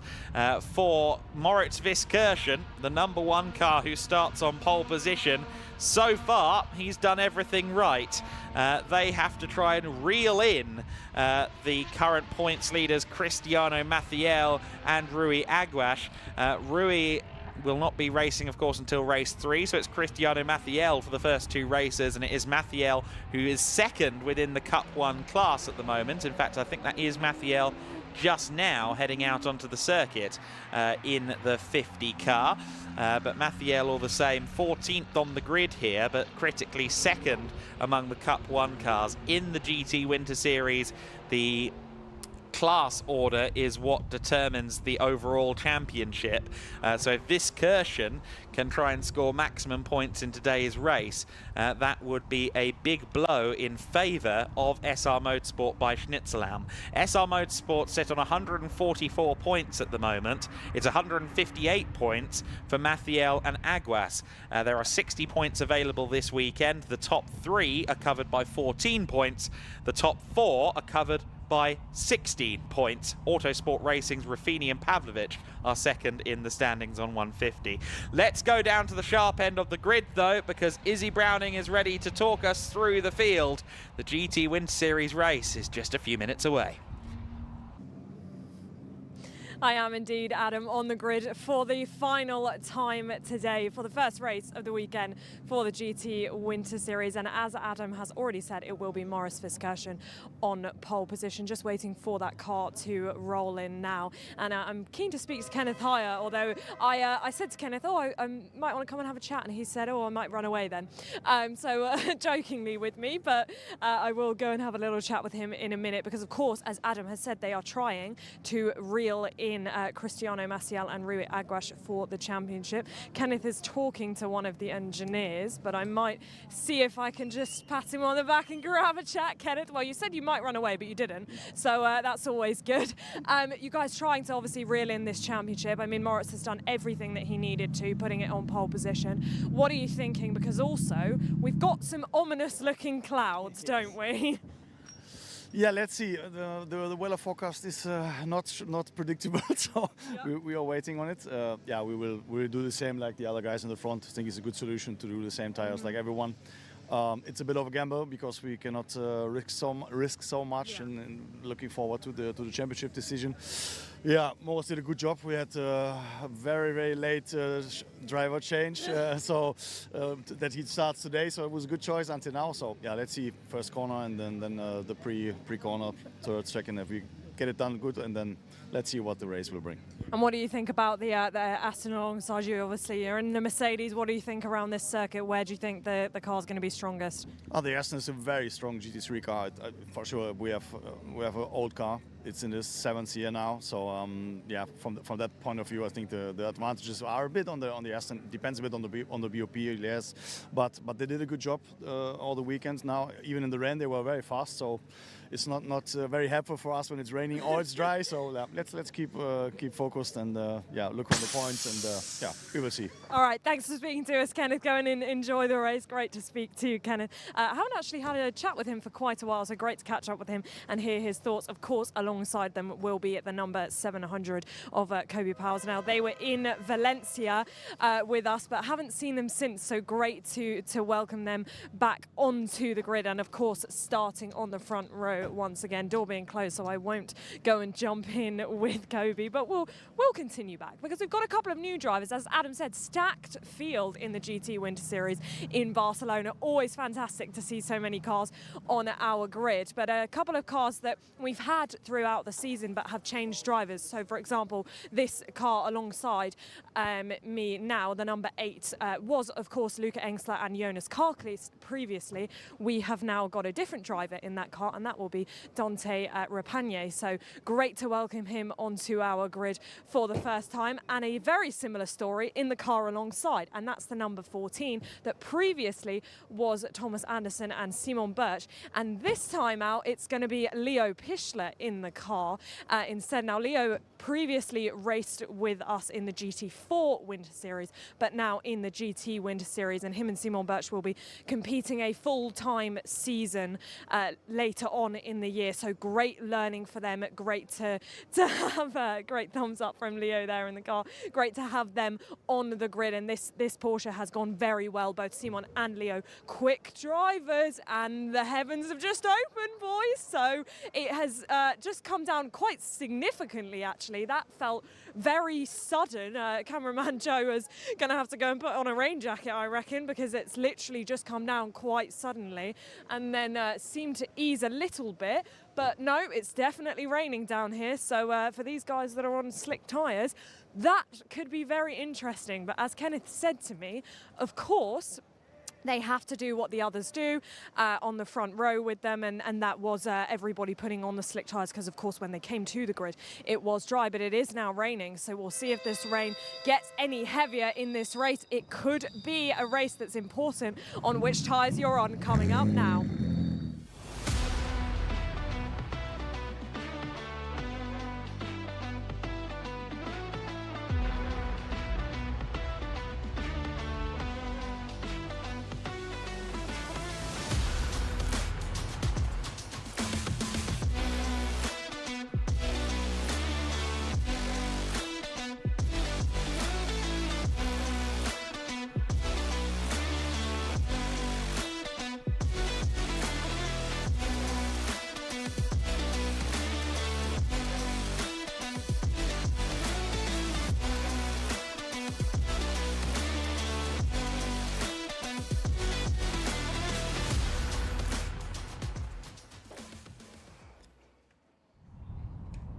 Well, that news, that weather forecast from Izzy down there on the grid points to a rather more dramatic race, and we're already expecting quite a dramatic one to begin with.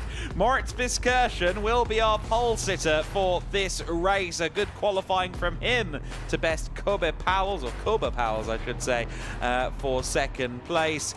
Liquid Moly Team Engsler don't have a registered driver on my screen at the moment, but I think it will be not Luca Engsler in the car for this first race at the very least. Leo Pichler in 4th position in the number 14. Simon Orange in the 67 in 5th position. In 6th place it is Giuliano Holzem, the Invitational Class BMW M4 GT3 Evo. Carrie Schreiner is next. She is alongside the Aston Martin of Adrian Richney in his Pro Sport Racing car. Alfredo Hernandez with a strong qualifying session. He is 9th in the standings, although I believe they've moved all the GT3 cars forward ahead of the others. Jerzy Spinkovic is 10th on the grid in his Lamborghini Super Trofeo car. Shota Abkazava is 11th in the standings alongside Jaden Kelly, the Cup 3 class entrant in his McLaren entry. 13th on the grid, Eric Chung in his Ferrari 296 Challenge. That car always quick off the line. Ditto Cristiano Mafiel's car. From that far back, they won't likely interrupt the GT3s at the sharp end though. Hubert Darmetko, the first of the Cup 2 Porsches, lining up 15th alongside John Dillon in the 151 car. Fabian Di Bianca in the 17th position. That young man a teenager who has got a lot of hype behind him down at PTT. Daniel Del Favero in his Ferrari 296 Challenge lines up 18th. Then it's Ahmed Arif Al-Khoury, who took his debut win in just his second race within the Cup 2 class. Second ever race, I hasten to add, alongside Jakob Twarog on that row. 21st, Alberto Di Martin in the GT2 spec car. Andreas Sorensen behind him. In 23rd position, it is Alvaro Ramos. He is alongside Alessio Raffini on row 12. Then row 13 of the grid, Mons Thalin alongside Darren Howell, bringing us down to 26th. So a little adjustment has been made with the GT Winter Series, as you've maybe clocked that the GT3 cars are separate on the grid from the others, and that also means now they are separated on the formation lap as well. So the Cup cars kind of have their own start, if you will, and that does alleviate some of the, shall we say, carbon fibre endangerment of the run down to the first corner as the quicker Cup cars intervene with the GT3s. It's a bit like the GT500s and the GT300s in Super GT racing now with this split start, and I'm okay with that personally. Moritz Viskirchen and Kobe Powells then will lead the GT3s away. We are underway and racing in the GT Winter Series, and it's a very good start by the looks of it from Moritz Viskirchen, but Powell's just drawing alongside, drawing ahead even into the first corner. Does he get that stopped? Amazingly, yes, a huge snap of oversteer under braking into the first corner, and yet it is still Cub Powells that leads the way in the Aston Martin from ComTU Racing. It's Lamborghinis at the front among the Cup drivers. The Cup 4 class Lambos will lead them away. A good starting position for Jaden Kelly though, the pro in the Cup 3 entry. He's alongside the 150 car there, or rather the 50 car, that being Cristiano Mathiel. Some more fighting and looking for positions further back. The GT2 of Alberto Di Martin getting into some scraps back there as well, but two clean runs through the first couple of corners at least. But Moritz Viskirchen has lost out there to Kobe Powell, and that is going to be a big factor, of course, in the championship. They need to be scoring maximum points pretty much every time to have any hope of winning this title. They do indeed, but full credit to everybody out there in these mixed conditions, a little bit of rain out there on track, that everybody made it round the first corner. There's a little bit of a look there from the Conrad Motorsports. Lamborghini is off, is one of the PTT Porsches. I think that's Hubert Demetko in the number 7. Yes, it is.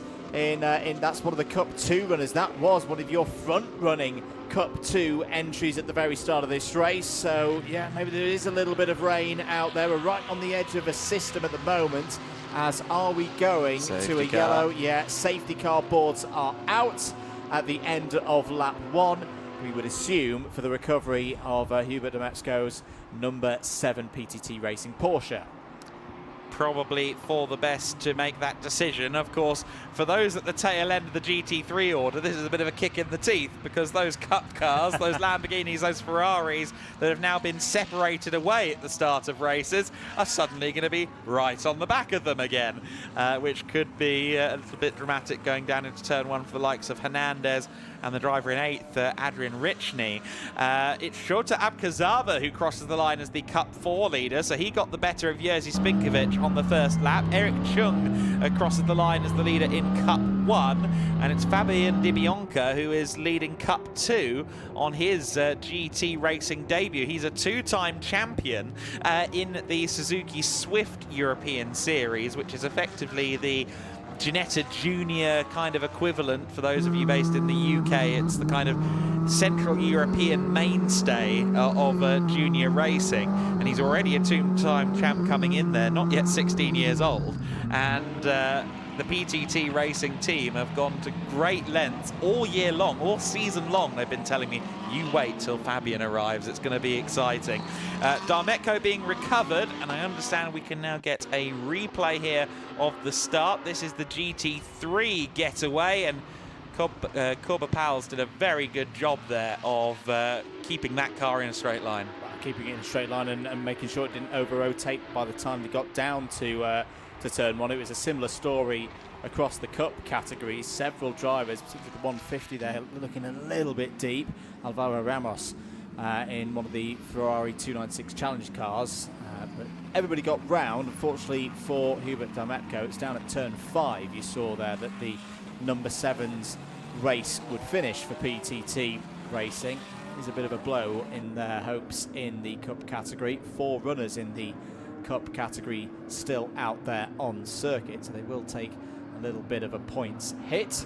But 26 minutes of this race to go under safety car. Kobe Powell's there at the front of the field in that beautifully liveried Aston Martin Vantage, with Conti Racing operating that one this weekend.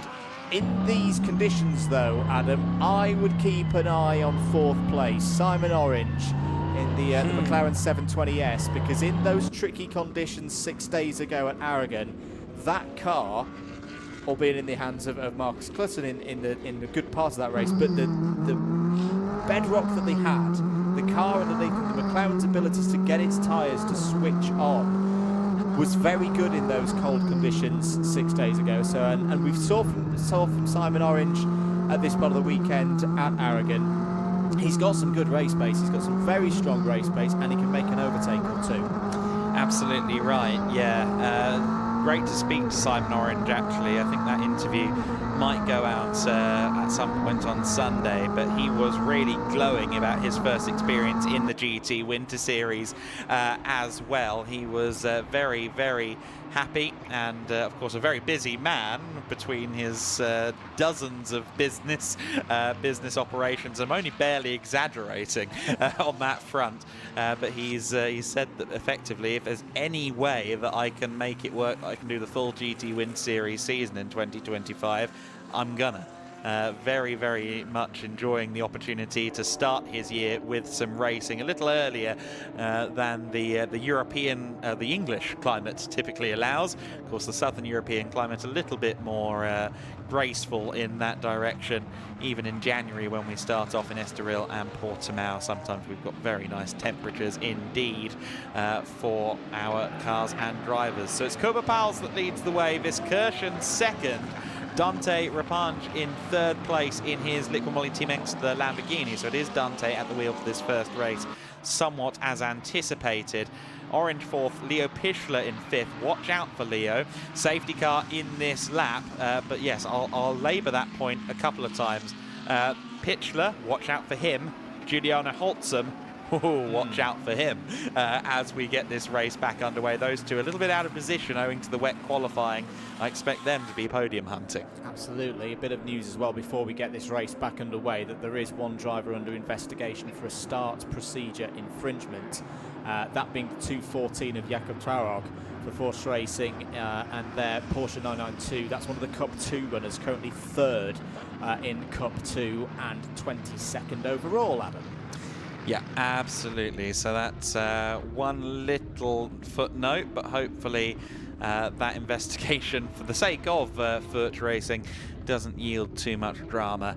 For now, Kuba Powell will be watching the rear view mirror, and it looks like he might have decided to go already. Safety car is well clear of them. It'll be back into the pit lane long before they get there, so Kuba has pulled the pin early, and this is now frustrating for Leo Pichler, because he seems to have a bit more pace there than Simon Orange through 13 and 14, but he's having to wait his turn. Now tries to get the best run possible coming out of the 14th corner, and Pichler in the slipstream now of Orange. The top 3 should remain in the same position. Simon Orange going defensive here into turn 1. Pichler a bit later on the brakes. Of course, it's his first time racing with us in that car. Shota Abkazava defending the Cup 4 lead there as well from Jerzy Spinkovic. And Cup 4 is where we find one of the drivers, of course, with a shot at the championship this weekend. But for Alessio Ruffini, it's going to be a steep cliff to climb, because he's 25th overall, and therefore he has 13 cars between himself and the other Cup 4 Lamborghinis, and the best he can do with just 3 cars in class is score 14 points. So it's going to take misfortunes and frankly DNFs for Mafiel and Aguas, for the SR Motorsport Mercedes of Kenneth Heyer and Moritz Viskersen, for them to really do anything about the championship win this weekend. Yeah, especially with the likes of Viskersen up in second place within that GT3 category, and Maciel also doing well. So we'll talk about the bounce back ability of some teams, as that's looking close into turn number 9. Was that, I think that was the Alfredo Fernandez is down the inside. This is for 4th place. Round the outside goes Pichler, so you're set to keep an eye on him. Back comes Simon Orange, has another little go at the Porsche and the Invitational BMW. So again, this a good pace in that McLaren 720S. Through goes Holtzum into 5th place, past Pichler there in the Porsche. Good stuff, this. A great demonstration of Simon Orange's racecraft there.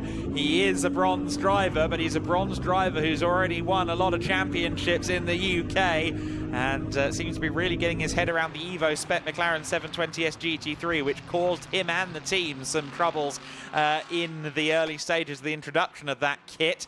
He remains ahead of Giuliano Holtzum and Leo Pichler for the time being. Jerzy Spinkovic gets himself back into the lead in Cup 4 for Unique Racing, the driver who competed in the Pro class of last year's Lamborghini Super Trofeo, getting past the LC Cup champion from last year within Super Trofeo Europe. As here comes Holtzum. Orange took a wide entry into the corner there, but that's allowed the door to move ajar a little bit for Giuliano Holtzum. Holtzum, of course, has the outside line now for turn 5. A little bit of a hip check there from Simon Orange. It's a very, very wide McLaren indeed. He's holding on just about for now, but surely the Schubert car now has the inside for 7. Yes, it does.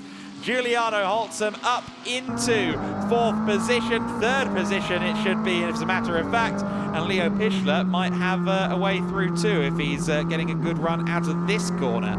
You can see the close proximity of the Porsche there on the rear view camera of the McLaren. Simon Orange won't be concentrating on that. He'll be concentrating on his braking zone into turn 10. Has he run a little bit too deep? But no, the McLaren's good in this part of the circuit. Stays ahead of the Porsche, and look out for Carrie Schreiner there, as well as Simon Orange has got the back end of the McLaren 720S out there. Still 19 minutes of this race to go, drivers, and with slights like that, they're going to be doing well to get to the end of it. Very quick note, Hernandez falling down the order. That's the gold Mercedes that we saw being overtaken by the Super Trofeo Lamborghinis. We're back on board with Simon Orange. Holtzum has gone. Holtzum has darted down the road in that Invitational, the newer version of the BMW M4 GT3. They also keep an eye on Adrian Trisny there in the Aston Martin Vantage. That's the Pro Sport Racing prepared one. As on the move as well, Eric Chung for AF Corsa. He's trying to defend. Actually, no, he did. He got past Jaden Kelly on the long straight and then had to try and get the car stopped. A word to Jaden Kelly, though, who really is showing what that McLaren can do when it's untethered. We haven't seen a pro driver in that car in a sprint race at all this season. Ollie Webber's, of course, been in the grid, but he's never been driving solo like we're seeing here. And we are getting to now see what the 17-year-old Australian Jaden Kelly can do. A race winner in last year's McLaren Trophy, as Simon Orange continues to face pressure now from Leo Pichler. As you said, Carrie Schreiner and Adrian Richney not far behind either. Not too far behind at all. Simon Orange just holds to driver's left a little bit there to ward off any attempts from Pichler to go down the inside into turn 10, because once again, this is the part of the circuit where the 720S likes to sing, likes to generate its lap time, and Pichler's just got to be patient right now. Has maybe got to focus on an exit out of turn 14, takes a tighter line through 13, gets on the lights as well, trying every professional trick in the book, it would seem, to put Simon Orange off, but Simon Orange is wiser to that, and they stay in that order. Just to confirm as well that this is for 5th place. I think there was a bit of a transponder issue perhaps for Dante Rapinage in the Liqui-Moly Team Engstler Lamborghini. And that's still circulating out there. Quick sight of Shota Alcazava there as well in the second of those Super Trofeo Lamborghinis, as there is definite proof that the Liqui-Moly Team Engstler car is still running well. Had its problems at Aragon, but when it was running, boy oh boy was it running well, and right now Moritz Viskirchen has got a lot to deal with if he wants to hold on to this second place overall. 214 car has a drive-through penalty which is currently being served, so Jakob Twarog unfortunately did get judged to be in an incorrect starting position out there on the circuit.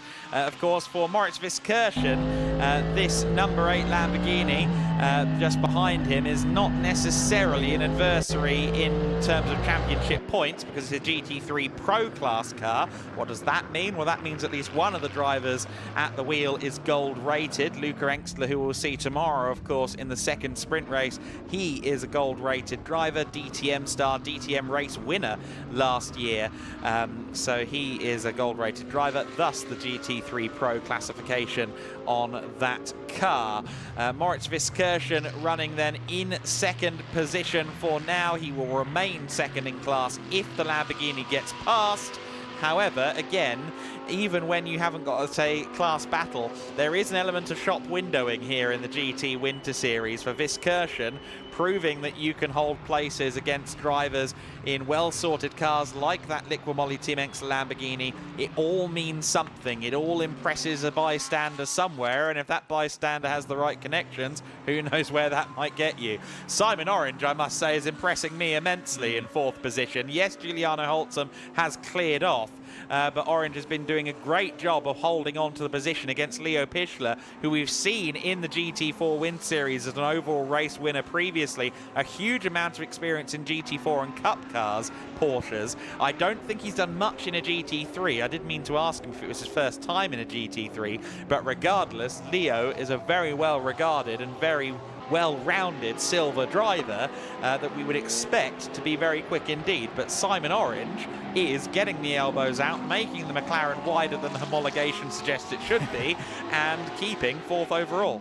Is indeed. A bit of news further down the order. There's been changes in Cup 2 as Monsthalin has got through past both Ahmed Arif Al-Khoury for second place in class and 20th place overall. Thalin has also got past Alessio Ruffini. That is not a Cup 2 car, that's a Cup 4 car. That's one of the Lamborghini Super Trofeos. So good progress there for Monsthalin and Willico Motorsport.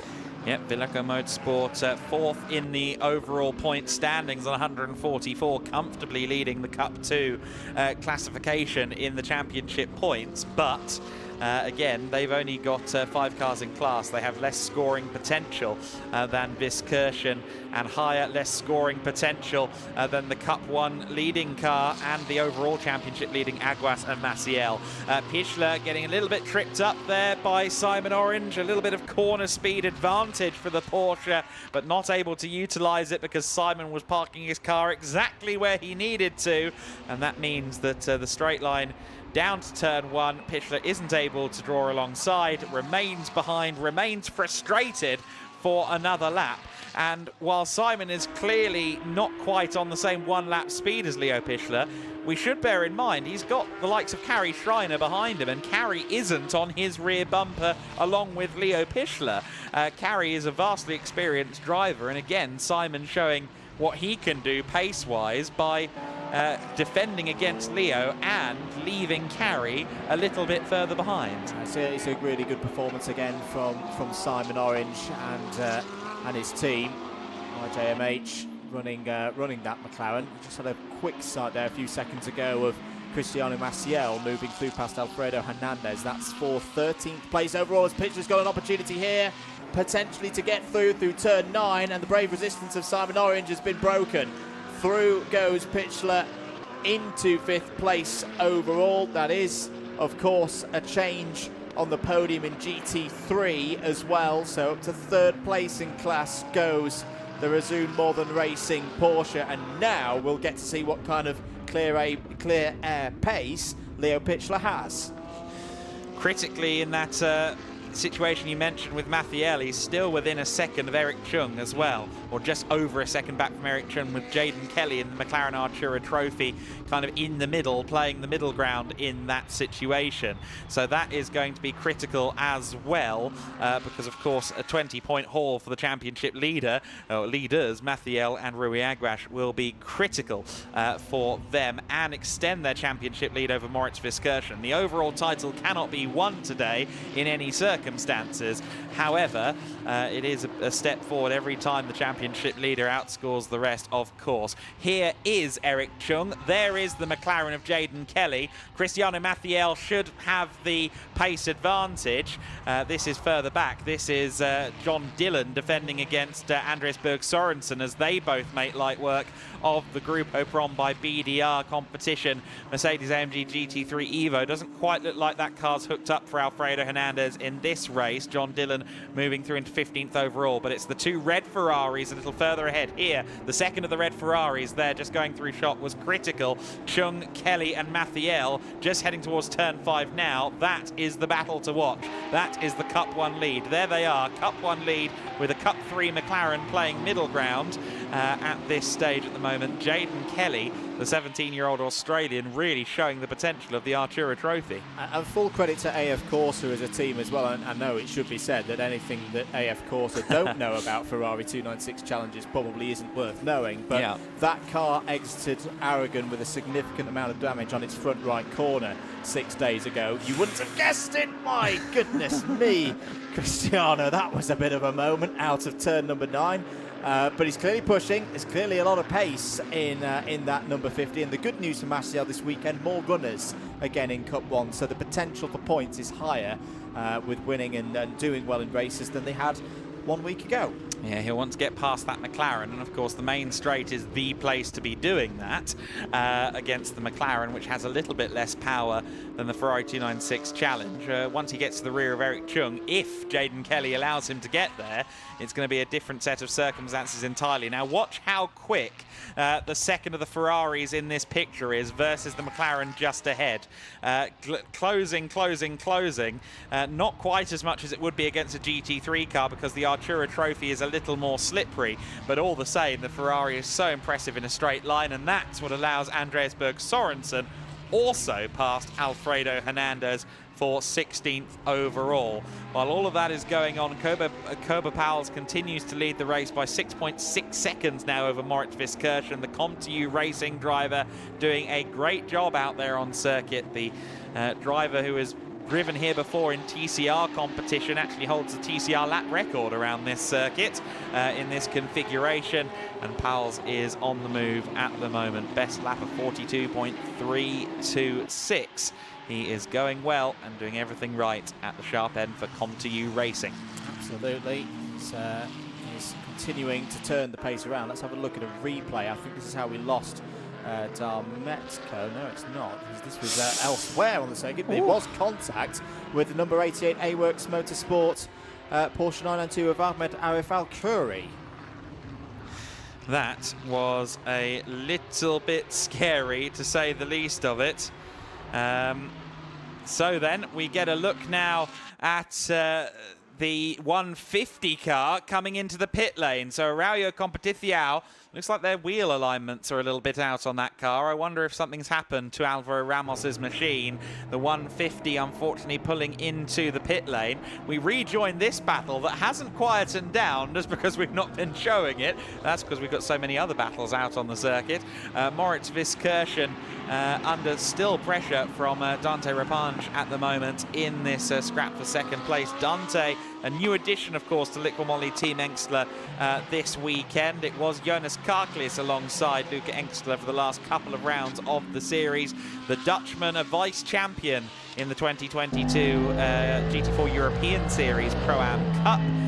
Raced last year with ComTU Racing, as a matter of fact, in a GT3 car. I'm sure he's given a wave to that garage at some point, but forging a new path with the Lamborghini and Team Engstler.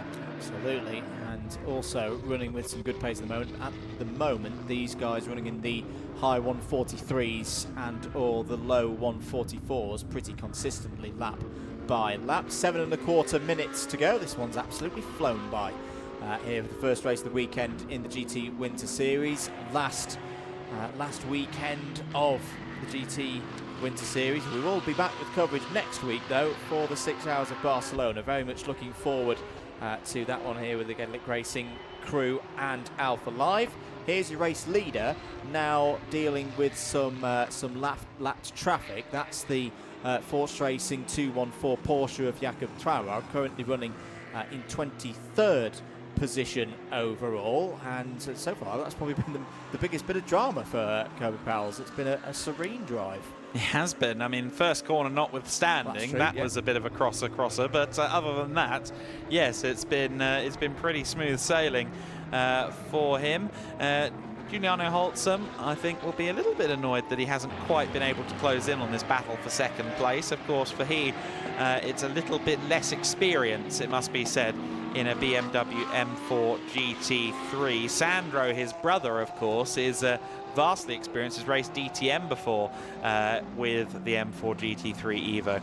We just saw there Darren Howell getting put a lap down up against Jerzy Spinkovic in P8 overall. Spinkovic, who is actually, I think, lapping a little bit quicker than some of the GT3s ahead of him at the moment. Yeah, 3/10 quicker than Kari Schreiner last time by.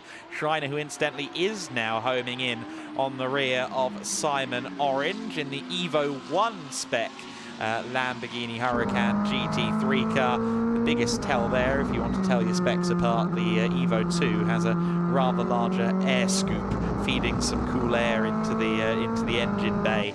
That, of course, the Evo 2 spec is the car we see the Engster team running. We do indeed. So 5 minutes and 20 seconds to go of this one. Keeping an eye on the Cup 1 debate as well. Still that single Cup 3 car in between the two leaders in Cup 1, but it is very, very close across that run of cars from 11th down to 16th place, or with the red number boards on your timing graphic on the left-hand side of your screen. So plenty to play for in that class running the Ferrari 296 Challenge cars. Here it is, particularly if your name is Danilo Del Favero in the third of those red Ferraris, car number 9, which has closed into the back of Cristiano Maciel's number 50. And still, I think the big problem at the moment with Maciel, he just cannot find a way through past the McLaren there of Jaden Kelly. Eric Chung's looking a bit more comfortable now, 1.5 seconds up the road as there's some debris in the middle of the circuit down the pit straight there. And that has been noted by race control, Adam. It has been. Car 7 with 5-second penalty added to its time. That is Darmetco, so that was potentially the contact we saw earlier on. In fact, it was, because it was at turn 10. The contact we saw earlier on with Ahmed Arif Al-Khoury. So for the Hubert Darmetco car, it's been a dramatic race, penalties and visits to the pit. Shota Abkazava there was slowing in the back of shot. So from second in class, Shota Abkazava is with a puncture, and I wonder if that is why there's debris down at the first, or on the approach for the first corner down the main straight. That car with a flat, so Shota Abkazava unfortunately will likely lose second in class as well to Alessio Ruffini, which will give he and Milos Pavlovic 2 more points in the fight for the overall championship. And Ahmed Arif Al-Khoury is into the gravel as well. All kicking off. Still lots of drama going on then around the circuit, and with 3 minutes and 15 to go, with that car beached in the gravel and not far away from the circuit at all in that resting place, I dare suggest this might have to be an early pause. Might be indeed. Just trying to work out where that is for, I think it's in sector number 2. No, it's in sector number 1. It's turn 1, turn 2 that Ahmed Arif Al-Khoury has had that problem. I think also for the number 7, what race control won't be too impressed by is that the number 7 was a lap down when it had that moment with the number 88. Not that that's any of concern to your race leader. Kirby Powell's still there in the 700, 7.2 seconds clear of the rest of the field. 2.5 minutes remaining of this race. Now, if there was to be some kind of neutralising of the race to aid the recovery of the number 88, Powell will be still feeling pretty comfortable with the remaining time on the clock of not having to fend off any attacks from behind. But right now we stay green. The marshals given their time to do what they need to do. You did just see Shota Akazawa crawling back to the pits there, and he is now in 3rd place in Cup 4. Alessio Ruffini has gone through, and Akazawa doing the right thing, of course, making sure that there's no further damage to the Lamborghini Huracan on its way back to the pits, Adam. Yes, Artline is Shota Abkazawa's team, so ultimately the buck stops with him, and there's no He's need paying to... the bills. Exactly. More direct than I was going to be, but yes, that is my point. Kobe Powers is our race leader. We have 2 laps to go here, I think, although it is going to be very close at the line. I must admit, for my sins, I'm not quite sure, with a 1:45 last time by, whether or not this will be the final lap of the race. Down at turn 2 there is where we saw Arif Al-Khoury, so that car is actually fairly out of the way. It did look quite bad in that initial tight shot when there were cars flying past it, but it'd be an unusual place for another car to collect it. 60 seconds left on the clock. I don't think Kobe Powers will much care whether or not this is the final lap of the race or not, but Maurice Fitzkirchen definitively will want this race to end, even though, again, it's not for points, it is for position, and Dante has been doing a good job of making life more than a little difficult for Moritz Fitzkirchen. Has been indeed. 40 seconds on the clock. Kobe Powell's into the 3rd sector. There's been a change for 4th place in Cup 1. Andreas Sorensen has found a way past John Dillon to the Ferrari 296 Challenge car. So we said that there were going to be changes in Cup 1. Indeed, there are. 20 seconds to go on the clock. I think they might get round here. Kobe Powell is going to get another lap on the board, or start another lap before the timer ticks round to 0 out of turn 14. Just a solitary car up ahead in terms of traffic. The Lamborghini of Shota Akazawa is still showing us in the pit lane. 5 seconds in the end over the line for Kobe Powers to start another one here. That's not good news for Moritz Fitzkirchen, because he's got to defend for another tour of this circuit. The good news, though, is yellow flags out down towards turn 1 and turn 2 for the stricken number 88 of Al-Khoury. Removes one of the opportunities for Rapinage to make an overtake, but to be honest, he wasn't going to be close enough on that occasion to make a move. The car ahead of the race leader on track is the 333 Autosport Racing's Lamborghini Huracan that has been piloted by Alessio Ruffini, and not the quickest of races for Ruffini, but still one where they're going to get home, Adam, and they're going to get 2nd place points, which is useful for the team.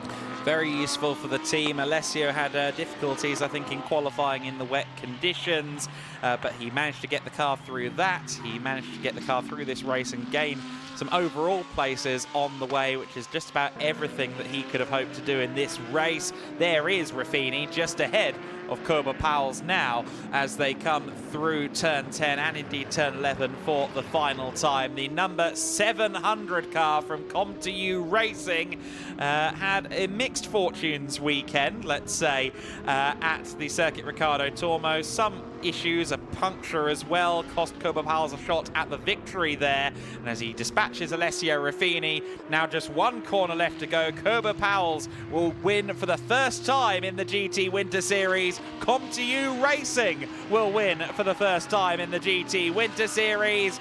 The Aston Martin Vantage wins the race by just a few seconds, 5.5 over Moritz Fitzkirchen.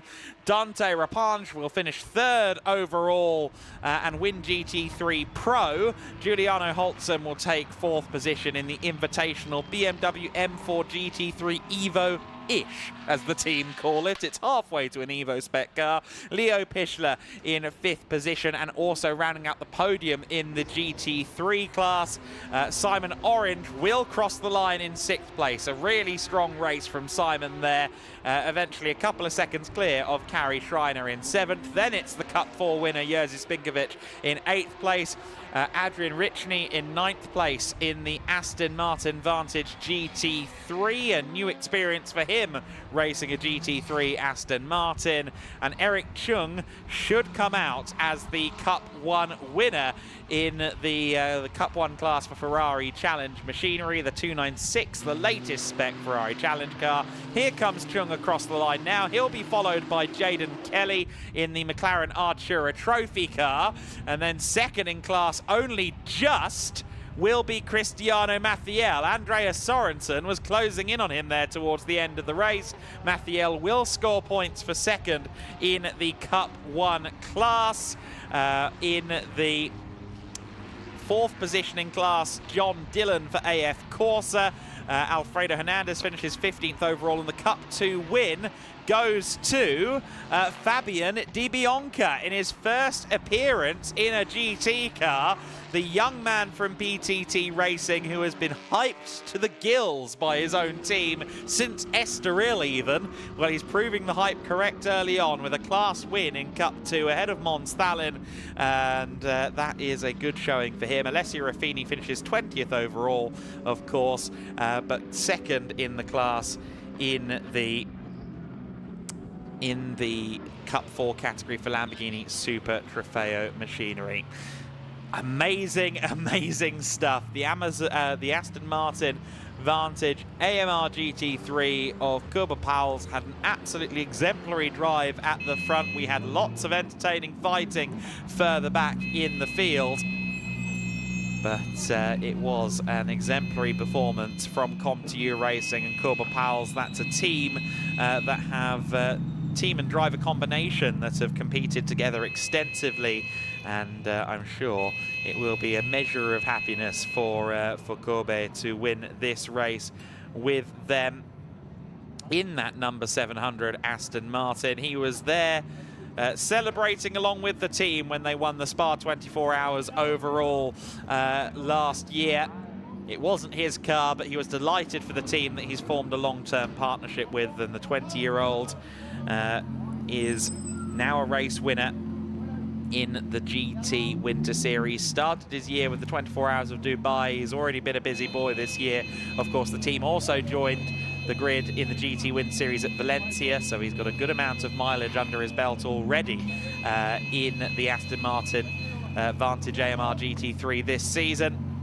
Mathis Lismont, his teammate among the ComTU drivers, congratulating him, and it is a big moment, I'm sure, for Kuba Pauwels. I believe that is his first overall victory in a GT3 car.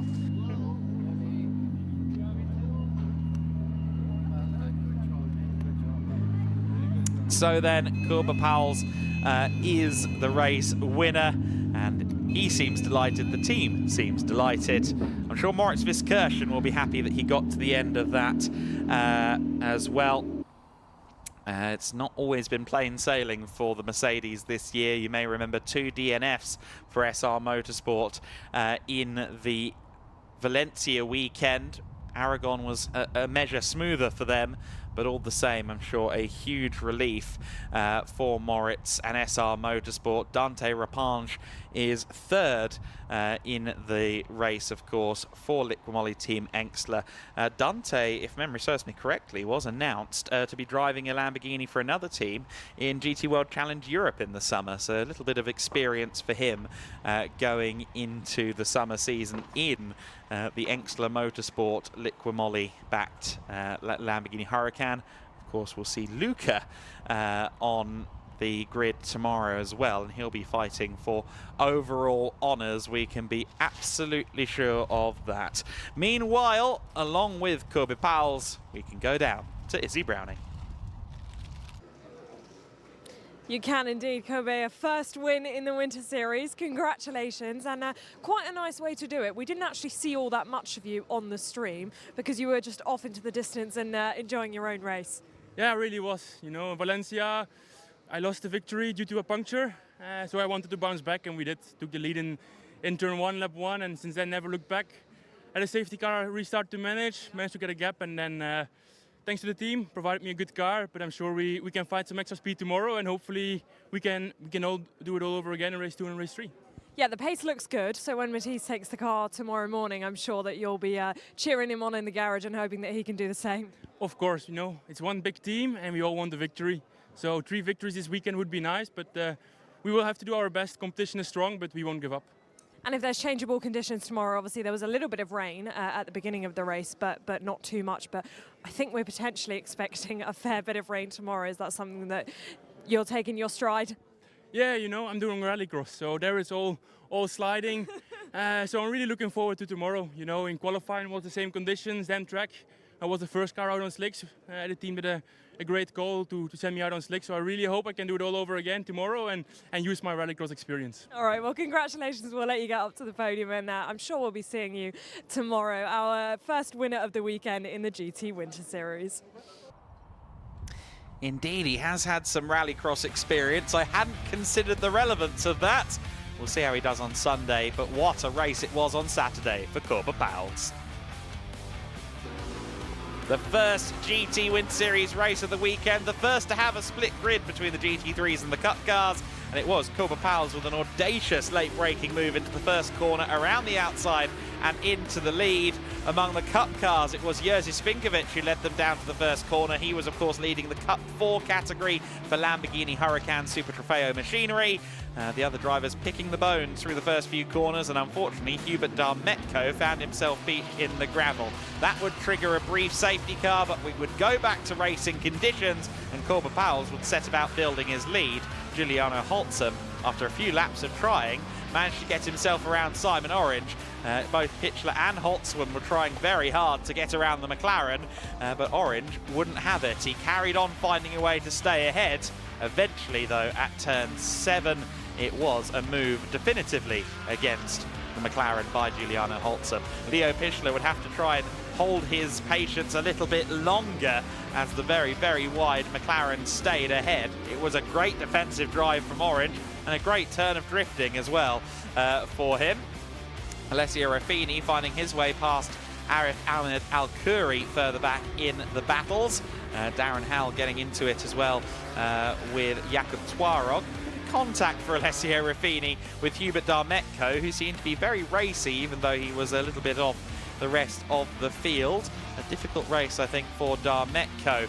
A little bit of an error at turn 7 cost Simon Orange ultimately. A good run up the hill towards turn 9 was all it took for Leo Pichler to get through into the lead in Cup 1, or rather, sorry, in that GT3 class battle. The Cup 1 Ferrari of Mathiel there was getting rather loose, and Ahmed Arif Al-Khoury went airborne after that collision with the number 7.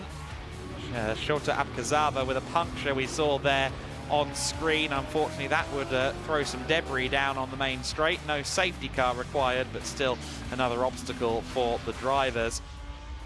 Ahmed Arif Al-Khoury would end up in the gravel late on, but no safety car, and a clean run to the flag for our race winner Corber Pauwels.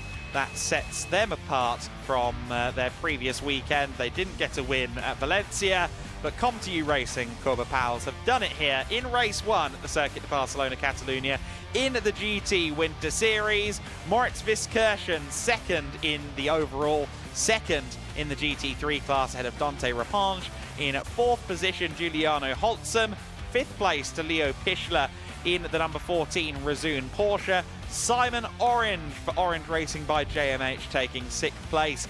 Carrie Schreiner in 7th, ahead of Jerzy Spinkovic, who won in the Cup 4 class. Adrian Richney in 9th position, ahead of Eric Chung, the Cup 1 winner for AF Corsa. He was just clear of Jaden Kelly in the Cup 3 Artura Trophy for Greystone GT. Cristiano Mathiel in 12th position, ahead of Andreas Sorensen. Mathiel, of course, scoring 2nd place points as they look to hold the overall championship lead. John Dillon 14th, Alfredo Hernandez in 15th place. Danilo Del Favero in 16th position, Alberto Di Martin in 17th, Fabian Di Bianca winning Cup 2 on his debut in GT Racing ahead of Mons Dallin. In 20th place, Alessio Ruffini scoring 2nd place points in the Cup 4 class, Jakub Twarog in 21st, Darren Howell 22nd, Darmetko 23rd, Abkazava, Arif Al-Khoury and Ramos all not running at the flag. just quickly to tell you as well, Mathiel and Aguas on 176 points. The Cup 1 number 50 Ferrari leading the overall points on 176 provisionally after that race. 168 for the defending champion Kenneth Heyer, SR Motorsport, and of course Moritz Viskirchen. Raffini and Pavlovich on 162 points. They've dropped to third in the overall standings provisionally, with second in the Cup 4 class. Thalin and Bergman sit on 158 points in the overall championship as the comfortable leaders in Cup 2, but unfortunately they have some work to do if they are to be champions this year in the GT Winter Series overall standings. For Mathiel and Aguas, though, they've done everything right on Saturday, and of course as they continue to keep that buffer perfect against Viskirchen and Heyer, that 8-point buffer that started the weekend has lasted through race 1. As long as they keep doing that, as long as they keep getting Cup 1 podiums, then the ship is on course for Aguas and Mathiel. Still a long way to go, though, in the championship. 2 races left, 40 points left on the board, and 4 teams within 20 points in the championship. So it could go anyway still on a potentially dramatic Sunday in the GT Winter Series, as Izzy alluded to down there on the grid, or rather on the post-event interview in the pit lane. We are looking at the forecast with a degree of trepidation for Sunday. Will it rain? And if it does rain, when?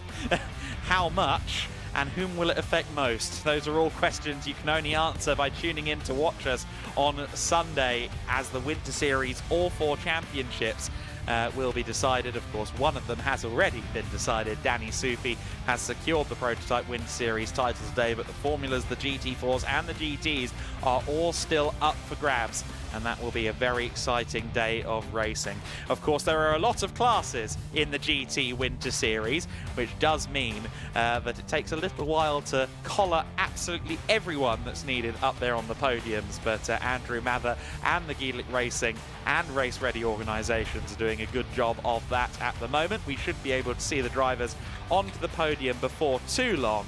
But for now, we remind you that we will be live before 9 o'clock in the morning with a full day of racing in the GT, the GT4, the Prototype and the Formula Winter Series. So if you are just here for the racing action, that is when it's coming. But if you want to revel in the celebrations, Andrew Mather is our MC on the podium. Thank you very much, Adam. Great to be here at the podium once again for the final time today on Saturday at the Circuit de Barcelona-Catalunya for the GT Winter Series. Let's kick things off this evening with our first category and our winning driver in the Cup 5 category. Please welcome driver number 5 for AF Corsa, Darren Howell.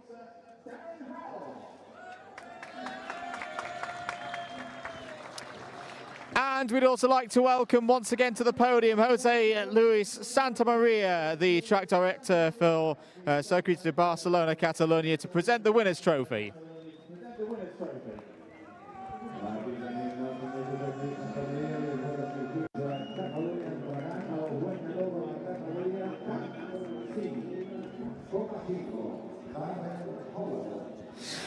To Cup 4 next for the Lamborghini Super Trofeos. Let's first of all welcome a tough race, but good to have them on the podium again for Art Line, driver number 12, Shota Abkazava in third.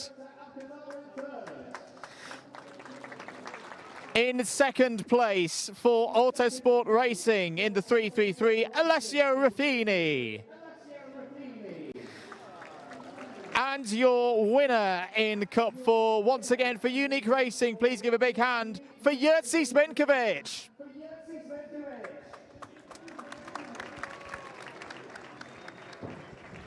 And the trophies to be presented to our top 3 for third, Stefan Lerner from the GEDLICH Racing team, Florenzi Caso from Pirelli, and Jose Luis Santamaria once again.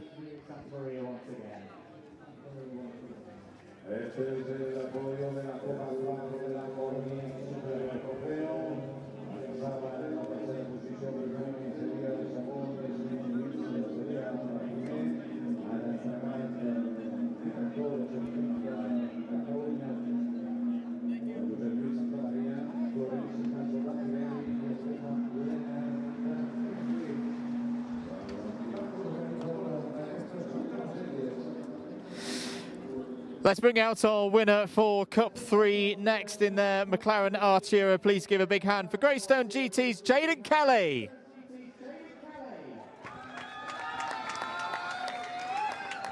And the trophy to be presented to Jaden Kelly. Please welcome once again Jose Luis Santamaria.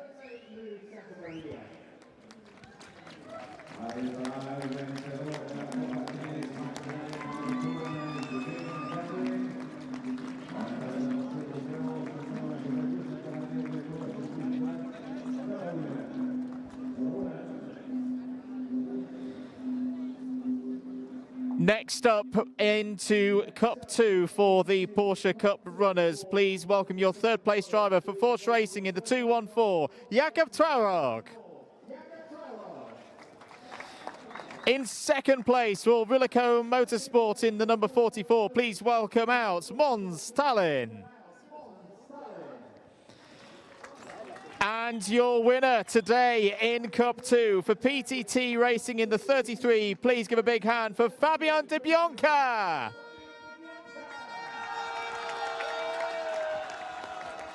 And the trophies to be presented once again by Stefan Lerner for third place from GEDLICH, Valencia Caso from Pirelli for second place, and from the team here at the Circuit de Barcelona-Catalunya, Jose Luis Santamaria.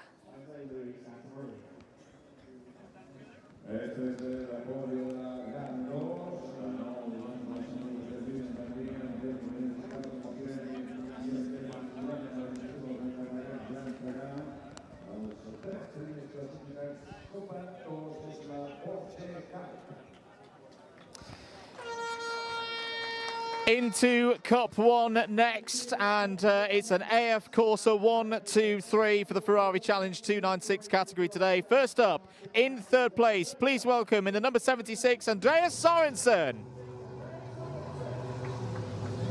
In second place, some more precious points for the championship. Please welcome out in the number 50 AF Corsa, Cristiano Maciel. And your winner in the Ferrari Challenge 296 class for Cup 1 cars, please welcome your winner in the 196, Eric Chung.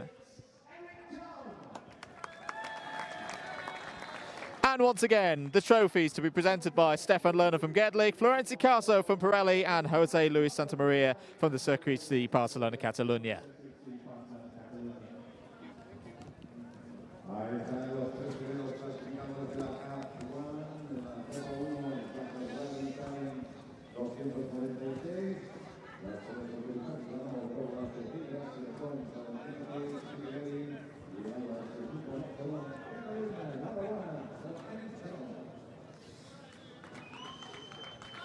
Thank you, drivers. We look forward to seeing you in action again tomorrow. We next move to GT2. Please welcome out your winning driver in GT2 in the number 15, prepared by NM Racing. Please welcome Alberto De Martin.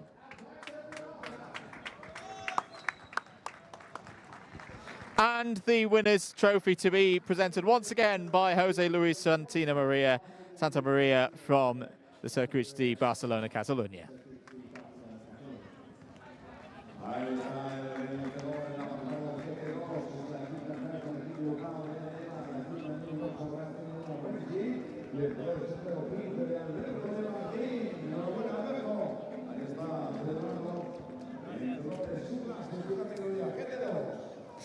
To our penultimate podium, and GT3 Pro is our destination. A brilliant drive in third place overall for Liqui Moly Team Engstler. Please welcome out the driver of the number 8, your winner in GT3 Pro, Dante Repange.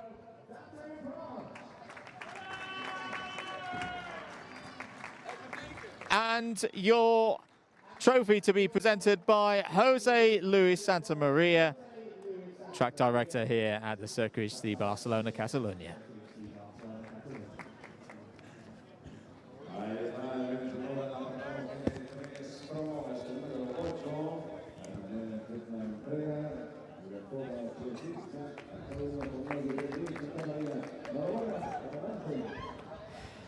Into our final podium then. GT3 is our final destination of the day. First of all, let's welcome our third place driver for the Razoon Northern Racing team in the number 14. Please welcome Leo Pichler.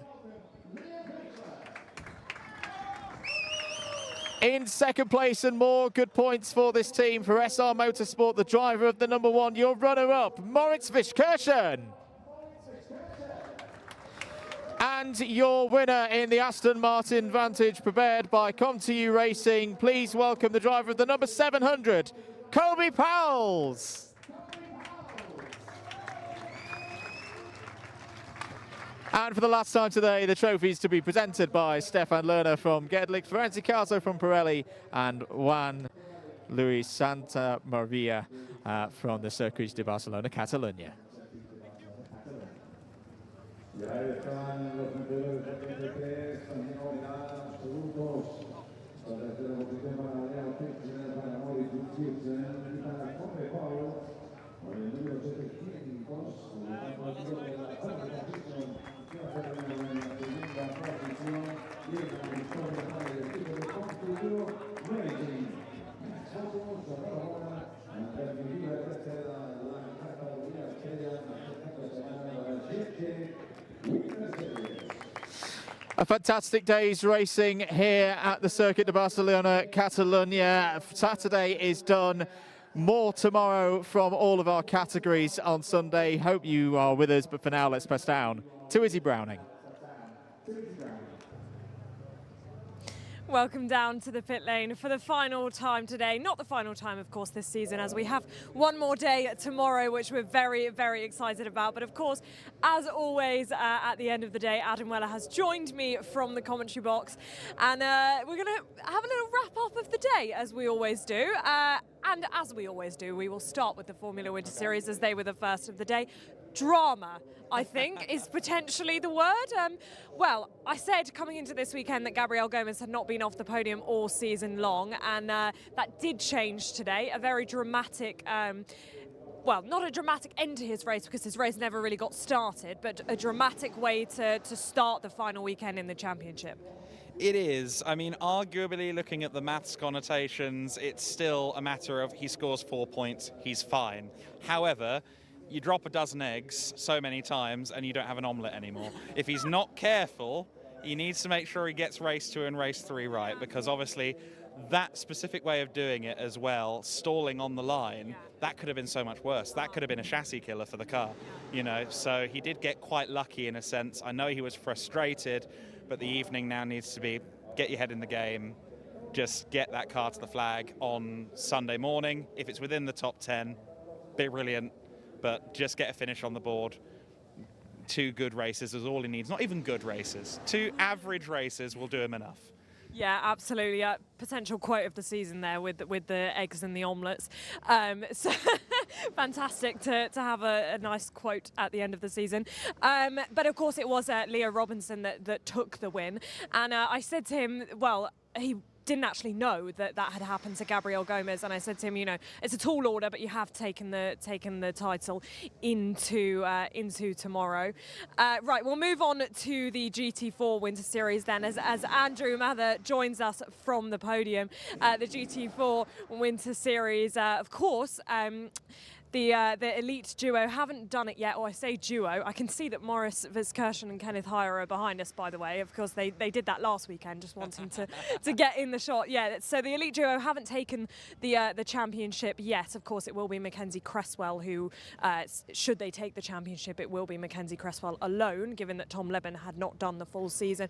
But a little bit of drama in the GT4s as well, given that I didn't think I was going to be interviewing Charlie Hart at the end of that race, and then they crossed the line and the win's gone Charlie's way.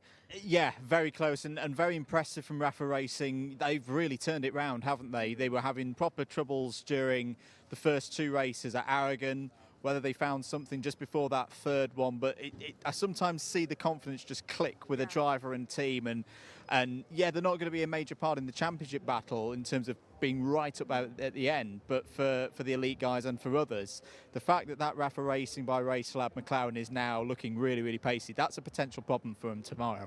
Yeah, definitely. And of course, tomorrow being the last day, I said it on the grid earlier, it's going to be a bit last day of school vibes. And of course, those that aren't in the championship hunt can potentially take a bit more risk on the last day. Moving on to the prototype Winter Series then, as the Conrad car, not the number 1, but the number 11, comes past us in the pit lane. We do have our first champion of the weekend, two-time prototype Winter Series champion, Danny Soufi. Of course, it was going to be him. We knew it coming into this weekend. And we got some more Danny Soufi origin story in your interview afterwards, which was really good fun. Two-time champion now in the Prototype Winter Series. He has really, and I use this phrase a lot, but he has shop windowed himself as an LMP3 driver. I was there for the first race in 2022 that he did in these kind of cars, and he was good, but the level of improvement has been really impressive. I think he is going to be hugely keen in potentially the summer or the years to come to now get into a third generation car, see how that V6 suits him. And, you know, we hope to see him again, but who knows where we might see Danny Soufi in the next couple of years. Yeah, Danny Soufi, remember the name, is probably what we need to say to the viewers at home. And of course, our final race of the day, the GT Winter Series, you've just come straight from the podium, so fresh in your mind. Kobe Powell's taking the win, a first win of the season for the Comptius. A very good win indeed.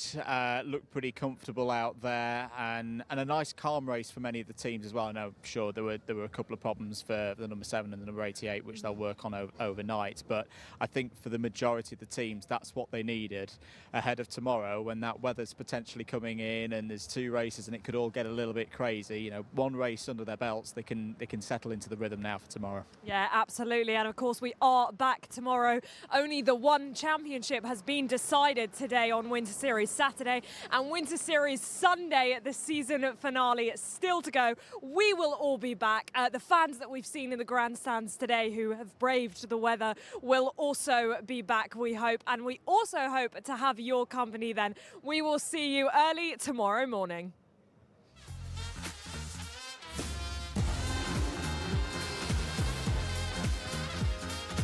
Came on a last link for Down Racing. They both go deep into the corner.